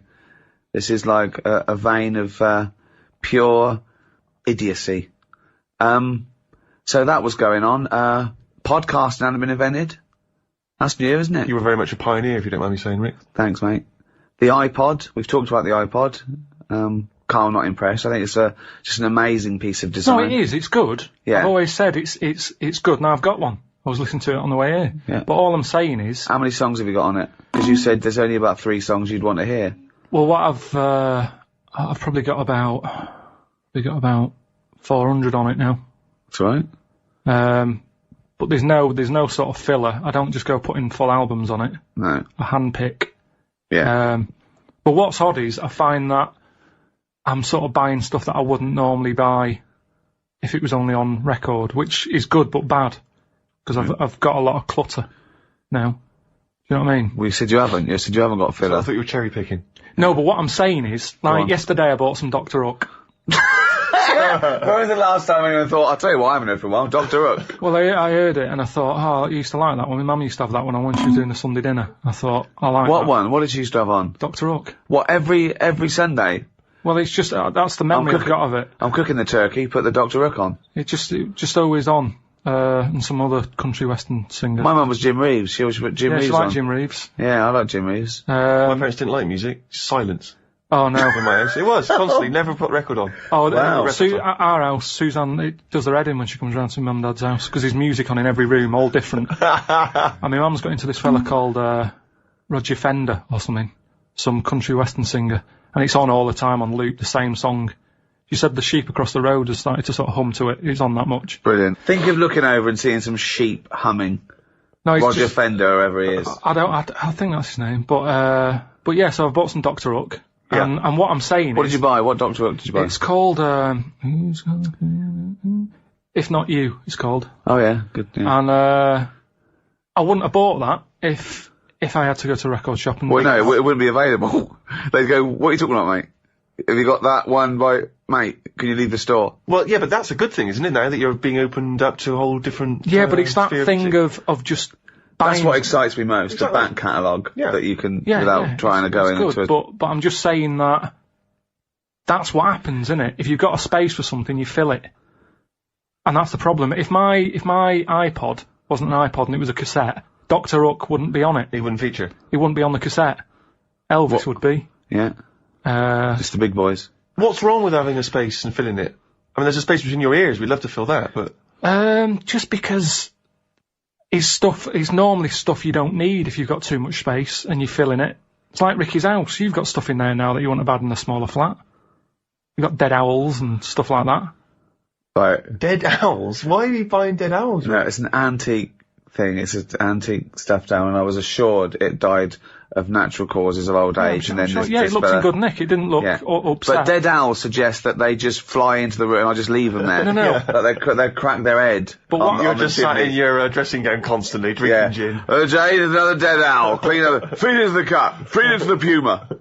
But that's what I'm saying. I haven't got room for a live owl. Never mind a dead one. So that's the difference, and that's the same with an iPod, isn't it? With an iPod, because you've got so many gig, you go, what will I have? Well, yeah, but Ricky's not sat at home looking at an empty space in his flat thinking, I need to fill that with something. I think he would be. What would be there? If that dead owl wasn't there, what would you put there? But you've picked on one thing. You've picked on one. Well, that's all you can do. I'm just picking on an example. What else do you want me to pick? I'm just saying I have not got room for a dead owl. So I'd never look at one in a shop. I'd go, I'm not going to buy that because I haven't got the space for it. But why are you obsessed with, like, someone trying to pressure you into getting this dead owl? I mean, it seems a weird thing to shout. I have not got space for a dead owl. No, but if I had an urge to see a dead owl. Right. Natural History Museum. Loads of them. Right. I've never seen one and gone, I wish I didn't have to go to the museum. I want one in my house. That to me is like, right, Suzanne, have we got everything? Have we got a dishwasher? Yeah. Washer dryer? Yeah. Ironing board? Yeah. Right. There's a bit of space there. Is there anything you want? Then, if it's like, dead owl?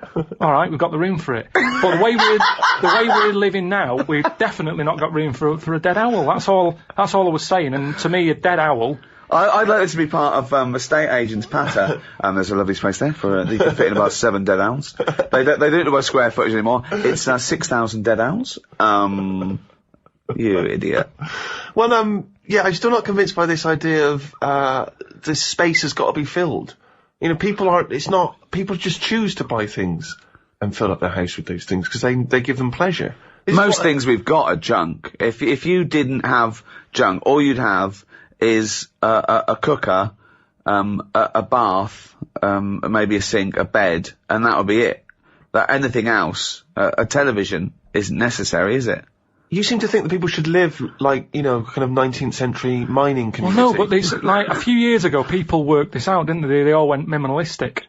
Because they said... What? Say what? Minimalistic. So one more time. Minimalistic. No. What letter are you starting with in that word? M. Okay. Where are you going on from there? Minimum. Well, it must be minimum. Yeah. So it's what that... Minimalistic. Minimalistic. No. You're Look, you know what I mean. No, wait. You're popping in an M where there should be an N. Minimalistic. You put in 2 M's when there should only be 1 M, right? Minimalistic. Minimalistic. Yeah. Wow! Woo! Right. Well, thanks for listening, everyone. That's the end of the first episode. It's gone well. So anyway, a couple of years back, everyone went. Yeah, that was the trend, wasn't it? But we've gone back to being clutteristic. The way I live, like I've said to you before, it's the old 3-month rule. If something's not used over 3 months, chuck it out because it's not needed. So suitcases. What's the yeah? Suitcase. No, he uses a suitcase every 2 weeks. He's off all the time. He's off all the time. No stuff. Clothes. What, if you don't wear a piece of clothing within 3 months, it's gone? Well, why haven't I wore it in 3 months? Well, because maybe it's a suit or a tuxedo and you've not been to any fancy balls. I don't have any clothes like that. I wear the same things anyway. I throw clothes away every 3 months because I get too fat for them. So, you know. But it does seem to me the way you talk, it's like you want to live, as I say, like some kind of 19th century pauper with a big tin bath in the lounge in the one room in your house and all the family bathe in it. And yet you wouldn't be happy with that, would you? Maybe. Well, I've told you before about that's something I said when I was younger. What did you say? When I was younger, I think I was having a bath or something, and I said to my mum, "Oh, remember when I was in like that tin bath in front of the fire?" She went, "What?" And now that's strange, isn't it? That you're saying I'd be happier with that back then. So it's like that was my past life. Well, hang on. Whoa, we haven't finished yet. Whoa. What do you mean? Your mum said what you're talking about. You said... How old were you? Must have been a kid if I'm having a bath and my mum sat there. Well, yeah. Well, I don't know how you operate. I assume you were, but how old? Must have had time to have a bath. As you get older, you don't have as much time, do you? So I'd say 5. I love the fact that after 5 you didn't have time to have a bath. No, it's just... He's so busy. Carl, we've read your diary. One day, it was simply went to the cobblers and back. No, but so you had time to have about 19 baths. No, but as you get older, you sort of go, I haven't got time to sit in a bath, whereas a kid, it's something to do, you're staring at ants. When have you ever been too busy to have a bath? 1, you're never busy. 2, how can you be too busy to wash? It's like saying too busy to eat.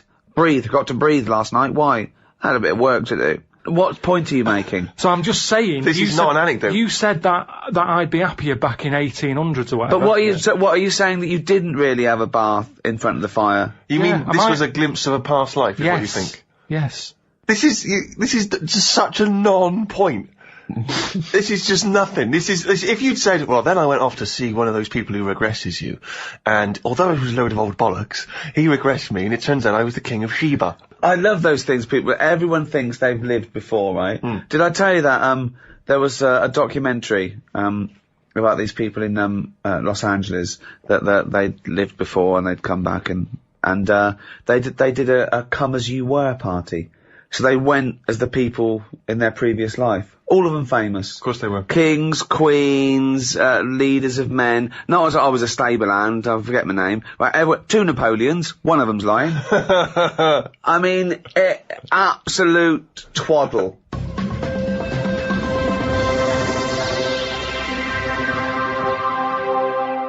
We're talking about things that have, happened since we met. We've done podcasting, we've done the iPod, we've dismissed that. See, Karl, when he disses all these great inventions and design, he says you don't need them, it's just faffing, what he means is he's a little bit annoyed that no one's picked up on his ideas, like the clippable mat for the mug, or, I don't know, cat mops. I don't know, it wasn't yours, nor was the tie, was it? The stupid tie. What's that? What's the one about the tie? The tie that had a pocket. Loads of pockets. But I didn't come up with that. That's something I saw somewhere. But it never caught on. I've never seen anyone wearing one yet. It's such a good... It's not a good idea. It's like having a carrier bag round your neck. It doesn't make any sense. It's a tie packed with stuff. You want to... Imagine all right, Frank, nice tie. What you got in there? Baguette. It's ridiculous. But imagine the day that the tie was invented. There you go. Do you want a tie? What do you do with it? Put it around your neck. What for? Don't know. Well, I'll tell you. What? Because you haven't invented buttons yet, and it keeps your shirt together at the top. Well, all right then. Right. We've invented buttons. Are we going to stop making these ties? No. Why? He's got you there, Rick. There you go. Now, I'm saying, what are you doing with that tie around your neck? Oh, it's a pocket tie. It's a what? It's a pocket tie. What do you mean? It's got pockets in it. Oh, that's weird. That's all right, I've got pockets in my jacket. Yeah, no, but hang on a minute. It's a hot day, innit? Don't want to put your jacket on. Oh, or a tie. Well, if you're going to wear a jacket, wear a tie. Leave the jacket I'm not wearing on. a jacket. I'm wearing a shirt. Give it a purpose. If you're going to wear something, give it a purpose. Everything has a purpose. A tie, at the moment, is just round your neck, keeping you hot. If you're going to be hot, carry something. Hands free. And everything's always there. A bag, you put stuff in a bag, you put a bag down, you forget it. I always forget bags, that's why I don't like carrying them. You pop it down, you get up, you walk off, oh, where's the bag? A tie, when you go in a cafe or something for beans on toast, you don't take your tie off. I don't wear a tie. I would if it had pockets. Karl! The country would look smarter. Right, you have pockets, so what are you carrying in this pocket? I have got spare change. Yeah, okay. Which, you're rattling around like a cow in Switzerland, just like... I've got spare change, I've got, like, my debit card in there. Right. Maybe got me little front door key in one of the pockets. Okay. Pair of scissors if you want. Amazing. That's safe, isn't it? Oh, that's a good place to put it, just around the heart area. Yeah, and near the throat. Facing upwards. Brilliant. Karl, think what you're saying. So when you're on the beach and you just got your Speedos on, pop a tie on, go to the shop and pop a tie on. Well, no, you wear it in the appropriate times, but I'm just saying if you're going to wear a tie, let's make it useful. Let's give it a purpose. Don't wear a tie. It's all right. You do not need a tie with pockets. If you're wearing a tie, you've got clothes with pockets. And it's going to be weighing your neck down. I mean, come on. Don't go mad. If you're carrying anything big, you buy the scarf version.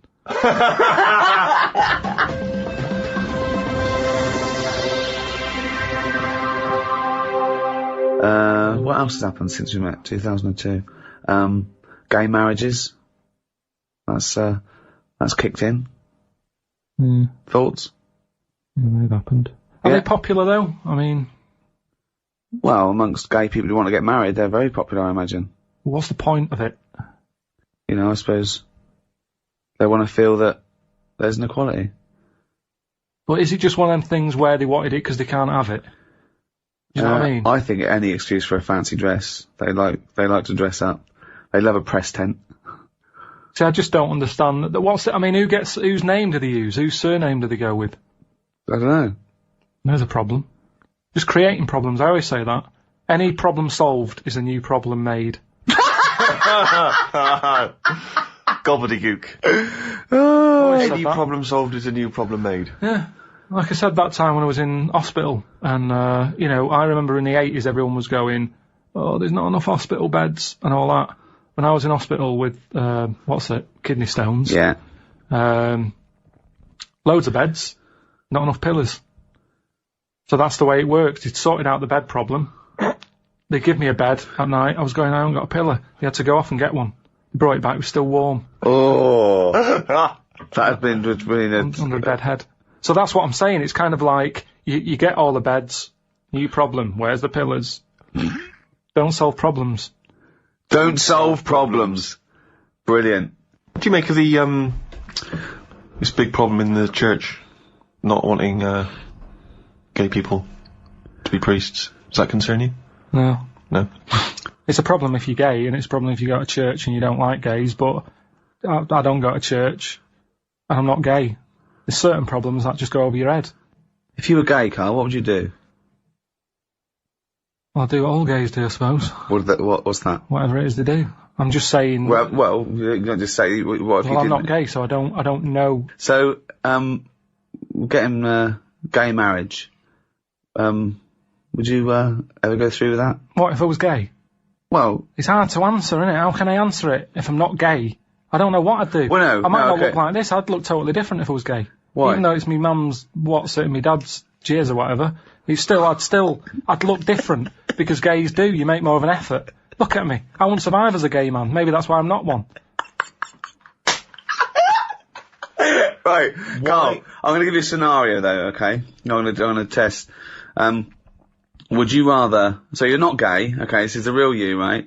Someone put a gun to your head and goes, right, okay, Carl, you've either got to marry a little gay fella, there's a little fella here, he loves you, he's liked you for a long time. He goes, hello, Carl. You go, alright, mate. He's a lovely bloke. I think he lives in Brighton. I think he's in advertising. Oh, yeah. Yeah, he's got a sports car. He's smart. He looks lovely. Pink shirt, white suit. He's great. He's very popular. Got tints. It always looks good. Right. Lovely tan.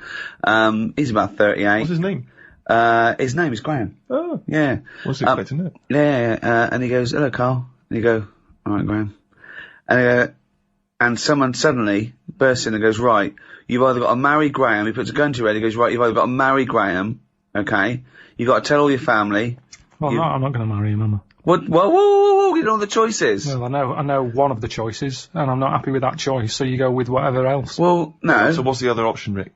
Okay, so you marry Graham, and you I won't be marrying Graham. You do all the things in the bedroom. Why's that happening? Well, you're married now. You're married now, and he wants to consummate the marriage. He loves Even you. under marriage, you can't do that, can you? You can say, hang on a minute. Well, no. I don't know why you've married Graham. No, but you want him to be happy. You want him to be happy. He's giving you a lovely house. Yeah, but I'd say, Graham, hang on a minute. You know the score. I'm not into this. No, I went along with it no. because you didn't want a bullet in your head. No. Now, if you love me, will you stop doing that? Stop doing what? What are you doing in the bedroom? Well, no, just, you have a lovely life. You do your own thing. You do this, right? Podcast, do your little books and that. Little, and Graham goes off, he does his, and he comes back, he goes, oh, I've had a day. You go, what's the matter, Graham? And you just sort of massage him, he's just like, you go, oh. I'll go with the other option. Well, wait, Carl!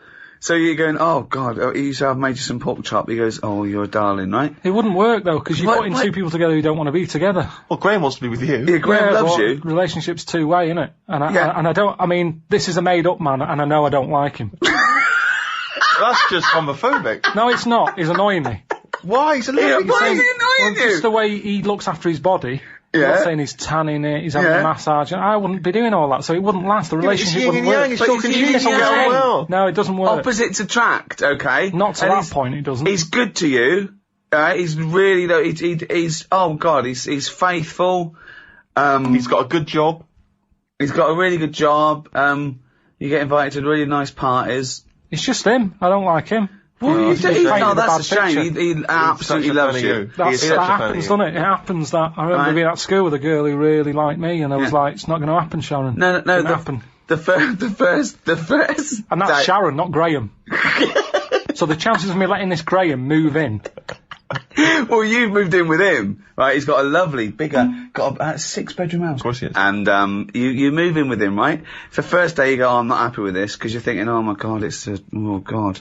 First day in marriage, what's it going to go? He goes off, he gives you a peck on the head. What's the option? Well, what's the other choice? Well, you don't know! Yeah, okay. So he comes home, he goes, oh, he's bought you a lovely little ankle bracelet. Oh, that's sweet of him. With Karl. Karl love. Graham, I need a word. I go, what is it? What's up, love?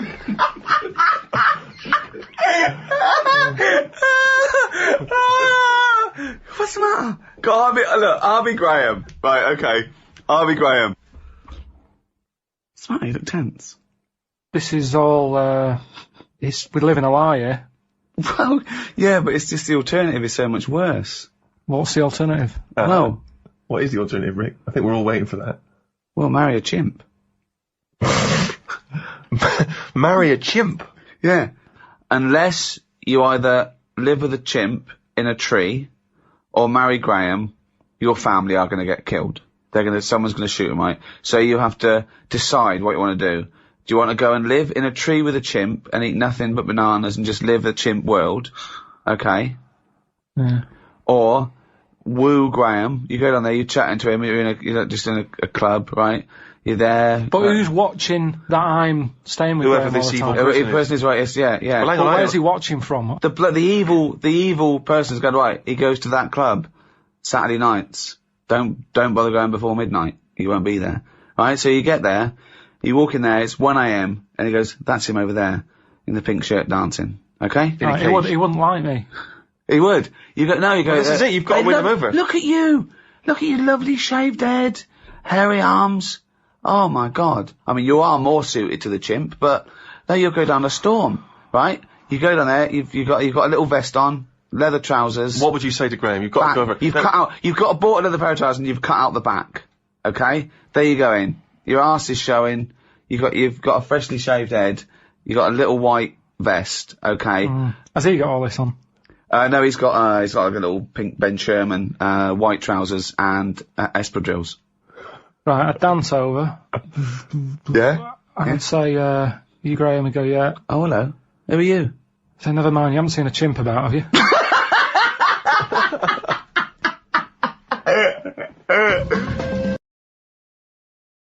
Hello, welcome to episode 2 of the Ricky Gervais Show with me, Ricky Gervais, Stephen Merchant. Hello there. And Karl Pilkington. Hi. Oh, yeah, I just feel bad about Graham. I feel sorry for Graham. Don't feel sorry for Well, Graham. he was a nice guy, and he He absolutely was so badly treated. took you into his home. He was going to give you everything, and you just didn't appreciate, and was saving your family's life. And you just... Yeah, but I went for the other option. There's no point. All I'd be doing is letting Graham down. And as much as I didn't like him, I don't want to ruin his life. I don't know why you didn't like him. He was just not my type. He was a lovely guy. He wasn't a lovely guy. You didn't give Why him wasn't he a enough lovely time. guy? Just his ways, you know. I mean, you bond with some people, you don't with others. It had nothing to do with him. You barely even had a being conversation with him. Yeah, but you click straight away with people, don't you? You know when you meet someone, you go, yeah, they're all right. It wasn't going to work. If I was to go out with a gay man, Graham wouldn't be the one. Who would be? Who would be? Just someone who wasn't as in your face as him. Well, which Just celebrity? someone. What do you mean in your face? What? Just sort of, you know, just the way he was straight away. I wouldn't go to a club to meet someone like that. I wouldn't. Because I don't like doing that as a straight man. So just because I'm gay, I don't suddenly get into house Well, music. if you were going to be gay, what gay man would you want to marry? Probably someone who you don't know is gay. I don't know what that means. Someone who's just quiet about it, just get on with it. So if you were gay, you'd like a sort of straight man.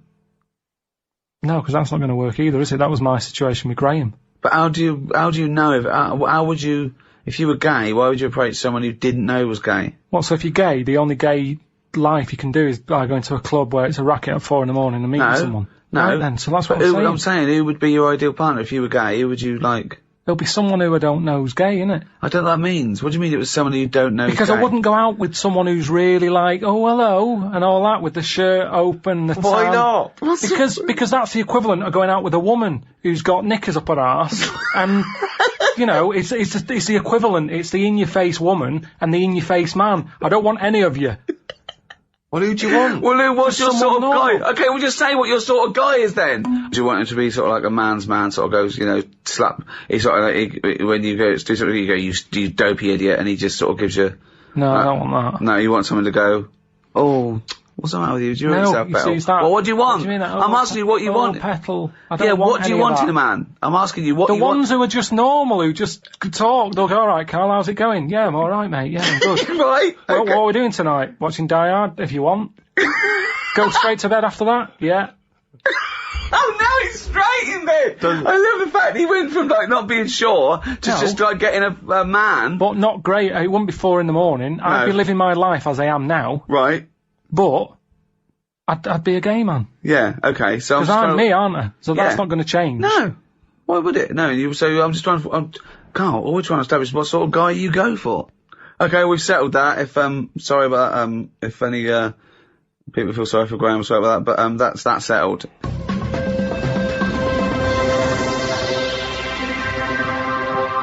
What I thought we could do, Karl, on this, the brand new 5th series of the Ricky Gervais Show, we're talking about things that have happened since we met, looking back, what have you learned, where are we going forward from this. I thought we could play Room 101, the popular TV show where people cast the things they hate into Room 101 forever.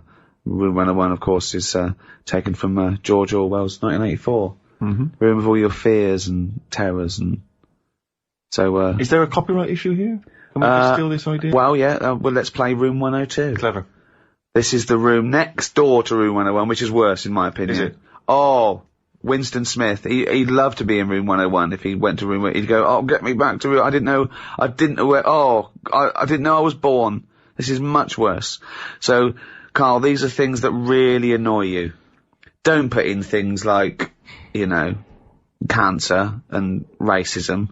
I mean, that goes without saying. They're already in there. They're already in there. All the terrible things in life here. This is just your little bugbears, the things that really annoy you that, you know. Well, I actually did the real show and I put in things like, lateness. That's my bugbear. I can't stand it. I think I put in, parents who let their kids run riot. Parents who think that everyone is interested in their kid as much as they are. I remember I was talking about, this family, right? They were passing the baby around in a restaurant and it was like being sick and they were all shouting about it and I was thinking, oh. And I got onto, they were breastfeeding it, and at one point I went on this sort of like digression about a friend of mine who moved to the country, and the woman next door, sort of this hippie woman next door, about 40, you know, one of those sort of like long grey hair, you know what I mean? Shave your legs and stop wearing flip-flops. Yeah. And they said, "Oh, we're just neighbours and we brought you round a rice pudding." And they gave my friend a rice pudding. And she went, "Oh, it's made from breast milk because I'm still lactating." And I went, "Thanks very much." And of course she went and they threw it away and washed the dish and gave it back to her. And it annoyed me. The arrogance of coming round and saying, it's rice pudding made by breast milk. Get out of here, you dirty hippie. Is that what you'd have said though if she'd arrived at your door? I'd have said, "Oh, do you know what? I'm breast milk intolerant." No. Well, I remember the next day it went out on television. A journalist said, "Oh, Ricky Gervais showed his misogynist side." No, I stand by it. I don't eat strangers' breast milk. I'm saying about it totally natural. Well, it's not okay. It's a cum sandwich. It doesn't matter if it's natural. It's fucking disgusting. Don't make me a rice pudding out of breast milk. You know, I'm not a fussy eater. Sure. Well, you are. Yeah. But no, I know what you mean. Surely you draw the line there of a stranger's breast milk. Oh, yeah. No, absolutely. Any kind of jizz plan. Jizz plan, do you know what I mean? That's giving you an example of the sort of thing that one might put into Room 102. Yeah, people who try and make you eat their breast milk disguised as rice pudding. It's quite a specific fear. Yeah. That one. Graham. Oh, come on. He doesn't deserve that. Slugs was in there. Slugs. So, then there's, you have to put a case forward, and me and Steve decide whether slugs go in, or whether they stay out, whether they've got a purpose. It's just because I'm having a problem with slugs at the moment. There's a lot of slugs coming in the house. Why? Dunno. They can get where, like, water can't, you know what I mean? Because they're boneless, aren't they? So any little gap. So's water boneless. There's not many bones in water. No, that's what I said. Yeah, but you're saying they can get somewhere that water can't. Yeah, no, they're even more likely to, because they sort of move about and that, and they're looking for light. Water's just happy where it is. You understand what I'm saying? Why banish them all to Room 102, slugs? Because they're harmless, aren't they? Yeah, but I also think, I mean, at the end of the day, they're happy wherever. So stick them in Room 102. They're not bothering me, and they're happy. They're not bothered what the room is. No. This is a metaphor. Room 102 means they disappear from existence. There's not really a room where you put in slugs with people making rice pudding out of their breast milk. It's not really, no. It's not you can't rent that room. We're saying, would you take slugs out of existence? That's quite a tough call, isn't it? Because everyone's going to have a go. But I don't know what they do. All I know is they're clogging up my piping. I had to go out and buy a plunger. I hadn't seen them since, like, comics when I was a kid. And I suddenly thought, I need one of them things that I always saw in comics. I never thought I'd need one of them in my life. It's 2008. I've got slugs in my pipes. So I went out, £3 it was. I had no idea what the going rate is for a plunger. Where did you go and get one? It's a hardware shop round the corner. So I went round there, I said, have you got a plunger? He said, what size do you want? I said, what size have you got? He said, oh, we've got 3 different sizes. I said, I'll have the middle one. So that was £3. And took it back, gave it a bit of a plunge, and I think it was slugs. Like, all like bits of black stuff came up. I think it was slugs in there, like broken up slugs. Well, hang on. That could just be black gunk, couldn't it? No, it looked very sluggish. Because remember, I've had a problem with them anyway. I'll go to the toilet or whatever, look round, there's a slug climbing up the wall out of the shower basin thing. Are you sure it's a slug? Yeah, definitely slugs. I have to keep chucking them out, because I don't like killing anything. Right. I didn't want to kill the slugs with slug pellets. I bought some copper ribbon. Right, they don't like going over that, They don't like that. They get a little shock charge, yeah. But, now that should be a warning. But instead, they're diverting. They've done a diversion, they've gone up the wall and across. Now it's like, that's a warning. That's like having a no trespassing sign. Yeah. And they're just going, bollocks to that. And they're getting in. And it's annoying me. And now you get to a point when you do say, well, if they carry on like this, I'll have to kill them because they're not... They're not playing by the rules. I don't know what they're doing. I don't know what the purpose is. They just sit there still. I don't see them doing anything. I was looking at one close up. But what do you want to do? Be reading Rousseau. What do you want a slug to do? In the same way you see a bee collecting pollen, good, it's doing its little work. But ants carrying big leaves or whatever. But the slug's just sat in the middle of the kitchen. They're all doing the same thing. They're all doing the same thing. That slug is out. It's eating. It's finding food. There's no food in our kitchen for a slug, believe me. There's not enough there for me sometimes. But never mind a slug. There's nothing for it. Definitely not in the shower. What's he doing? So, I told you ages ago about how they cause more problems than good. They eat cabbage. Right. When they shouldn't be. They get in letterboxes and nick stamps. They don't nick stamps. They eat the stamps. They like the glue on it. Right. Is this a big problem, though? Is there an epidemic of slugs eating stamps? But I think it is, and that's why they're so slow.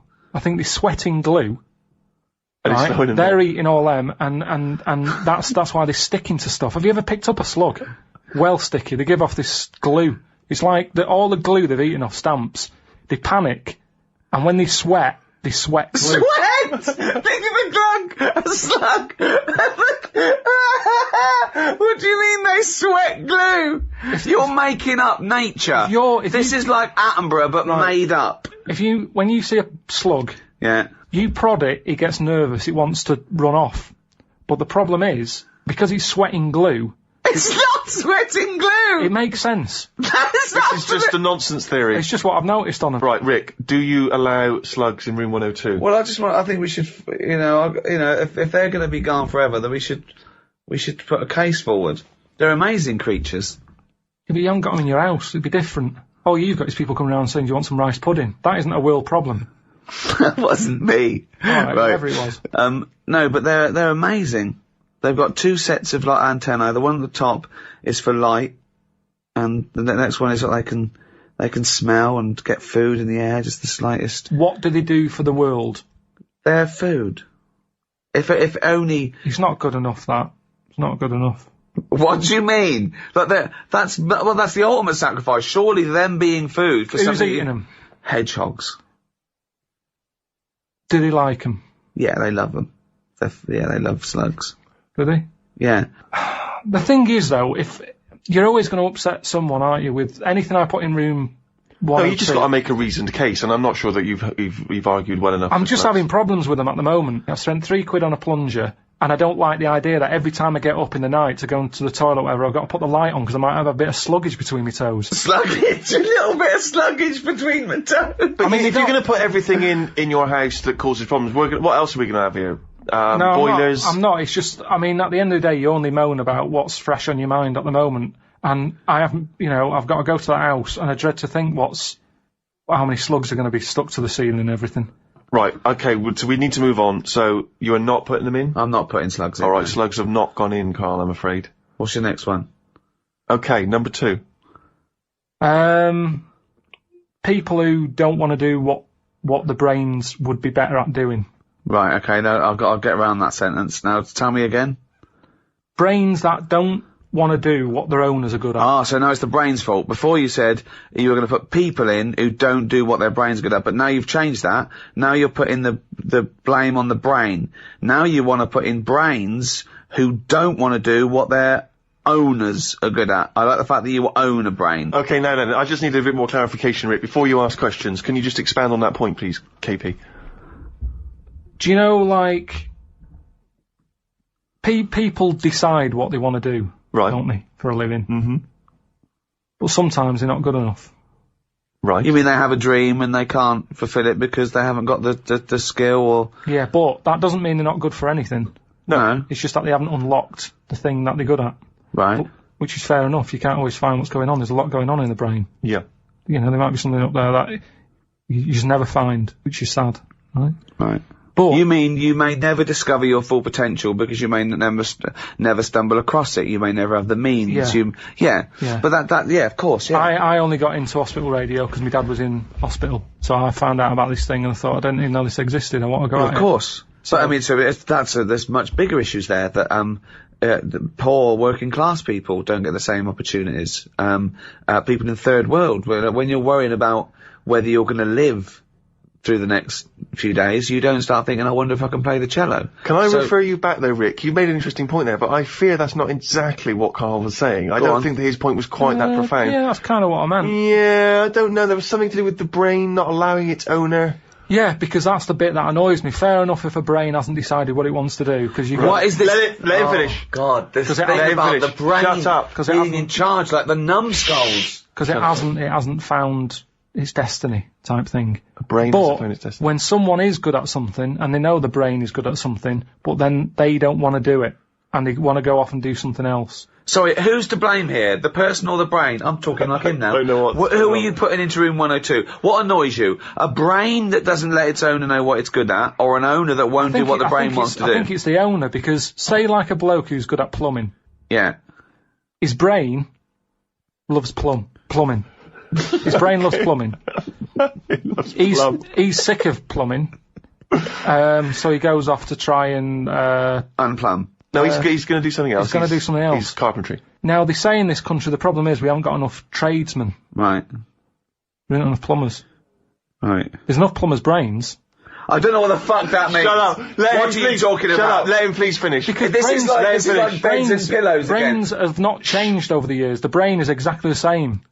But it's the owner of the brain that's in charge. The brain could be going, I want to go for a walk, or I want to go and find something out. But if your body's too lazy to get up and go and see the stuff, the brain isn't going to get what it wants. It doesn't make sense, Karl. Right, you are your this. brain. Okay, you could have a good point if you said this. You could say that everyone's brain has the ability to become a plumber. Yeah. Your brain, yeah. But I don't know if it has, you see, because this is the thing. When I was younger, when I first left school, I had two jobs I wanted to do. I wanted to be a joiner, right? Or a car mechanic. I had a go at sort of joinery. Couldn't really get my head around it, right? Did work placement at a garage, messed it up, got kicked out. What did you do? Now the thing is, why did you get kicked out? Just because I messed the garage up. How did you mess it up? The fella he's a bit moody, this fella, and he just decorated his garage. And you are like the slug in this scenario, aren't you? He just, do you know, like the paint the floor and everything? Make it with lines in it and everything like that. Right, what did you do? And he painted it white. You shouldn't have white in a garage. It's stupid with all the oil about and that. It's not the right colour, is it? It's like getting a white sofa, you're asking for trouble. Yeah. So he'd painted it all, and then he sort of said, do you want to change the oil on the car? So yeah, go on then. So what do? He said, you pull the sump out, stick a bucket underneath, catch the oil. Alright then. Go down there, pull the sump out, hold the bucket, but because of the pressure, the oil doesn't come straight out, it flirts out sideways. Went all over his white floor, he went mental, kicked me out. Now the thing is, that wasn't really my fault, my brain didn't know. It was showing an interest. No, what? Right, let him finish! Oh God, what does he mean? Shut up, the brain, the brain was showing an interest, but at the end of the day, if it hasn't got the knowledge, what can it do? Now, you could say, was that my fault or my brain's fault? No, I'd never say that. People may be in the wrong job. You might not discover what you're really Yeah, but I'm brilliant talking at. about, you get people, alright, let's go to the extreme. people with no legs who want to be swimmers. Don't be stupid. Oh God! I'm so annoyed. Is this a big problem? It's madness, isn't it? It's mad that the brain wants to do that so much. The brain's in the wrong body almost. Yeah. Are you in me? No. A plumber who can plumb is annoying when he jacks it in as a living because there's other brains who can't do plumbing. They don't get their head round it. This means. Look, you must have learned the same stuff at school as me, but a lot of it wasn't interesting to my brain. I wasn't bothered. It wasn't into taking it in. Yet look at me in like editing and all that. I can use all that equipment because my brain's happy with it. Yeah, you found something you're good at. Yeah. Yeah. But why aren't I good at plumbing or joinery or being a mechanic? Because you're probably not interested in it. I loved it as a kid. People don't do have different brains. People are different. Some people are more higher logic, low emotion. That's what I'm saying. Yeah, but I don't know what you're putting in room 102 because you're saying it's like this brain's wandering around looking for a body, and it goes, I'll choose that body. Hang on, this body doesn't even want to do some plumbing. It's a matter of taste. It's just a matter of taste. It's good to do what you're good at and stop chasing a dream. This is the most complicated thing. You could just put in noisy kids. Like, Ricky, why is this is a brain that... Because someone else would have done noisy kids. There's no point everyone putting in the same thing. But I don't even know what your point is here. For example, what I put in were parents who ignore their kids running riot in a restaurant or on a train. The arrogance of them thinking that, isn't it fun? That there was someone to blame. I was basically putting in bad parenting, or, there was someone... I wasn't going... A brain who wanted to be a plumber, but the plumber didn't. I'm not putting the brain in, it's just people... if I had a really good skill, I'd hope that I'd use it. You don't know what you're good at until you try it. You might be the best drummer in the world. I know, but they're the people I'm having a go at.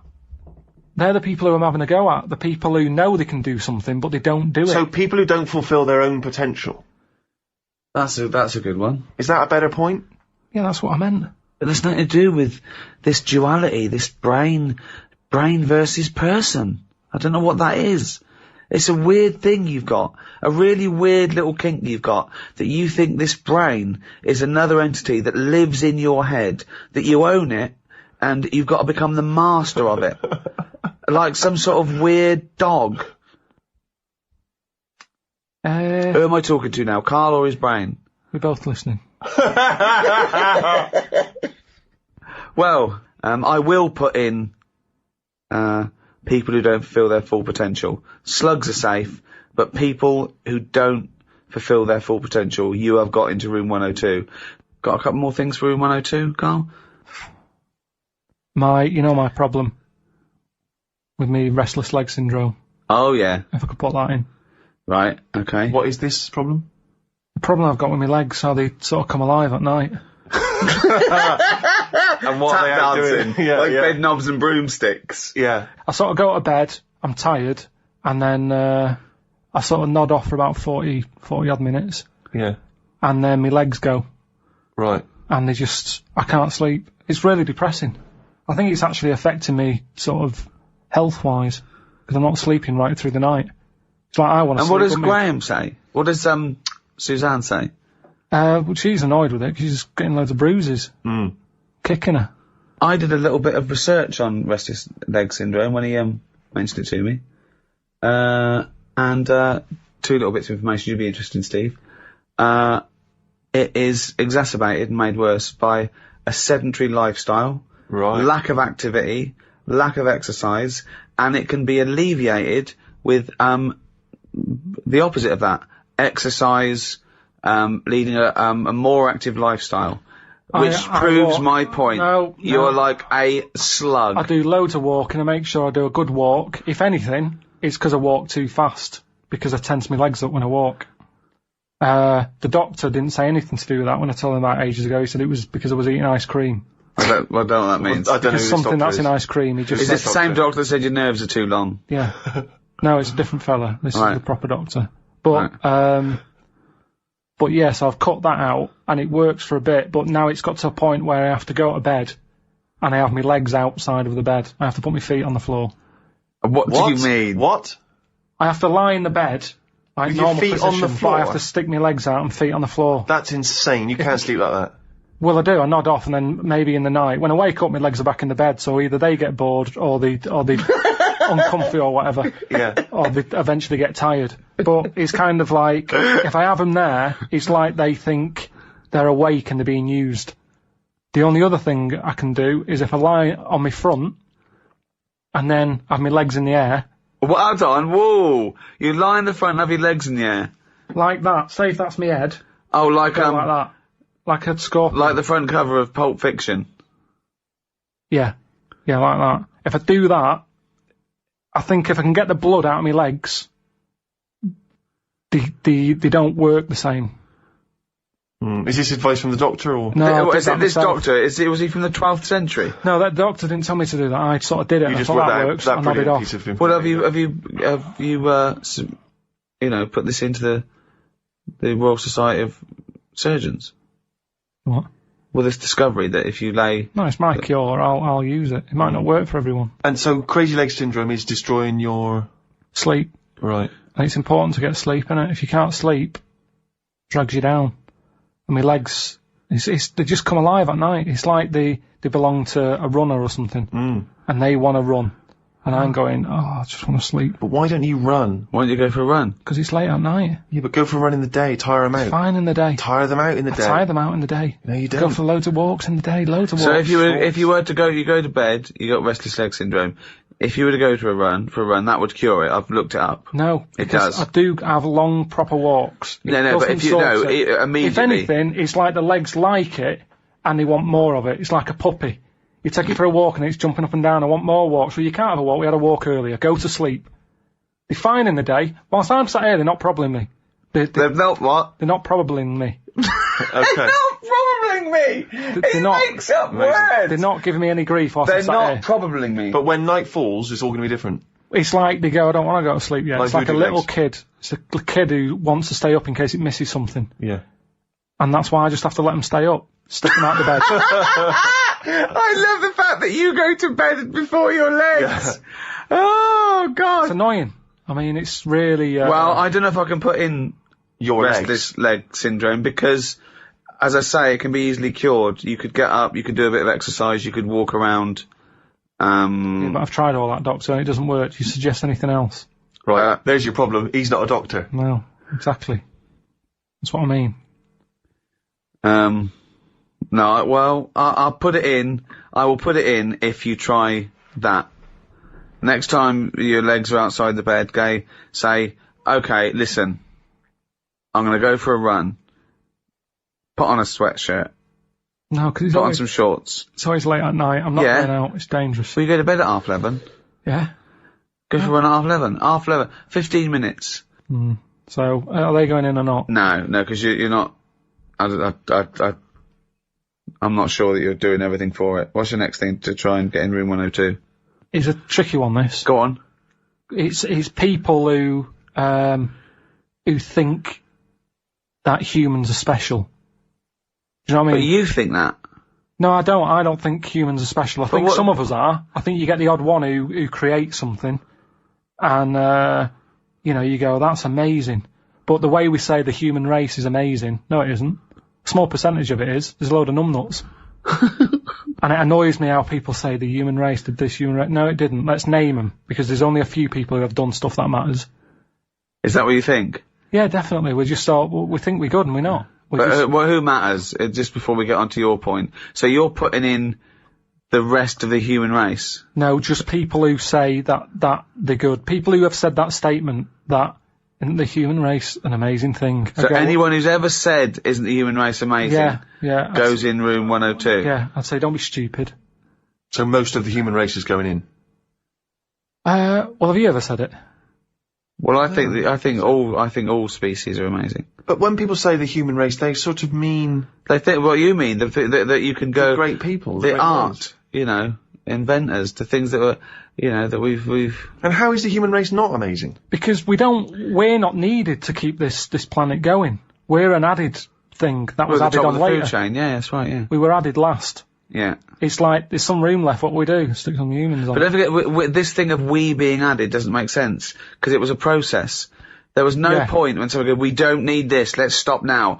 We kept mutating and being selected. Yeah, I know, but sometimes you can keep... It's going back to what we were talking about last time about you've got a house, you fill it with stuff. At some point, you've got everything you need.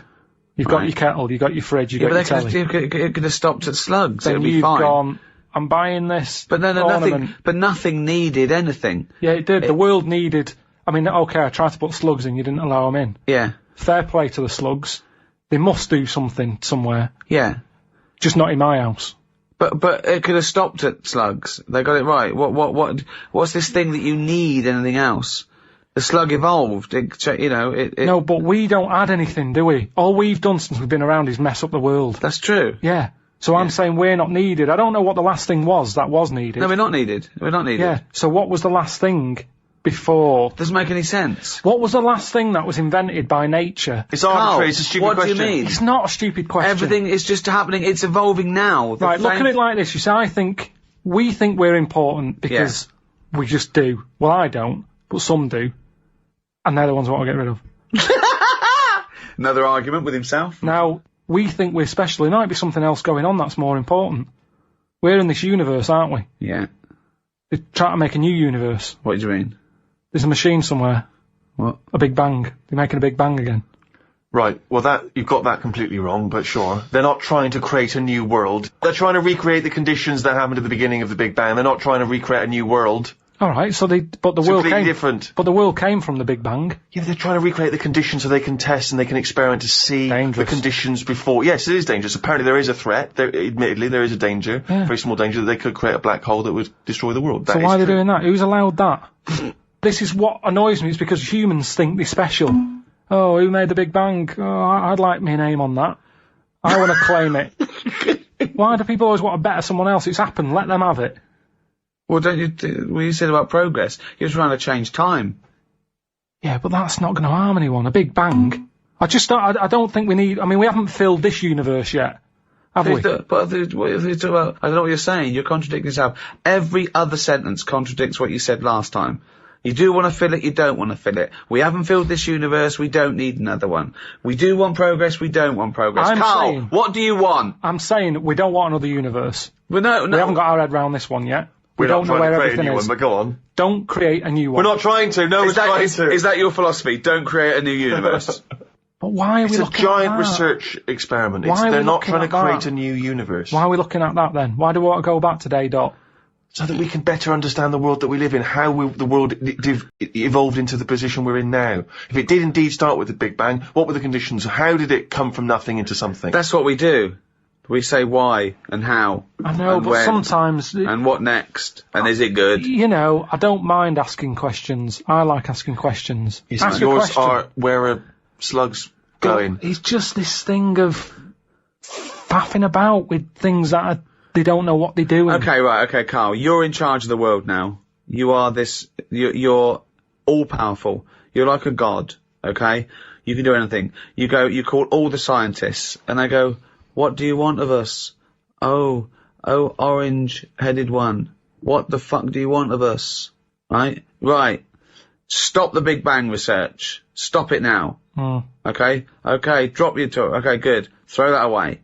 What do you want them to do? The might of every intellect in the world standing before you, as far as you can see. Hello? Listen, everybody. This is what I want you to work on. Go. What do you say? Well, I want to come in and... How long have they been working on the Big Bang idea? Forget it. You've got every science... No, but I don't just want to come in and poo-poo that, because they're going to... Poo-poo. They've done a lot of research on it. Hold on, you wanted to stop a minute ago? Yeah, I know, but you don't just come in, guns are blazing. I'd say, hello, everyone. You can do anything you want. Go on then. Hello, everyone. Hello, Karl, leader. Right, listen... this Big Bang thing you've been doing. Yeah, well, that's just only a few of us. That's like less than 1,000,000% of us. We're all here. Yeah. I've dropped AIDS research. I've dropped cancer research. Right, well, why have you dropped that? Who's told you to do that? Well, no, we knocked off. They said you wanted to tell us something. We're all here. Every scientist in the world is here. Well, listen, where are you from again? Well, I'm. It doesn't matter. I'm from Cornwall. I'm looking at. What research are you doing? Oh, well, I'm looking at what happens if you give Feminax to an owl. What happens? Well, I'm halfway through it. I got called away. Look, I'm really busy. What do you want me to work on? Who said they're doing cancer? Hey. Go back to work. Cheers.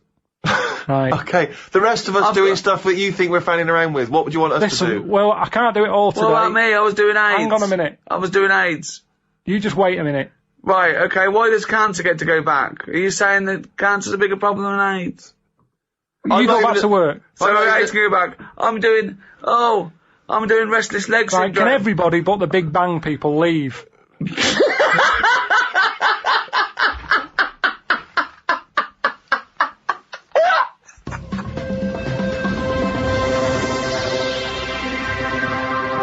Well, we've come to an end of episode 2 of series 5 of the Ricky Gervais Show. With me, Ricky Gervais, Stephen Merchant. Thank you. And Karl Pilkington. Alright. I was working on cold sores. Fuck off. So, welcome to episode 3 of this final Ricky Gervais Show series. With me, Ricky Gervais, Stephen Merchant. Hello. And Karl Pilkington. Alright. Have you heard this thing they're doing? The schools have got together. They're tired of obesity being a problem in England. It's a big problem in England. Basically everyone's overweight, particularly kids. There's kids that are like, 10 stone, going to infant school and stuff and junior school. It's getting ridiculous. And so now the teachers are allowed to weigh the kids. They're going to weigh the kids, okay? Yeah, get them in there and go, right, get on the scale. And then they're going to send a letter to the parents saying, please be aware, your child is obese. Now, I don't know what good that's going to do, because a teacher will send a letter to a parent, go, dear Mr. and Mrs. Barnes, we weighed little Johnny today at school, and he's overweight, he's a big fat pig. And they're going to go, yeah, we know, we have to push him out the door to get him to school, he makes a popping sound. We know he's fat, he eats too much. We know he's fat because we have to buy him pairs of trousers every 2 weeks. Yeah, well, we know he's fat because we're a couple of fat bastards Always. ourselves. I love that when they say about our child obesity, they show you a picture of a kid and his face is nearly closed up. Yeah. It's just closed, right? There's no eyes anymore. He's just got little slits for eyes where his cheeks and his forehead are meeting. Yeah. Right? And you just go, do you know what I mean? Yeah. And then you see the parents, they go, well, yeah, we can't do anything. And you go, no, look at you. Yeah. No, I saw a couple the other day. I saw a dad, giant arse. Yeah. And then I was walking behind them, and 2 kids, exactly the same giant arses. Yeah. Now that I can't believe that that's Well, true. they eat the same things. You can't. Yeah. Like a couple of bison it was. Yeah, if the parents are just eating, they can't say to the kids, you've had enough. They go, Right. what, fuck, look at you. I saw them in Tesco supermarket. You know, they've got like cafes in there now. Have they? Big fat family in there. The fact that they're buying food and they're having a break from buying food to eat food. To eat food, yeah. Just sums it up. It made them Loads a bit of donuts. peckish, didn't it? I mean, don't forget, that is the only exercise they get, pushing a trolley round. They get home and then they wedge themselves in that 3-piece suite and they're watching ITV1 for the rest of the night. Yeah. And eating cakes and things, microwavable stuff. Well, they're watching X Factor, but they're only watching X Factor waiting for the adverts for Pringles. Exactly, Domino's Pizza. Exactly. That's what they're looking forward to. They could do that. They could make it a bit harder to shop, couldn't they? If you walk through the door, it goes ding, ding, ding, and you go. And for fat people, the shopping moves around a bit. Yeah, you know what I mean? Constantly out, moving away. Yeah, exactly. You're putting it on a string. Yeah. You want the pie, and you have to at least get up a bit of a sweat. Or they're to get on the pie. conveyor belts, like in a sushi restaurant. Exactly. And they just got to chase yeah. after the oven-fried chips. Unbelievable. Or is there some kind of cattle grid device that only is there anything that we could put... Oh, you can only get to this. You can only get to the food if you can get through this. Right, yeah. That's a good point, yeah. So the really fattening stuff is through a thin door. Or just, or one of those kind of, those sort of, tubes that soldiers you see have to crawl through when they're doing their training. And that's to pies, to Right. calorific, Exactly. to the calorific stuff. section. Yeah. The shop is full of salads. Yeah. You can go around, you can even eat as you go around Yeah, the it's salads. like a You can forest treat. of salads, yeah. Exactly. You can graze and you can buy. But if you want to get to the pies and cakes and all that, Yeah. you've got to get through a little You've got to tube. crawl through a little tube. Yeah, it would just be forever going, doo, food. Fat bloke stuck in aisle 3. They'd have to keep getting them out. Well, I was stuck behind one on the tube. It got out of the tube on the escalators. And you know, like on escalators, you're meant to stand to the right so people can get past. Yeah. It was a waste of time him standing on the right. Yeah. Taking up the full thing. He had a tracksuit on, like they always do. You know, never seen a track in its life, that tracksuit. And so I stayed behind him because he had no option. He saw everyone behind me sort of going, what's the hold up here? Like a convoy of people going, what's at the front? What's happening here? And it's him sort of blocking it. He gets to the bit, you know, where you have to put your ticket in or your Oyster card and swipe it. He had to go through the bit for trolleys. Oh, his luggage. Yeah. How embarrassing is that? Unbelievable. But that's when you know, innit? That's when you go, you know what? Exactly. But I don't think there's enough stigma. I think, because, you know, political correctness now and you know, and the fact that food is so refined, there's no stigma anymore. I laugh about being fat. I should be ashamed. I should walk down the street and go, fatty! That's what I want to get me out of there. I get up in the morning, I look in the mirror, I go, oh, you fucking fat bastard. Yeah.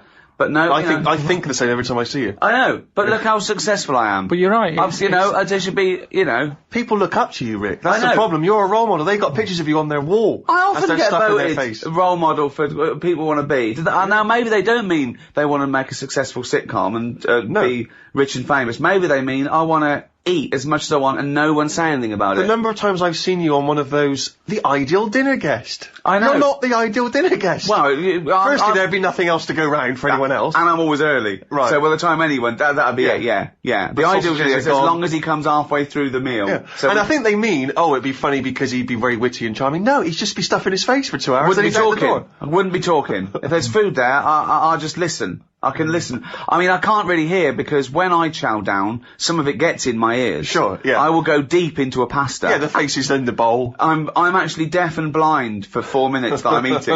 Yeah. It's like when a horse bolts. Yeah. They can't see or hear anything. They just bolt. But you know, I don't know what we could do really. I mean, I think we should be clear here. We're not saying, you know, we don't want to encourage We're people... not saying fat people are alright, we're saying they're wrong. Well, yeah, but I want to make I want to make an important point here, Rick, okay. which is that we're not talking about how... Listen. What? This is important. This is an important point. Okay. There's a lot of young people, you know, and they don't eat and stuff because they want to try and look like Victoria Beckham and all that stuff. We're not talking about that. We're not talking about just being, you know, a respectable size, you know, a little bit curvy or whatever. You don't got to be like a size 0. We're not talking about that debate. Definitely not. We're talking about the crazy obesity that's going on. 5'2", you're weighing 14 stone. Absolutely. It's a time to probably stop going to the all-you-can-eat buffet. Yeah. Which is not a competition, incidentally. But, you know... It's because, like you said, though, you're not allowed to call them fatty anymore. Yeah. Like, when I was at school, if there was a fat kid... Yeah. He did get, you know, sort of being picked on that isn't good. His nickname was Pork Pie or Fatty or Porky. He'd sort of be chased to be beaten up, so at least he got a run. Whereas now, kids aren't allowed to pick on little fat kids. No, I know. So he's not running anywhere, and it gets worse. See, is that a good thing? If you pick on a fat kid and steal his lunch money, is that cruel to be kind? Do you know what I mean? Survival of the fittest again, isn't it? But I mean, you know, they go, okay, Jobson, you picked on little fatty again and nicked his lunch money. You go, yeah, I thought he was eating too much and I'm worried about his heart. They go, oh, well done, Jobson. Yeah. Go and pick on some more fat people, nick all their lunch money. I don't know what the rules are. I mean, I don't know. It's all gone crazy. I mean, I think I'm allowed to call people fat because I'm a bit fat. You're reclaiming the word. It's like black people can say the N-word. I can say the F-word. I can say fatty because I am fat, you know. It is remarkable. I mean, you've seen pictures of Ricky, surely, Karl, in his youth. I mean, you know, a kind of David Bowie-like face, you know, very sort of strong. Well, anyone who's ever seen that to me has said, I don't understand. They're just genuinely baffled. I mean, it is weird. It's I don't understand, Rick, how you've gone from that. People should look you up on the web, and it doesn't make any sense. Doesn't Jane get annoyed? Doesn't she feel like she's been ripped off? No. When I was 20. How did she not notice? I was 20, and I stayed like that till I was about 29.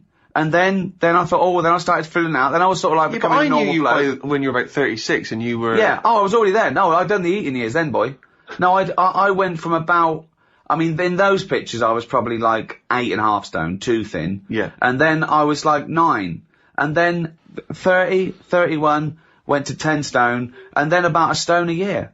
I think I was my fattest when, just after. Yeah. I'm I'm like 14 stone now. But it's like if you look at it on the web or something, compare the two, it's like one of those Weight Watchers before and after, but the wrong way around. Yeah. It's really strange. Yeah, so I feel that I can have a go at fat people. I think I can claim the word, I can call fatty. Like Steve can have a go at, you can have a go at bald people, Carl. You can go, oh, look at that round-headed bald twat. You will never see someone as round-headed and bald as you, and Steve can go, oh, look, Rick, look at that fucking twattish, goggle-eyed freak over there. No. How often would that happen? Hang on. Let's slag Ricky off a bit more, can we? And Fattos. Also, I've got this is how much I've let myself go. Steve, it's finally happened. I want you to test my trousers there. Feel them. Oh, what is that? That is some pyjamas. Are you actually wearing pyjamas? I'm actually wearing. It happened out today. Of the house. That's the first time. Now, was it because of speed you had to get out of the house because you were late? late? I'll tell you why. Right? Okay, the last couple of years, I mean, for the last, I'd say 10 years, I've been wearing comfortable clothes. I never wear a pair of jeans that are too tight. I don't wear shoes that it's just comfort for me. Yeah. I mean, you see me fidget when I put a suit on for an award ceremony. Yeah. I don't like it, okay? I never look good in stuff. You see it on the model in the shop window, puts it on you, oh, well, okay. So, that's great. They look like David Beckham. I put it on, I look like a wallet or something. Do you know what I mean? Just, it doesn't look good. I've been wearing, as you know, sweatpants, right? A drawstring. Yeah. Okay. I got a pair of sweatpants recently that are nearly pyjamas. They're so.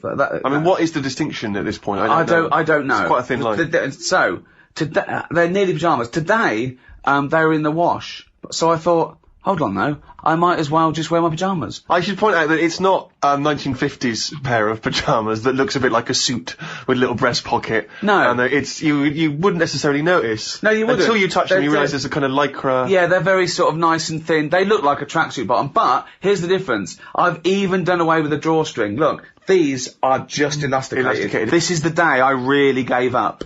I used to worry about what I looked like, obviously, when there was when there was a nice sort of clothes horse to hang nice clothes on, i.e. my body, I did squeeze into jeans. I did, I wear, I was fashionable, but, did you I can't imagine you going in shops though and looking through racks of clothes and, did you do all that stuff? Steve, I look good in anything, mate. That's the difference. Right. Now, doesn't matter. Armani could dress me. Doesn't matter. Yeah. He's not, not that he'd want to. I can't believe I keep getting offered from people like him and designers, call my agent saying, does he want us to dress him for the Emmys? Do they Globes? Do pyjamas? Well, exactly. One, I think, why do they wonder, what, is that going to put sales up? Is someone going to be watching that and go, hey, yeah, that bloke looks short and fat and sweaty, get me Armani on the phone. But maybe that's someone from the Emmy committee going, can you phone up Ricky Gervais and just check that when they say, can we dress him from the Emmys, we mean, can we make sure he's dressed for the Emmys? Can we tuck him in and leave his slippers at the hotel? Exactly. But yeah, so I don't do it anyway because I'm mildly embarrassed. We went around those sort of luxury lounges where they give you things, they give you these, suits, Armani, Hugo Boss, they're just giving you suits. What, I haven't heard about this. Oh yeah. When's this going on? Yeah, before the Emmys, every What the fuck? I was out there, no one notified me. Maybe you didn't get an invite. What do you mean I didn't get an invite? Yeah. The first one I went to, I was mildly embarrassed went around. Then I saw, Helen Mirren, The Sopranos. Bloody Helen Mirren's going round there and I'm not... Yeah. But she's got more money than me, she don't need to go and get free stuff. She's the queen, she's the richest woman in the world. Fucking hell. Yeah, you've missed out, Steve. And they measure you and everything. I've taken... piss off, this is insane. I've taken one suit, and I think a jacket. But usually what I do is I say I have a pair of sunglasses. I'm like Elton John at home. I've got a drawer full of the best sunglasses in the world, one-off editions of these beautiful sunglasses, where I'm embarrassed not to take something. They're incredible. They just give you all these things, I feel like the kid in the Pied Piper. Remember when the Pied Piper, as revenge, he takes all the kids to a sort of magical land inside a rock where there's just sweets and fun, but the little lame boy, he can't get in there. He's left behind in the formerly rat-infested town. But he had the last laugh, didn't he? Because he couldn't go and get locked in the cave. Yeah, but he didn't... They weren't locked. It was a magical land inside the cave. He wanted to be in there. Was it? Yes, famously. Or was he a paedophile? Yeah, but that's got to be it's got to be better than being stuck in a town with rats and old people. At least you get sweets and a puppy. I worried then for a minute. I thought, oh, that's libelous. What, the Pied Piper was a paedophile. Like something, excuse me, it's the Pied Piper here. We are, we represent the Pied Piper. yeah. We represent the Pied Fiddler, the Pied Piper, the Pied Piper. Yeah, well, I mean, I used to care about fashion. But I also had little mistakes. If you're being creative with clothing, not everything's a winner. Yeah. Do you know what I mean? You can't always look good, even when I thought I looked good in everything. So what was just quickly? What sort of era are we talking?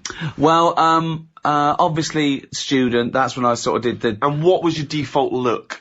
New romantic. Right. I mean, the first thing I did when I got to college, dyed my hair. Blousy shirts. But I dyed it black, sometimes military. The military was very big then, so, you'd have dyed black hair and a bit of eyeliner, but, maybe look a bit, gorilla. Then, I got signed, when I was in a pop band, a failed pop band, very quickly. But, I bought designer clothes. But then it all went, okay? So, the poor years, from when I was about, I don't know, 22 to 29 before I got a job. 4 years, starting in 22, you had the high life. You went out by then. Yeah, and, so, we lived in that awful little place where I talk about it live, where, there was no toilet, so often I'd wee in the sink. Sure. And so. Great days. So I thought, well, I didn't have any money at all. And I used to wear a tracksuit all the time then, because I used to run round London. I was on the dole. We had 16 quid between us a week to spend. Right, so there was a lot of chili con carne being eaten. Yes. And rice, just filling up on rice and I'd run everywhere. And I was run everywhere? Yeah, I'd just run. I'd get up and I'd run places. I'd run round the park, I'd run to visit friends who had jobs, I'd run to art galleries, and I'd run London. That was like my job. But why were you running it? It sounds like it's the life of a smackhead. Why were you running everywhere? I was super fit. In my 20s, I'm not only sort of like thin, but fit as well. I'd run at least 5 to 10 miles a day and work out. I did karate twice a week. Honestly. Anything but a job. Anything but a job, yeah, because I was trying to be a pop star and I told myself, no, I'm an artist. I can't possibly get a job. It's bohemian. I just eat rice. Yeah. Well, and I was fine. It was absolutely fine. I never thought, oh, this is really annoying, I've got to get a job. I thought, I haven't got a job, I'm doing this, I'm doing a banner. You were signing on, were you? I couldn't because, I hadn't had a job before that, so I think we got our rent paid, and then we'd split Jane's money that she earned, we got our rent paid, and, we were left with, as I say, I remember it was 16 quid a week, and it was the early 80s, mid-80s. So, I didn't get new clothes. So I had some, old ones and, to go to jumble sales, it's fine. Yeah. Okay. But I remember once, we were getting new curtains, and the old ones that were in this flat were like sort of a chintzy, sort of goldish sort of line with a thread in them with sort of leafy pattern, very sort of thick. What kind of late 70s style? Yeah, exactly. And Jane was going to took the old ones down. I went, don't throw them away. I'll make a suit out of those. Yeah, of course. So sort of Jane just sort of nodded and went, okay, and she went to work. Okay. So I thought, wow, okay. Let's have a go. I've never made a suit before, but how hard can it be? Yeah. Do you know what I mean? I used to, That would be my first thought. I used to make everything. I used to make, I remember, I made shelves once. I found 3 bits of wood in a skip, okay? And I sort of put 2, vertically and put 1 across the top, right? So it was like, a goal post, right? I thought it was shelf. I put a nail in each side. It sort of wobbled. I put it against the wall and it wouldn't stand up. It sort of like leaned, like I made a parallelogram. So what I did, I put another nail in it and I tied a bit of string to it and pulled the string tight. I pulled it across the room and put another nail in the windowsill. And so now there's this shelf that wants to fall over but can't because it's tied to another wall. So that was... So you spent most of the 80s running around London... and collecting debris and making your home outfit. You sound like a womble. Yeah, but I wasn't shaped like one until I was 32. And this is kind of, you were making everything except a living. Yeah, exactly, right. So I thought, right, how do I make a suit? I thought, well, I used to go to the library and learn, I don't know, I can make a suit, I don't want to do it like other people, I do it differently. So my method for making this made-to-measure suit, was I got one of the sets of curtains and laid them on the floor. Right. I laid down on the curtain and drew round my legs. Right. Okay? Hang on, so you were making the trousers first? Yeah. So I thought, hold on, that's just one side of the trouser. So I laid down another curtain and drew around my legs again. And I thought, right, I cut those out. So now I've cut out 2 leg-shaped curtain pieces, right? I put them together, sewed them up. Of course, it was nowhere big enough. Of course because not. I'd left no room, right? Yeah. So I tried to squeeze into them. I mean, they look like jodhpurs. They look like tights, okay? So I thought, this is really hard, right? I pulled them off again, right? I thought, how am I going to make the jacket? I didn't. I just used one of the curtains as a cape. So I thought, I mean, I looked like a gay Hamlet. I mean, it's ridiculous, right? So what I did was... did you squeeze into the trousers? You wore the trousers? I sort of squeezed it. I couldn't wear them, though. So what I did was, I rolled it up and shoved it under the chair. You rolled up what, sorry? The suit I made. Jane came in about a few days later. She went, what's that? So that's where I had to go at the suit. And she pulled it out and, died laughing. The idea that this man sat down and drew round his legs to make some trousers. But firstly, why did you not just throw it away? Why did you stash it under the... I don't know, because I thought... And you were watching TV on the sofa and she was a foot higher than you. And she thought, what's going on here? And there was a suit stuffed. I mean, why not just throw it away? I don't understand. I don't know. That's what you do, isn't it? You think, maybe... Again, we were talking before about the fact that you used to be very thin, and now you're very fat. And they seems like 2 different people. Well, not very fat. Well, most people would say you are. But wearing black. It seems as though you were also an idiot when you were younger. I mean, because you're a smart man now. Why would it not occur to you that you couldn't make your own suit? Because I've always thought I can do anything. I've always thought I can make a suit. Of course I can make a suit. I'll be brilliant at that. I'll make a suit. And it took me getting fat to realise the world doesn't lay down to you. Yeah. I thought, well, I'll never be fat. I will never be fat. Look at me. Look at me, So I suppose... And even as you were getting fatter, that must be the mirror. No. James, come with the mirror. No, at least I can put eyes on myself. As soon as I started getting fat, I started saying I was fat before I was fat. Yeah. Because when you've been really thin, I mean, I couldn't get anywhere near those curtains now. No, I couldn't. They wouldn't go past my ankle now. You kept them? Yeah, they're under the chair. Yeah. And you still, of course, if someone comes to the door and you can't be bothered to reach for your pyjamas, maybe just wrap the curtain round you. I just pop the curtain around me, yeah. I could probably make a pair of pants out of them. I mean, soon I will be in nappies, which will be easy to make. Yeah. So, but when I'm older, and Jane goes, just off to work... Where are those pillowcases? Doesn't matter.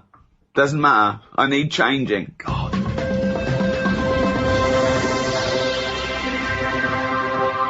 Food's too nice, though, isn't it? That's where the problem is. Well, yeah, some food. Well, no, a lot of food. More food's nice now. I find that I eat because I go, that's nice, rather than I'm hungry. Oh, that yeah. seems to be the problem. I stopped eating when I was hungry, when I was about 29. Yeah. I used to, got to eat now. I've got other stuff to do. We've got to eat, shove it in, right? And then at that, I've never only ate because I was hungry for many, many years. But it's not just that either, is it? Like, we've got mates who've, had a kid now. And that's eating stuff. That, seriously, I'm not joking. That is having stuff that I've never had. And it hasn't even got teeth yet. I mean... What sort of things are you talking about? Mango. I only had that. I had mango about a year and a half ago. And it's alright. I mean, it's not one of my favourite. Is it fruit? Yeah. But there's so much other fruit that's better. Go on. I think. What's better than the mango? The banana springs to mind, the strawberry. Just, I like the ones that you can just go, I'm nipping out, what can I take with me? I'll have an apple. Well, the banana's the best, because it's got its own little carry case. Yeah, that's alright, but saying that, you see, this is why we've got more fat people. In supermarkets now, you can buy cut up apple in a bag. Really? That's lazy, isn't it? That is lazy. Again, I've got to confess that I have my portions of fruit first thing in the morning, liquidised. Yeah. I have a smoothie, I put all the fruit in there, I drink it. I'm not chewing. If you want me to eat fruit, I'm not chewing it. At the end of the day, food's nice. Yeah. There's loads of it. Well, No, there is. In the Western world, there is, Yeah, that's what I'm saying. But It's in the many Western places, there's world that's not. fat. Yeah, but this is the whole point, isn't it, about the gluttonous West, is that we are indulging ourselves. Yeah. If we were scrabbling around starving, like a third world country, we wouldn't be in that situation. Well, there's But all we're the... drinking the fizzy lemonades Exactly, and the there's Cokes loads of and it. And now, every time I buy something, it's a 2 for 1. So you end up buying more than you need, and then Suzanne's always saying, eat this ham, will you? It's going off. I don't even want it. Why is she buying so much ham? Because it's 2 for 1 offer. We don't need 2 lots, but the person at the till goes, you know, this is 2 for 1. You go, nip back and get one. And I know you what get you it, mean, though. I and you mean, eat it. Yeah, they never do half price. They do 2 for 1. Exactly. They did that with a meal once. We were in LA, and we had a meal, and they said, you know, it's happy hour. It's 2 for 1. So I went, well, can we just have one each? We've got to give it to you. And they brought 2 meals for everyone. Yeah. It was ridiculous. That's mad. I am. Of course you do. I'll tell you another problem that I've worked out. It might make a slight difference on fat people. Don't put a light in a fridge. Because that's just at night when they get peckish. They can see everything that's in there. Don't put the light there. You don't need a light in a fridge. There's no lights in other cupboards. Yet where there's food, it's like fatties getting up at 4 in the morning. What can it have? What's that at the back? Get rid of the light, they'd eat less. There might be some logic in that. That's interesting. Well, what's it there for? Tell me what that light is there for. They say turn off your standby light, yet you've got a light in your fridge. Well, no, it is showing you turned where off. tomatoes You is. know, or but it's turned off chocolate. when you shut the light's not on when the door's not open. Yes, but a fat person who's always got the fridge door open. So what are you saying, in a way, is that the free market, capitalism being what it is, which has allowed companies, food manufacturers to make them full of more salt, more fat in order to attract you, in order to make more profits, is actually resulting in obesity? I was in a cafe, right? I normally like to go in there, and I might have beans on toast, cheese on cup top. of tea. I might have a bit of cheese. Yeah, cheddar on top. Only if they offer. I sometimes sort of think I shouldn't have it, so I'll only have it if they say, "Do you want cheese?" Oh, okay. And then it's down to their problem. Do you know what I mean? It's kind of like they made me have that. Yeah.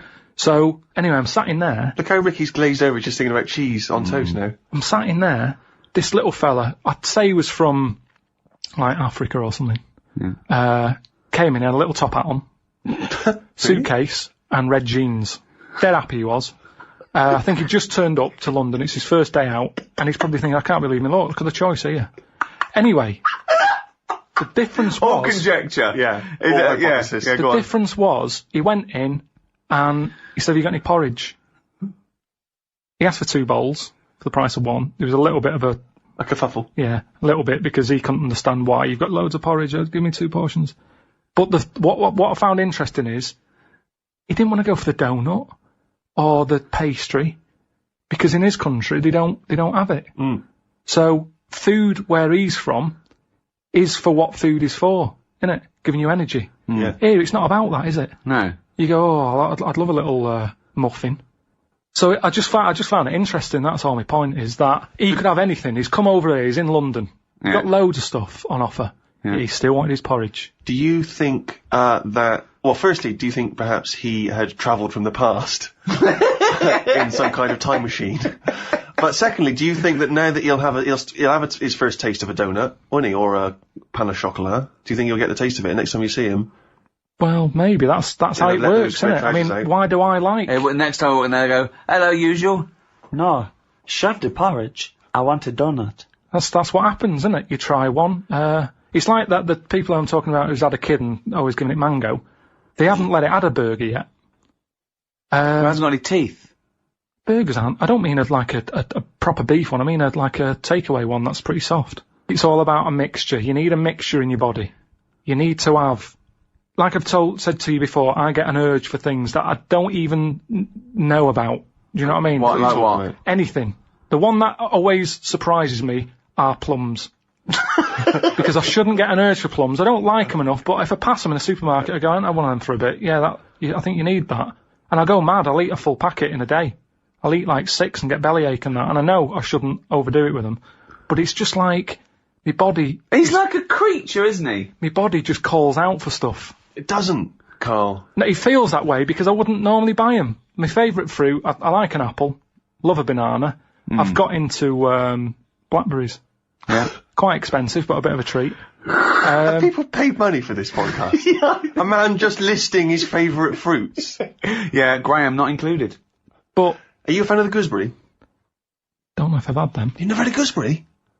They're very, very tart. They are very bizarre. What do they They're look like a green testicle. They've even got the little hair on it. A gooseberry is like a really crispy, plump little berry, but it's very, very, it's sour. I mean, you've got to have it in pies with sugar and stuff. I bet my godson's had one. He's only 1.5. I bet he's already had a gooseberry, and I've never had one in my life. Right. He'd never said it before, and he said gooseberry. He decided that's the way to pronounce it. Gooseberry. What's that? What's a gooseberry? A gooseberry. Well, okay. I'd never heard it before, but I'm going to say it now, but I'm going to say it my way. Gooseberry. I've never had one. I don't feel like I need another fruit, that's the thing. I think there's plenty of fruit out there. Bananas, apples, oranges. If you get a little bit sick of oranges... I'm a big fan of the Satsuma. Easy to peel. What I don't like is the big oranges you have to peel them, you get it on your... They're the ones I eat when I'm in the bath. It's just easy, so you just dunk under the water afterwards and you're clean again? If I'm going to have a bath, then that's what you do. So it's 2 treats, it's an orange and a bath.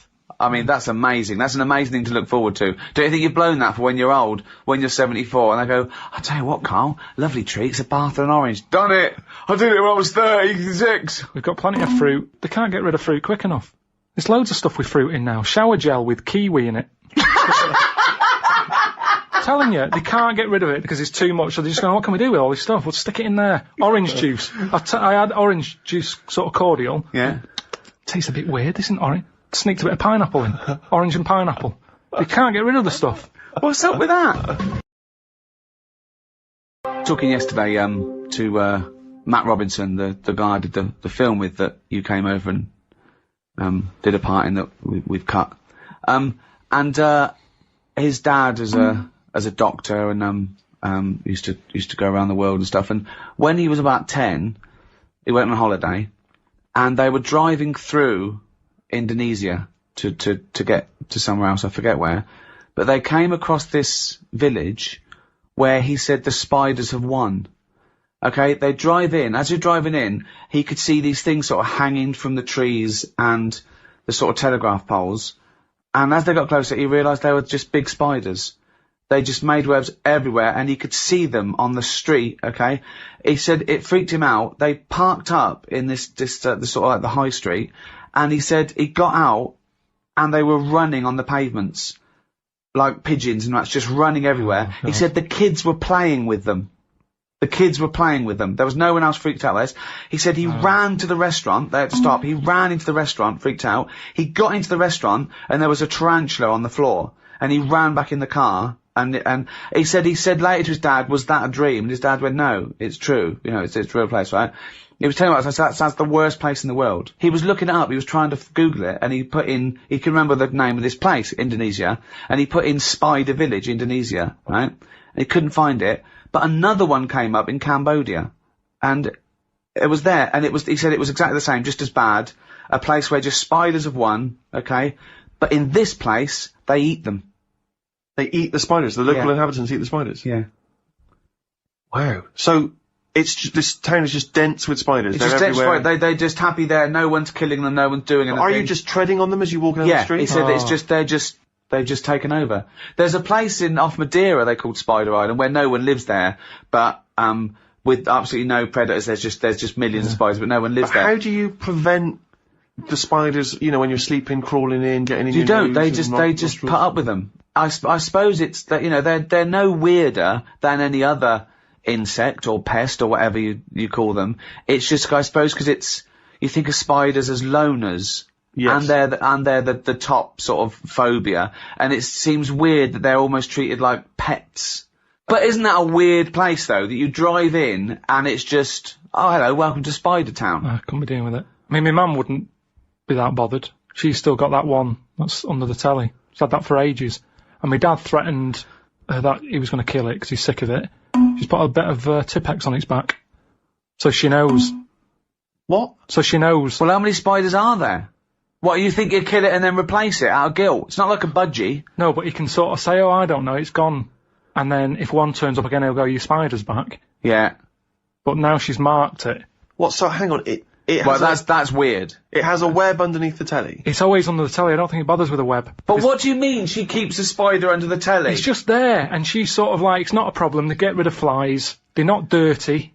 It Well, it doesn't get rid of flies if it sits there watching Coronation It doesn't Street. do much. Honestly, it can be there in a corner. I don't know what it does. I don't know. He just sits there. But she likes the fact that it's there. It's that thing, innit, of older people like that, don't they? They don't like change. It's like part of the family, you know. All the kids have left home now. She's got this little spider with Tipex on its head. I like the way that she went into a drawer. She had an idea. She was worried about it. She was worried about her husband killing it. I know. This is for your own good. Good Tipex, pop that on you. And you've been round there with the spider that doesn't freak you out? Well, I'm going round this weekend, but I used to always sit on the floor to watch the telly. Yeah. Now it's like I'm not sitting on the floor. You'd be watching Spider-Man, it would be criticising, well, that wouldn't happen. What does your mum think of it? Does she think it's like a little pet, or she doesn't want to get rid of it? I think it is a pet because, like, you know, she's had loads of cats, she's had dogs, she's got a budgie, and now my dad's sort of saying, don't get any more pets because it means we can't go on holiday. Right. Spider can look after itself. I love the idea. Someone would say, do you mind coming, we're on holiday for a week, do you mind coming around with a fly every 2 days? Yeah, I just keep an eye on it. I mean, I thought Spider Island was weird, but keeping a spider under the telly with Tipex on it, as a pet.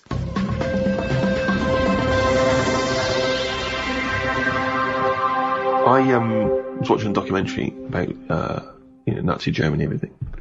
And I just realised that I felt guilty for quite a while because whenever I see a programme about the Nazi plan, I always take a certain solace. Like, I'm slightly smug that I know I'd have been okay because I'm tall and blonde, almost blue-eyed. Yeah. Pretty much fully functioning except the eyes are a bit poor. The Aryan race. And that's what they were after, wasn't it? The sort of Superman, the Aryan. What do you mean? Yeah. Well, Steve would have been the Aryan pin-up. Yeah, I'm like a kind of poster boy for no, you wouldn't. Nazi Aryan. You wouldn't. You wouldn't have been a pin-up. No, but, they'd have certainly, I'd have been, maybe not on the posters, but I'd certainly have been down the recruitment office. Really? Signing people out there to say, we want you to look like this. So what do you think, So Steve they go, okay, we want someone tall, blonde hair, blue eyes. Someone goes, I know the person. He's really tall. He's got really sort of striking eyes and is quite blonde. And they go, get him here. What do you think? He walks in, Hitler sees him, all the generals go, Hitler would love me. Do you want everyone to look like this? Thoughts, Karl? If you turned up, they'd go, hang on a minute, this doesn't match. What are you talking about? What are you talking about? No way. No way. I am an ideal Nazi. I think someone would sort of go, hang on, I think there's been a mistake here. No. That's bollocks. That is absolute nonsense. I guarantee that I would have been one of the most popular Nazis. Did they stick with that? Did they was that the rule?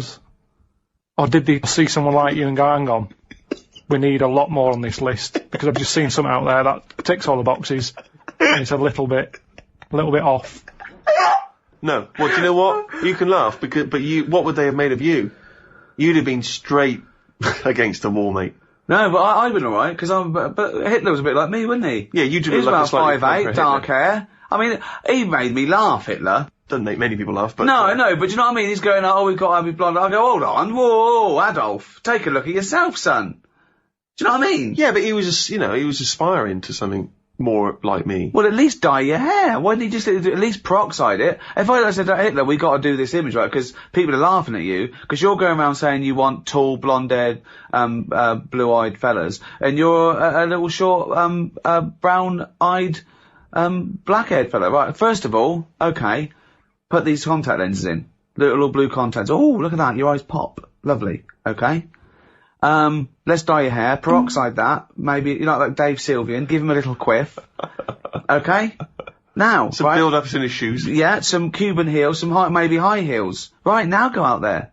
That would have been an extraordinary look if that was the man that we knew and feared, giving those speeches. Peroxide hair, Cuban heels.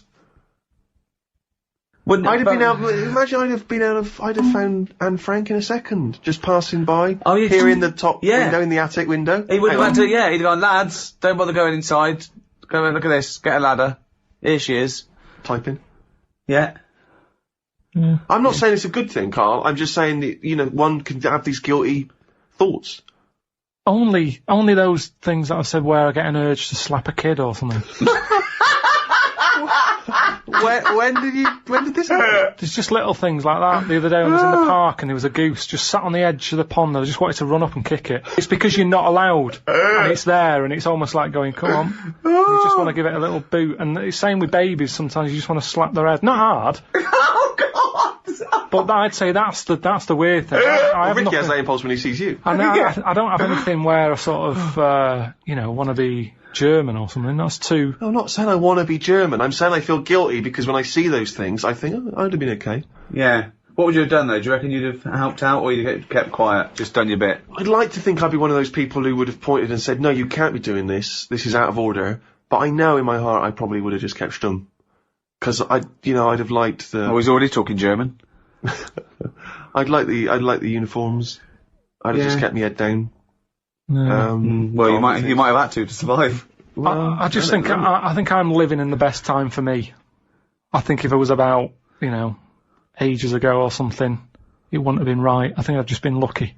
But if you were in one of those situations, whether it be Nazi Germany, anywhere else, where you see oppression going on, horrors, would you stand up and fight for justice, put your own neck on the line, or would you just keep quiet? What do you mean, keep your neck? What do you mean? Well, this is the thing. For instance, if I knew Anne Frank was in my loft. Well, yeah, perfect. Would you if you knew Anne Frank was in your loft, and your dad came in and went, right, whatever you do, don't harbour any Jewish people. The Nazis are right. Also, they're looking for spiders under tellies. You and your mum sort of looked at each other. So, what would you do? You met a little German fella. Young Karl. It's a little round-headed fella. I'll probably just go, no, I don't know who's up there. Well, we are checking, and if we find her, then you... What's ridiculous, real? Well, what do you think, though? Of course, it was a threat of death if you harboured someone. Yeah, but that was why it was so heroic. Well, hang on. Could we just have this conversation played out, please, Rick? You're the German. Hello, Karl. How are you? Yeah, I'm all right. Yeah, what's the problem? You're losing your hair. You're stressed. A little bit. Yeah, it's about times. Right. You're not hiding anything from me, are you? No. Oh, okay. No, and when you're asleep at night, do you hear the creaks of anyone upstairs? I'm quite a sort of, once I get to sleep, because my restless legs and that, I'm normally pretty tired, so I'm out like a light. If I came round, could I look in the attic, and if I find anyone... It's up to you, I've got to go out, I mean... Well, I tell you now, if I go on and find someone, I will kill you. Well, I don't know if anyone's up there. I wouldn't say it's his job, I'd say you go and have a look. Yeah, but don't say that. You're meant to be protecting her. Just say... you've got to get him off the set. You've got to say, no, she's not there. I just checked. Don't worry about that. Listen, I wouldn't lie to you. You'd say... But this is the point, Karl. Are you willing to put your life on the line for someone else? And I think fundamentally... Not for her. Why not for her? She's got her whole life to live. She's a talent. She's writing. You're not doing anything. What are you doing? Staring at her? She's innocent. More like she's innocent. I'd say Anne. I'd go up. Anne. Yeah. Listen, they've been again. I think you should move out, because this is sort of dragging, it's stressing me out. They keep knocking, I'm going to get dragged down with you, so can you move out of the loft now? You've been here a few weeks. But that's It's no sort of life, Anne. You've been up here, you might as well be some sort of moth. There's no light, you sat there writing, so I don't know what you're writing, you've been up here for weeks, what are you writing about? I've kept a diary, and it's a bit of a struggle, you haven't been out. So, can you just move, please? That's what you do, is it? But I don't know how much you're meant to do. But this is the point, isn't it, Karl? It's about what are you willing to do? People, during that time, protected people at their own expense, at their own personal risk. They lied, they got food, they forged documents for them, they tried to sneak them out of the country, they did incredible acts of heroism to help other people. And you're doing nothing. You're going to kick her out on the street adding after to 2 it. weeks. You're adding to it. All I'm saying is, I'd say, Anne, I think they think you're up here now. I think it's best if you move on. I don't think you'd have even welcomed her in the first place. I can't leave here. Well, I tell you what, I think he's finding something a bit suspicious and he's going to come up. So I have warned you, Anne, don't moan. I'd leave her to it. And then if they turn up again, I'd go and have a look. Well, no, because then you'll still get done. I won't get done. You've harboured her now. You're in trouble. So either go through with it and protect her, or stitch her up and get yourself out of. What are you going to do? I'd say, right, Anne. Listen. Go on. You've had one conversation, she's not listening to you, she's busy, she's writing. Anne. How are you getting up there? It's just a little, what's it ladder? What are they called? A loft ladder. Yeah, a loft ladder thing. I go up there, give it a bang. Right. Hang on a minute, she says, stop her writing. What do you want? Well, what? Oh, your dad goes, Karl, what are you doing? I go, I'm talking to Anne. Who? Anne Frank. Who's Anne Frank? The woman in the loft. Well, you're not harbouring Jewish people, are you? I don't know what she is. She's just up there all the time. What? I didn't know she was Jewish. Yeah, I wouldn't know she was Jewish, you know. I just thought she'd just be there. I'm talking about it's my mum and dad's house. Yeah. I'm younger. Yeah. There's a woman in the loft. It's just the norm. Right. It's just the norm. Right. Well, it must have been with all the Jewish people about. How's she getting Everyone must fed? have had a Jew in the loft. Who's... But you, no, Is it like getting it lagged? Yeah. What's interesting though is that you've deliberately massaged this now to absolve yourself of responsibility. Suddenly you've made yourself a kid and it's not your responsibility. Yeah. We are asking you, the adult Karl They all Pilkington. said that. Adult Karl Pilkington, are you willing to put your neck on the line? And you're Right. not, you're a... Suzanne brings home someone and go, right, they're being persecuted, they're after, right? The mob. Okay, forget not that's right. Someone's after, right? They've just put out, I said, look, we've got to hide her. If they find her, they kill all three of us. Right, can we hide her here, Karl? Otherwise she's got nowhere to go. Let's at least take the risk. Well, let's set some rules. Go on then. Right. How long are you going to be in the loft for? It might be a year. It's a long time, that. I know, but quick, they're coming. Where have you been? Quick, in here, right? Right, Karl, do you answer the door and go, she's in here, boys, or do you go... Just no, stick her in the loft a minute. Okay, she's in the loft, okay. Hello. Hi, I'm gonna kill you and your girlfriend, okay, unless you tell me now, is there someone in your loft, yes or no? Not that I know of. I'm gonna check in a minute. Wait a minute, what do you mean not that you... I'm another one. Okay. When you say not that you know of, I am going to go and check in the loft. Are you happy for me to check in the loft? I can't stop you, can I? Oh, whoa, we want a yes or no, son. Right. Well, what if I said no, what would happen? Well, we would storm in, and if we found anyone up there, we would presume you knew they were up there, and we would shoot you. Seems a bit unreasonable. So what I'd say, it's weird you mentioned that, because there has been a bit of banging about in the loft, but I think it's coming from next doors. Have you been next door yet? No, we haven't. You got to go around there. All right, mate. Cheers, mate. No problem. Right. Shut the door. And then that'd be that. I mean, it's... Well, it seems they quite make it simple, seem, actually. they make it seem worse back then, but that's what age does to things, isn't it? People add bits on and all that. So and what do you think the close to truth to the story is? I mean, it's just a woman. Research, a woman. She did a diary and she bummed about in people's lofts without paying for stuff. It's like what do you call them?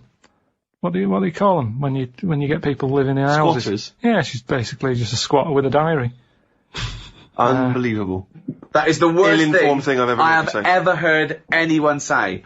Unbelievable.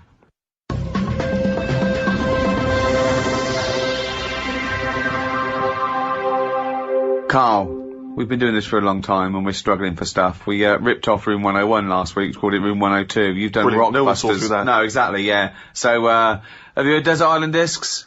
Yeah. Good, let's do that. Right, forget the 8 records, we can't play them anyway. We can't play them anyway. I know, but for people who are listening in other countries, they may not be familiar with Desert Island Discs. Oh, it's a program. It's a real national institution here. They get prime ministers and leaders of men and really eminent people to go on, and you talk about your life and you choose your 8 favourite tunes. You take a luxury item and you're allowed to take any book. I did it. I was very privileged and honoured and very flattered to be asked to do it myself last year. Apparently, they said, "What book would you take?" And she went, "You get the Bible." I went, "Well, good. I want you to take toilet paper then." And I took a book. I think a tabletop book of art. Why would you take that? You can't take anything that's useful. It's just, it's and your luxury item, you can't. I took a vat of Novocaine.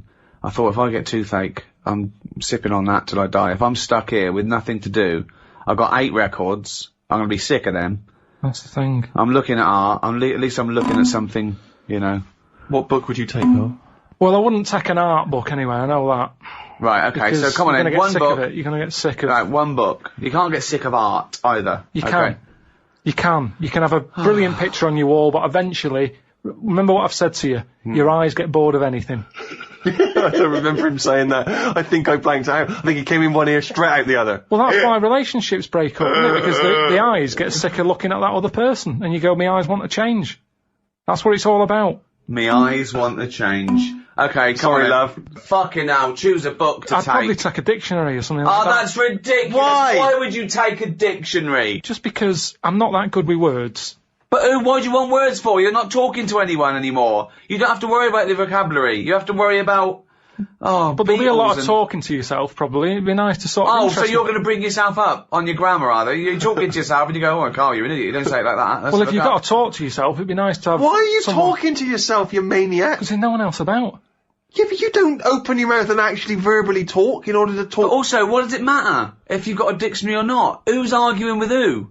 Because sometimes I feel frustrated when I can't get my point across. But it's just you! Exactly, you already that's know even your more point. annoying. Look how you're getting annoyed now. You're annoyed with me because I can't explain what I mean. Yeah. I don't want to be annoying myself. Why would you be annoying yourself? But you'll already understand your point. You don't need to vocalise it. Sometimes I think through what I'm saying. Yeah. And I think, does that make sense? And sometimes I'll go, no, it doesn't. And I'll go, why is that? And then you're working it out in your head. Now, if I've got a better vocab, I'll have a good little chat. What? Good little chat with yourself. Carl, you already on a desert island. You've got there, you're not reading the Bible, you get a dictionary out. So you get a better vocab so you can have a decent chat with yourself. What are you saying? It becomes a point, if you're not keeping yourself interested in anything, your brain's going to turn to mush. Now, I know how you feel. I'm teaching my brain stuff, keeping it active. The only thing you've got on that island is your imagination and your thoughts. Now, if you can make those imaginations and thoughts better, which you do with language, you're going to have a better time, aren't you? Well, no, a thought is never restricted in your own brain by vocabulary, is it? Of course it is. Well, no, if you've had the thought, you've had the thought. You don't go, hold on, I'd have a thought here, but I can't think of the word. You don't think in language in that same way, do you really? You think more conceptually. When someone came up, guess what? I've just found the cure for...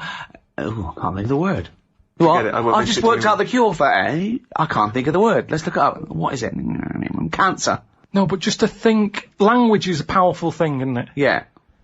Oh, he's run out of words. You see, this is what I'm saying. It's sometimes difficult for me to get my point across with what I mean. Yeah, but that's fair enough if you're communicating, say, in this environment, and it's, dare I say it, perhaps a shame that you didn't read a dictionary before we started doing the podcast and all the broadcasting. But anyway, you've waited here on a desert island with no fucker around. Well, no. Well, I think by then, by the time you get shipwrecked, there will probably be a few more entries to the dictionary. Grippage, foodage, rummaging, replenishing. So what? All words are made up. Orange. One day someone went, what? He's got a head like something. It's got a head like a fucking what? I don't even know what. It's got a head like a fucking what? Well, that's what I'm saying. Let's make up a word. It looks like a orange. Like a fucking round orange. And the other thing is, say if I am captured. By who? What? By who? By a boat that's passing. Well, you captured? You mean saved? Alright, saved then, yeah. Okay. If I'm there you go again, you see. I went for captured instead of saved. You're captured by some pirates. Talking to anyone, Karl, in your head. It didn't matter. You knew what you meant. When you sat there on that desert island, you thought, oh, if I'm captured by a boat. They didn't come over and go, hi, Karl, we've come to save you. You wouldn't go, well, no, I don't want saving, I want capturing. I go, right, sorry, wait for the next boat. It didn't matter. You knew what you meant. You'd go, help, and you'd get on the boat. Do you think in words that you don't use? Unless you're specifically thinking about something you're going to say, maybe because we're doing some writing or whatever, we're not thinking in words, are you? You don't wander around thinking, today I feel so, I don't know what the word is. You know, you just feel, you experience, you think, you're not thinking logically about words and sentence structure and all those other things. That's not how you operate. So if you're on a desert island having these arguments with yourself, unless you're schizophrenic. You've only got yourself for company. Yes, but if you bore yourself, what's the point? What is the point, seriously? But how are you gonna... so you think you're gonna read that dictionary and you're gonna be better company? Because you're gonna be impressing yourself with longer words. You're gonna go... Well, why do people use big words? Because they can. But also, to impress themselves. I bet they slip them words in. To impress themselves, impress others. If a boat passes and they go, there's a fella over there on that island, let's go and get him. Now, the way I am at the moment, they'd go, you alright? And I'd go, you what? And they'd go, oh, don't stop. Where? Imagine that! Whereas if I sort of say something with a big word that I can't think of right now, they'll go, oh, who's that? He sounds like he knows his stuff. Yoo-hoo! Anti-totalitarianism! Get him on this boat now! We must have that wit! Alright, you get... Come through. But then I'm on the news and they go, oh, Karl, what was it like on the island? And I can start saying stuff. It was scramblerious. No, but then I think it makes it more interesting, whereas at this moment in time, I'd struggle telling them what it's like. I like the idea of you trying to educate and I better love yourself, the idea. but do it now. But there's so many other books. If I'm stuck with one... Okay, the dictionary. You've got a dictionary. What's your luxury item? What's your luxury item? Quick. Let's get off this island. Come on. What did you take for your luxury? A vat of Novocaine. Oh, yeah. Some Revels, a big sort of bag. Big bag of Revels. A big bag of Revels. Just for variety. Well, there's no variety particularly in Revels. They're all chocolate, aren't they? No, all different. You've got orange ones, you've got coffee, caramel, Malteser. That's it. That's your luxury. Sorry, is this podcast sponsored by Revels? I mean, taking Novocaine isn't great, is it? If you don't get toothache, you'll be going out and bring Revels.